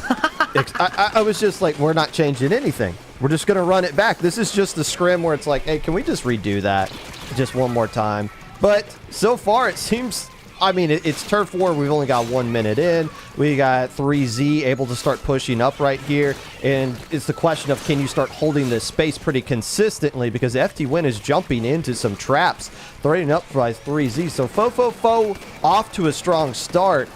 Can they hold on to this, though? It comes down to what kind of specials they use and how they manage them. Well, they're doing the right things here. They're locking down these drop downs, which is one of the most accessible ways to leave that spawn area. Menace gets spotted out by that reflux, and they will pay the price. They get taken down, and FTWin scampers out of their spawn as a result here. Kyo nearing the Booyah Bomb and waiting for the right opportunity to use it here, as 3Z going to go down. Not going to make use, Nox, of the Ink Rail to the right, but with a minute left, looking like FTWin could have a bit of an advantage. Yeah, FTWin managing to break back into mid here is absolutely massive. But they still haven't found a very secure footing. They are managing to move up together more as a unit. They're not playing as frantic. They're not taking weird jump-ins. They're not taking massive risks, which is nice to see. They're regrouping. They're recalibrating. Sometimes it takes you a second to get back into it, especially coming out of winner's side in this kind of situation. And now they have a Zipcaster ready and a lot of specials to go through in this last 30 seconds, which is what you really want to see. Weird jump-ins and massive risks sounds like the kind of band that I would want to listen to. Just saying, as we see 3Z pushing forward here, has the Ultra Stamp at the ready and waiting for the right time to use it. They need it soon because FTWin has gotten a good control of mid, and they don't actually opt to go anywhere with it. They throw it, don't get a pick, looking for one there, and they don't find that either. They'll have to content themselves with a trade in the waning seconds of this one. Kyo doing all that they can to paint mid, and perhaps a bit of a missed opportunity here, Popgun, as we go to the Judds for an official ruling, and it looks like it will be fofofo claiming game 1. A questionable Ultra Stamp throw, but at the end of the day, still ended up working out for them because everybody else was able to get splats on top of that. I was thinking leaving Kyo on the stage would have been a bit of concern because of the high turfing output that weapon can put out, but still, if you want to get more paint out than the other team, if you splat them more, all of a sudden you have the better inking comp. That's just how it comes down to it. So the more splats you got at the final seconds right there, which was somebody other than 3Z. Although we got to give credit to 3Z for holding down key spots throughout the entire 3 minutes that kept FTWin away from getting control of zone in middle because they had to take back their own spots constantly from that wiper. Yeah, those drop downs, including under the entryway where the grates are above them, is super important to keep hold of and to even catch somebody unsuspecting, even though Dat Menace wasn't able to in the clip that we saw. And Nox, fofofo at this point is warm, very warm. They have been playing for a long, long time now, and FTWin has, I think maybe for even a couple plus hours, not been playing the tournament. They could have been doing ranked or what have you, but they have not had, a little bit in a while to play with in a while, and now are just having to get back into the groove of things and aren't able to find game one, maybe partially as a result of that. Yeah, I definitely think that's part of it, because if you look at how they were playing the first half of that Turf War game, it was not how we usually see them play. It was really messy. It was really uncoordinated. And we saw, there was one jump in particular that I was like, why would you jump in there? There's no safety. There's no reason. It makes more sense to regroup, recalibrate, take a breath, get some specials. And obviously Splatoon 3 isn't a game that leaves you a lot of time for things like that, but there is enough time in the first minute of Turf War to not take a jump in to a teammate you're pretty sure is going to get splatted. Yeah, his jump unfortunately had no reason, and his jump had no rhyme, and it did not get him there on time. It got him there at the worst possible time, in fact, which was to get splatted. So as we wait for the call on the mode for game number 2, Moonlight, of course, in an interesting situation where if fofofo does claim this one, I mean, they're still locked in it. This would require a bracket reset for fofofo to come back and for FTWin rather to hold on and win it in a not bracket reset scenario would be huge for them. How do they turn it on in game number 2? That's the question they're going to have to answer when it comes to the picks that they're going to be using here. Again, fofofo has been in this situation before against FTWin. They were up 2-1 in the last match. They had a huge lead on that tower control museum but couldn't find ways to close it out. FTWin has a second wind in them that fofofo hasn't been able to deal with up to this point. And by winning this game 1 early, they might have to face that second win a little bit earlier. But it's a long set. They got a long way to go. Even if they lose this game 2, they just need to focus on one game at a time and find ways to just get to the bracket reset. Because if you can get there, maybe that rattles FTWin enough to where you can squeak out the other 3 that you need to close out this entire week and get the statement win that you're looking for. The journey of 1,000 miles begins with a single step, as I continue to spout off random phrases and puns that come to memory. As it looks like we are set, Nox, with our mode and stage. Clam Blitz is going to be coming up next, and we go back to Mako Mart for this one. So that familiar, straightforward path, you're going up and then flat into mid and then back down. There is your actual barrier there for the clams. But the teams make good use of the map, even though that's the only real line that the objective is played on. Yeah. And I will say, it seems like FTWin might just want the run back here. They did almost manage to win this last set they played against fofofo. It was really close. They had Shaq just barely miss a power clam throw and Kyobi a couple frames too late. And both of those together would have taken lead by quite a bit. FTWin knows how to do this. They know how to calm down. This should be a flow they can find, but they didn't manage to re-find it last week after they lost a game. So it'll be interesting to see how they manage to adapt and if they can find the energy to keep going. Well, and a statement like that one, again, goes to Popgun's theme of this comes back to a place of redemption where they're wanting to both prove themselves while also saying, okay, this winner's finals victory was not a fluke. I know it was close, but we were the better team. and they've started out not showing that impression so far. But let's see if game 2 proves that they are really here for it. We'll see who ends up maybe being a hero in this one on Mako Mart for Clam Blitz. Looking at the compositions here, Popgun, Biscuit on that Nautilus once again. Harshy going to be on that Zinc Mini Splatling. What else are you seeing? Biscuit using the Nautilus is the equivalent of like leaning forward in your chair because you're going to be taking it serious is what it seems like. But well, the last time we saw these two teams here, we didn't see the Slosher either, I believe, coming out from FTWin. I think Keo was on the decaf. So now it's a little bit of a change from FTWin's side. There's still not a whole heck of a lot of long range going on here other than Biscuit's Nautilus that we're seeing losing a 1v1 to a Wiper. By the way, the Nautilus, natural enemy to the Wiper. The Wiper does not like fighting that thing. So that's a huge win for 3Z, especially a player of Biscuit's caliber on that Nautilus. Yeah, and perhaps a big part of why Biscuit paid no mind, really, to the objective. Their job was to act as kind of a turret or a statue in mid and take on whoever might be coming back, Nox, that way, as both teams try and settle up now and find an entryway into another push. Yeah, it seems like both teams are having a hard time getting a foot in the door. Obviously, right now, fofofo has some extra power claims because FTWin made that push earlier. Makes it really hard for FTWin to find a safe way back in. But they are slowly regaining control of the map, kind of moving as a wall if you look at how their movements are happening. Biscuit clearing space now. They have a power clam almost ready. They have 6 clams. Seems like they're tossing them around to make one. Biscuit in a strong position. A little low on ink, but honestly, Nautilus is not a weapon that cares as much about that as you would expect. Well, and able to back off and survive there as the push keeps going, at least for the moment, for FTWin. 2 more clams getting put in there to get them to 64. And nice pick there as Harshy able to help take down the Ultra Stamp. Despite that, FTWin gets at least one more as they have a member over there. Harshy decides that they don't really mind that they're going to allow the one clam to go through Popgun here, or that they will give that up in favor of pushing forward here, trying to get somebody with the Ultra Stamp for 3Z at least, and not having any success. That's actually the second push from FTWin. They popped the basket a little bit earlier and wasn't able to get anything out of it. So 2 pushes. They haven't gotten below 60 just yet. But fofofo, who lit up the scoreboard the last time they were playing Clam Blitz against Moonlight here, now trying to do a good job of holding on to get something out of this. And the answer is no, they're not going to get anything out of this either. So a lot of baskets being popped, but not a lot of points being done on the scoreboard. Nobody's really following it up with additional plans. That's credit to the fact that both teams are doing a good job defensively of shutting down pushes before they even get going.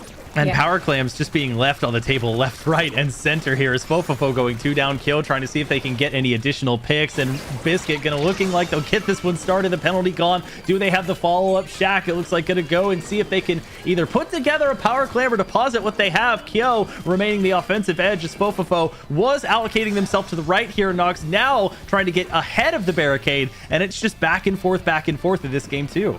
It is so back and forth right now. Neither team really finding super solid pushes. FTWin finding a little bit more, but 55 is nowhere near safe. The triple ink strikes coming out, but Sam's not able to hold it even with that. Shaq probably going to rush in thanks to this tacticaler, but no, we're going to focus on Dark instead, prevent a flank from happening. Probably a smart call at this point. FTWin has mid control. They need to make sure they don't lose it. Shaq able to just keep dodging and dancing around with the high mobility of that NZAP 85 and looking to try and get this power clam in now, finally. Going to be able to. That'll take the score down to 45. A couple more coming in, but they need to focus once again on just keeping control. But they're getting very staggered now, but Sam seems to have it under control. Yeah, Sam looking for more and more picks. That kind of is their MO and finds one there onto Harshy. 3Z having to respect it and goes the opposite way, playing around these walls as they are wont to do. Hits the throw, gets it onto Kyo, and that will be the end of their journey, at least for now, as we approach the final minute mark here. A decently substantial lead for FTWin, who's trying to tie this match at 1 here, Popgun. And they do have, for fofofo at least, they just went down, but the Dapple Dualies to put some beacons in place if they have to get into overtime. I like Dark showing the aggression right there because it can't just be 3Z and Dat Menace creating the plays here. Once we get the Dapples evolved into the action, it can start creating ways to start pushing up. But again, another pop of the basket where they don't follow up with any additional clams. That's this hasn't been a very high scoring. FTWin's popped the basket 4 times to get to 39 remaining, but it doesn't matter at this point because there's only 20 seconds remaining. FTWin having issues with overtime last time. Now they got a monstrous lead, and they're being aggressive with it. And they are not sharing the power clams. 19-12 the count as Sam pushes forward here. Will not find anything with the Ultra Scam, and they are 3 down. This could serve very well in fofofo's favors. They pick up 22. We're entering into overtime, but Harshy's going to go down, and the big bubbler goes. That's 3 down, though. It's just going to be that minutes left. They trade with Biscuit, but a wipeout as they get within 10 points of taking the lead, scrambling from their spawn to get back, but nothing doing. FTWin, despite an earlier odd man advantage, flips the story on its head, Nox, and it's 1-1.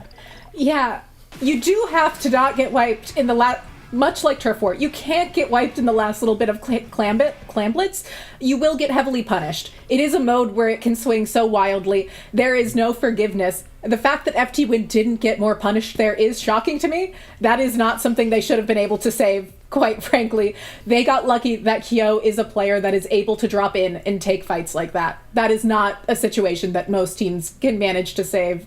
And it's probably not one they should have been able to. No, and Kyo doing a fantastic job. It's why they're considered such a high-level player, and especially on weapons like the Slosher that they're so known for, can make plays like that happen. And Popgun, we're back to a tied market here. It's been very, very similar going forward. The last one, it was just back and forth. It was not any sort of reverse sweep territory from what I can remember here. So now, where do we go in a game 3 sense with Turf War off the board, Clamblitz off the board? That leaves you with Rainmaker and Tower Control and Splat Zones. Is there an obvious choice here?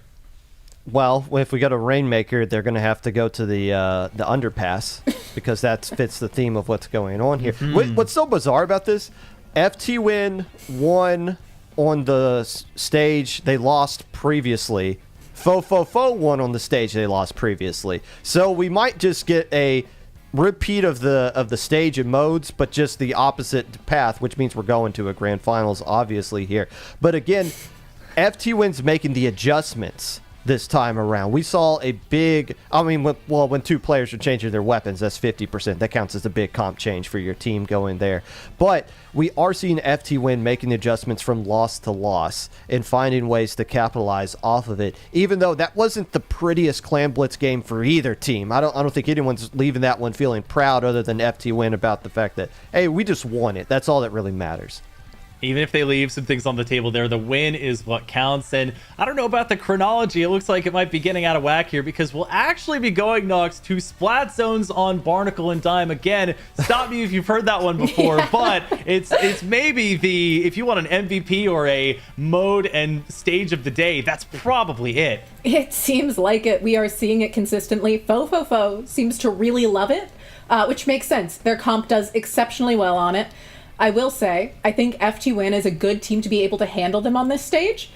They're a team that's very good at not switching paces. They stick to their own pace generally, other than the start of that Turf War game, which we can partially attribute probably to, hey, we just got back. What's happening?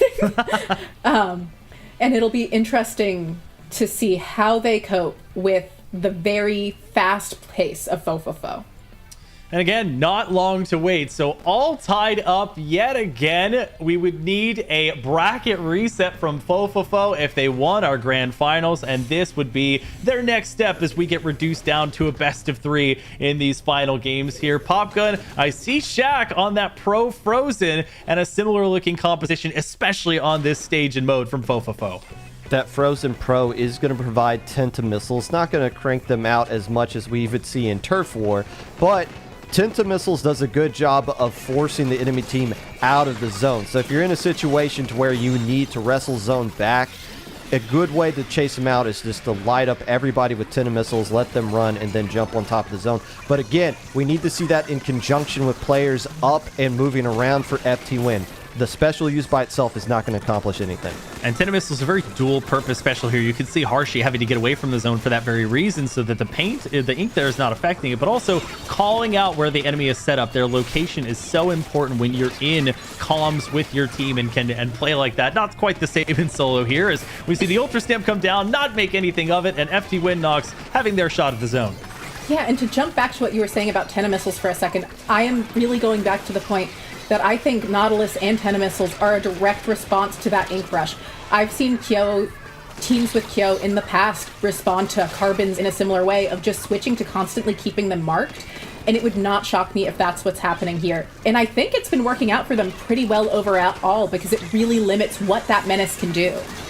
Well, and we've seen nothing but things that mark, and somehow Datman is still able to get away with it, getting the pick there onto kill. But things like the torpedo, we've even seen the wave breaker come out in part as 3Z gets that pick there onto Sam. Lots of ways to spot them out, and fofofo, the team is backing them up. Harshiv, unfortunately, will go down for them. Another pick by Datman onto kill as they push forward with the Killer Whale 5.1, and Popka and FTWin kind of backed into their spawn, which is super tough on this map.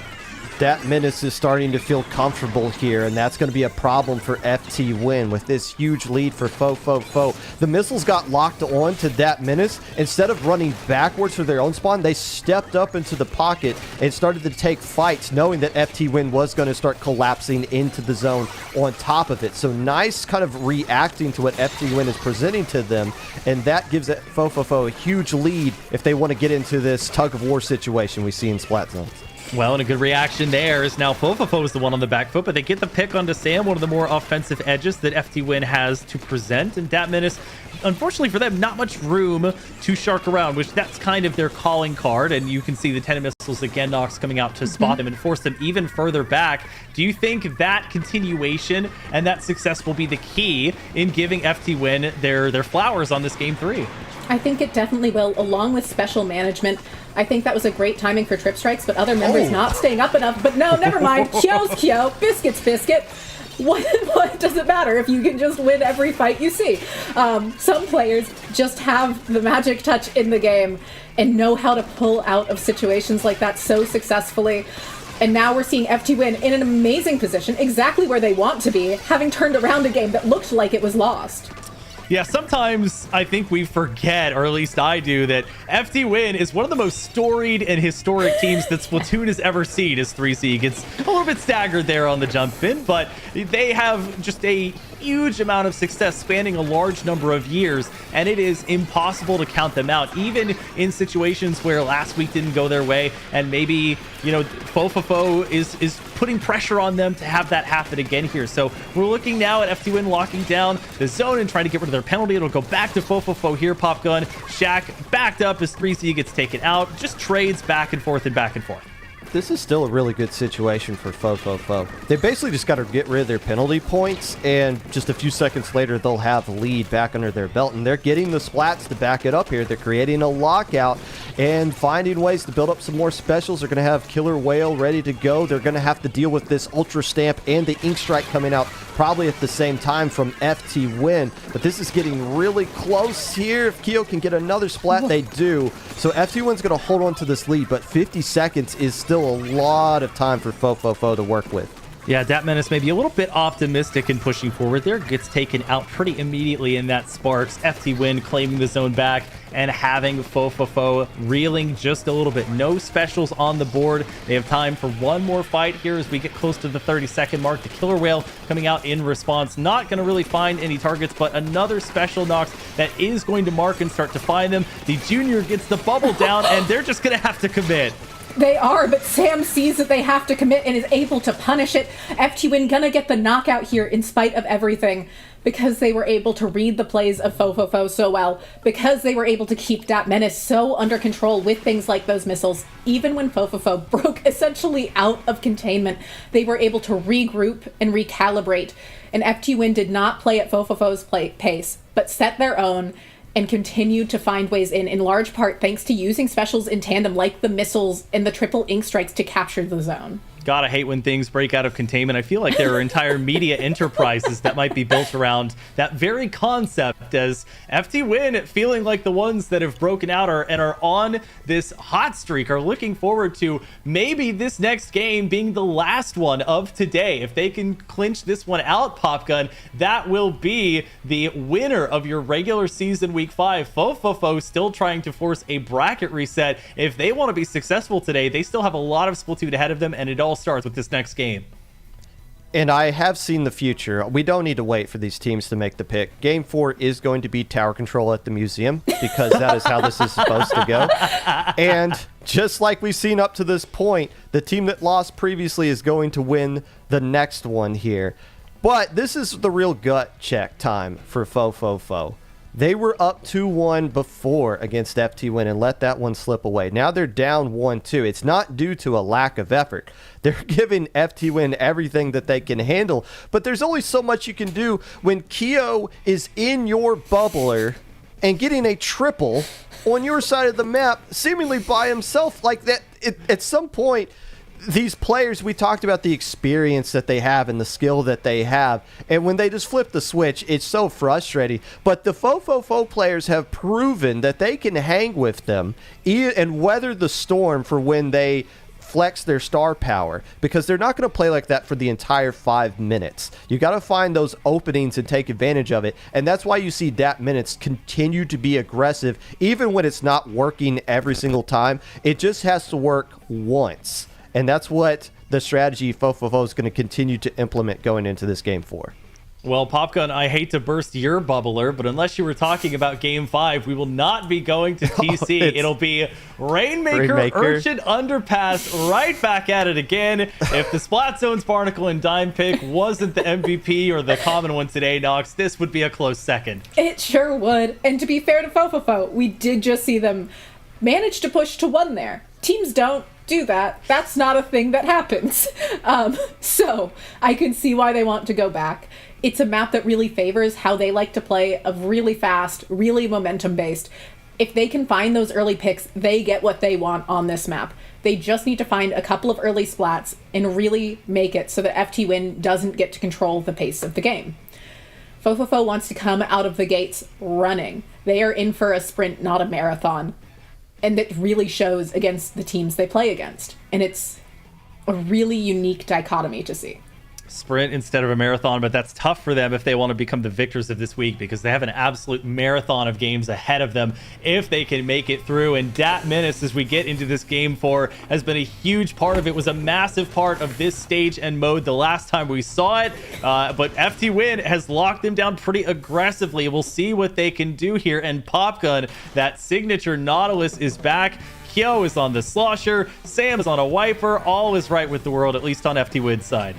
I haven't pointed this out yet, but we've been knowing Harshy to be basically a snipe rider.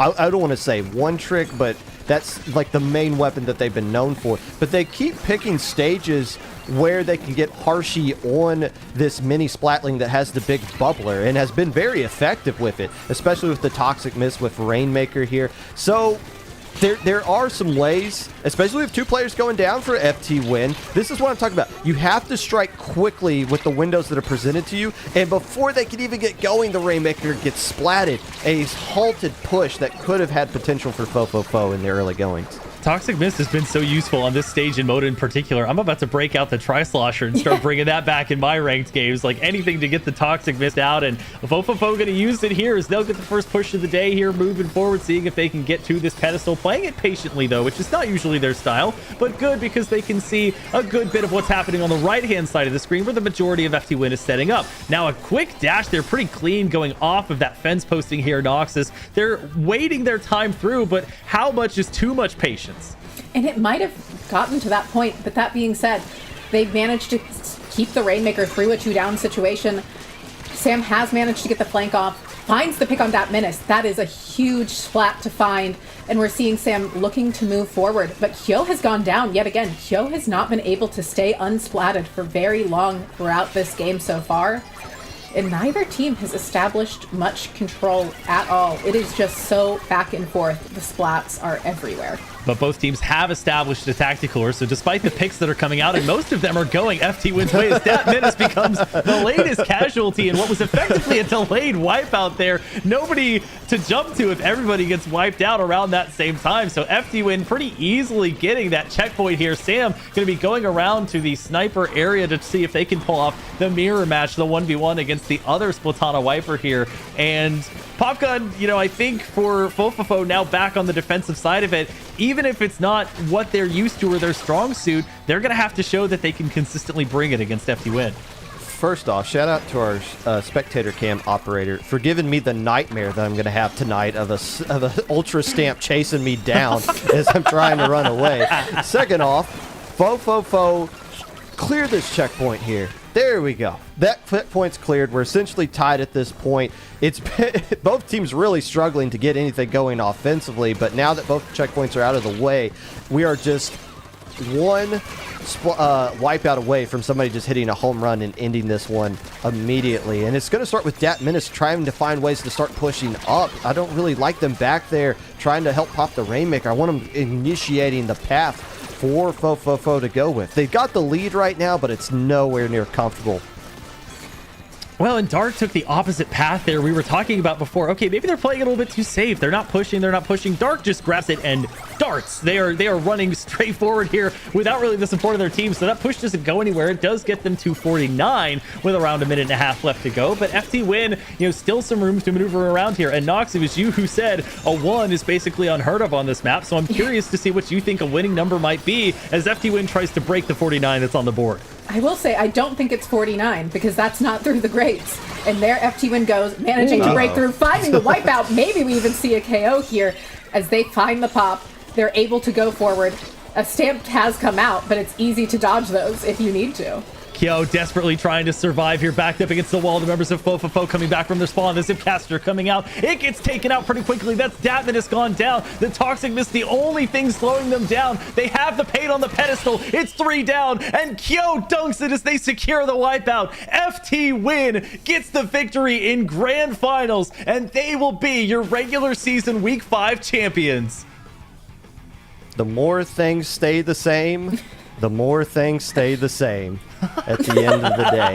The modes might have switched up, the stages, results might have been different, but at the end of the day, FTWin did what they probably should have done last week, which is close it out when you have the 2-1 lead. Credit to fofofo for hanging around. I think they took huge step forwards this week as far as what they can accomplish when they get to the playoffs. They certainly have racked up enough points to get there at this point. But FTWin winning 2 weeks now, and the only other week they played, they got second place. So they got first, and second in the 3 weeks that they played. Showed why they are the favorite, or one of the favorites, to win this whole thing.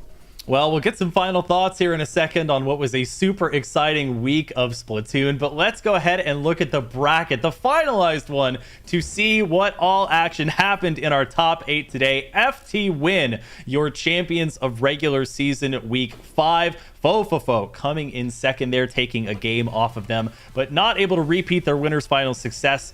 And then Moonlight in that losers finals coming in third there, putting up a very solid showing. And of course, we have what we can look forward to, our schedule for the rest of the Splatoon 3 North American League. Tomorrow, of course, at noon Pacific, you can look forward to the Splatoon 3 North American League Sunday Scrim. That's every Sunday there through 11/23 at noon p.m. Pacific. Then next week, we will have the Splatoon 3 North American League show at 10 a.m. Pacific on November 7th, going into the Splatoon 3 North American League Week 6 of the regular season at Event 8 on 11/8. It all leads up, of course, to the Splatoon 3 North American League playoffs. That's going to be on December 13th and 14th, live streamed both days at noon Pacific time. So I guess we'll go with Nox here. We haven't gotten your reactions and your final thoughts here. Would love to hear what you thought about that grand finals, what you thought about this week, and what we can look forward to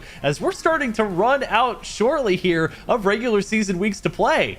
We are running out of regular season weeks to play, and it's great to see FTWin proving that they have won so many events like these in the past for a reason, and getting to see Shaq back in full action. He'd previously just been playing in latter stages so far this tournament, so this is a big change, and for FTWin to win while that's happening is a pretty big deal and could be a very exciting sign of things to come for them. Popgun, the teams, of course, will probably change next week as far as who all is participating, who makes top 8, etc. What can we look forward to from the teams that we watched today as they continue their journey to try and make the top 8 at the end of the regular season? There's so many teams that should be leaving this week feeling really good about what they've accomplished. Duck Motif has been extremely consistent, and I believe the first team to get 5 weeks under their belt, all 5 of them being top 8 appearances. Moonlight overcoming some of the demons they've been dealing with while having some new issues that they're going to have to figure out, but still racking up a strong result for them as well. Fofofo still looking for that statement win, but getting closer to it and proving that they are starting to separate themselves from that second tier of teams that could beat league champion contenders and be one of the better teams out of that group. And for FTWin, you got past last week. You're still FTWin. You did what you were supposed to do. And Shaq got a win. Yay for Shaq. Shaq won in a week. How about that? Well, it was a week of curse-breaking Game 5s in Week 5, fittingly enough, and passion, and we could not have done it without y'all, so thank you so much for watching. Thanks again to our SpecCam operator, Czar, and to everyone behind the scenes making it happen, and of course, my fantastic 2 co-commentators for making this all happen. Again, my name is Shiny Hunter Zach. Thank you so much for watching regular season Week 5 of the Splatoon 3 North American League. We'll see you tomorrow for the Sunday Scrib, and right back here next week for more action.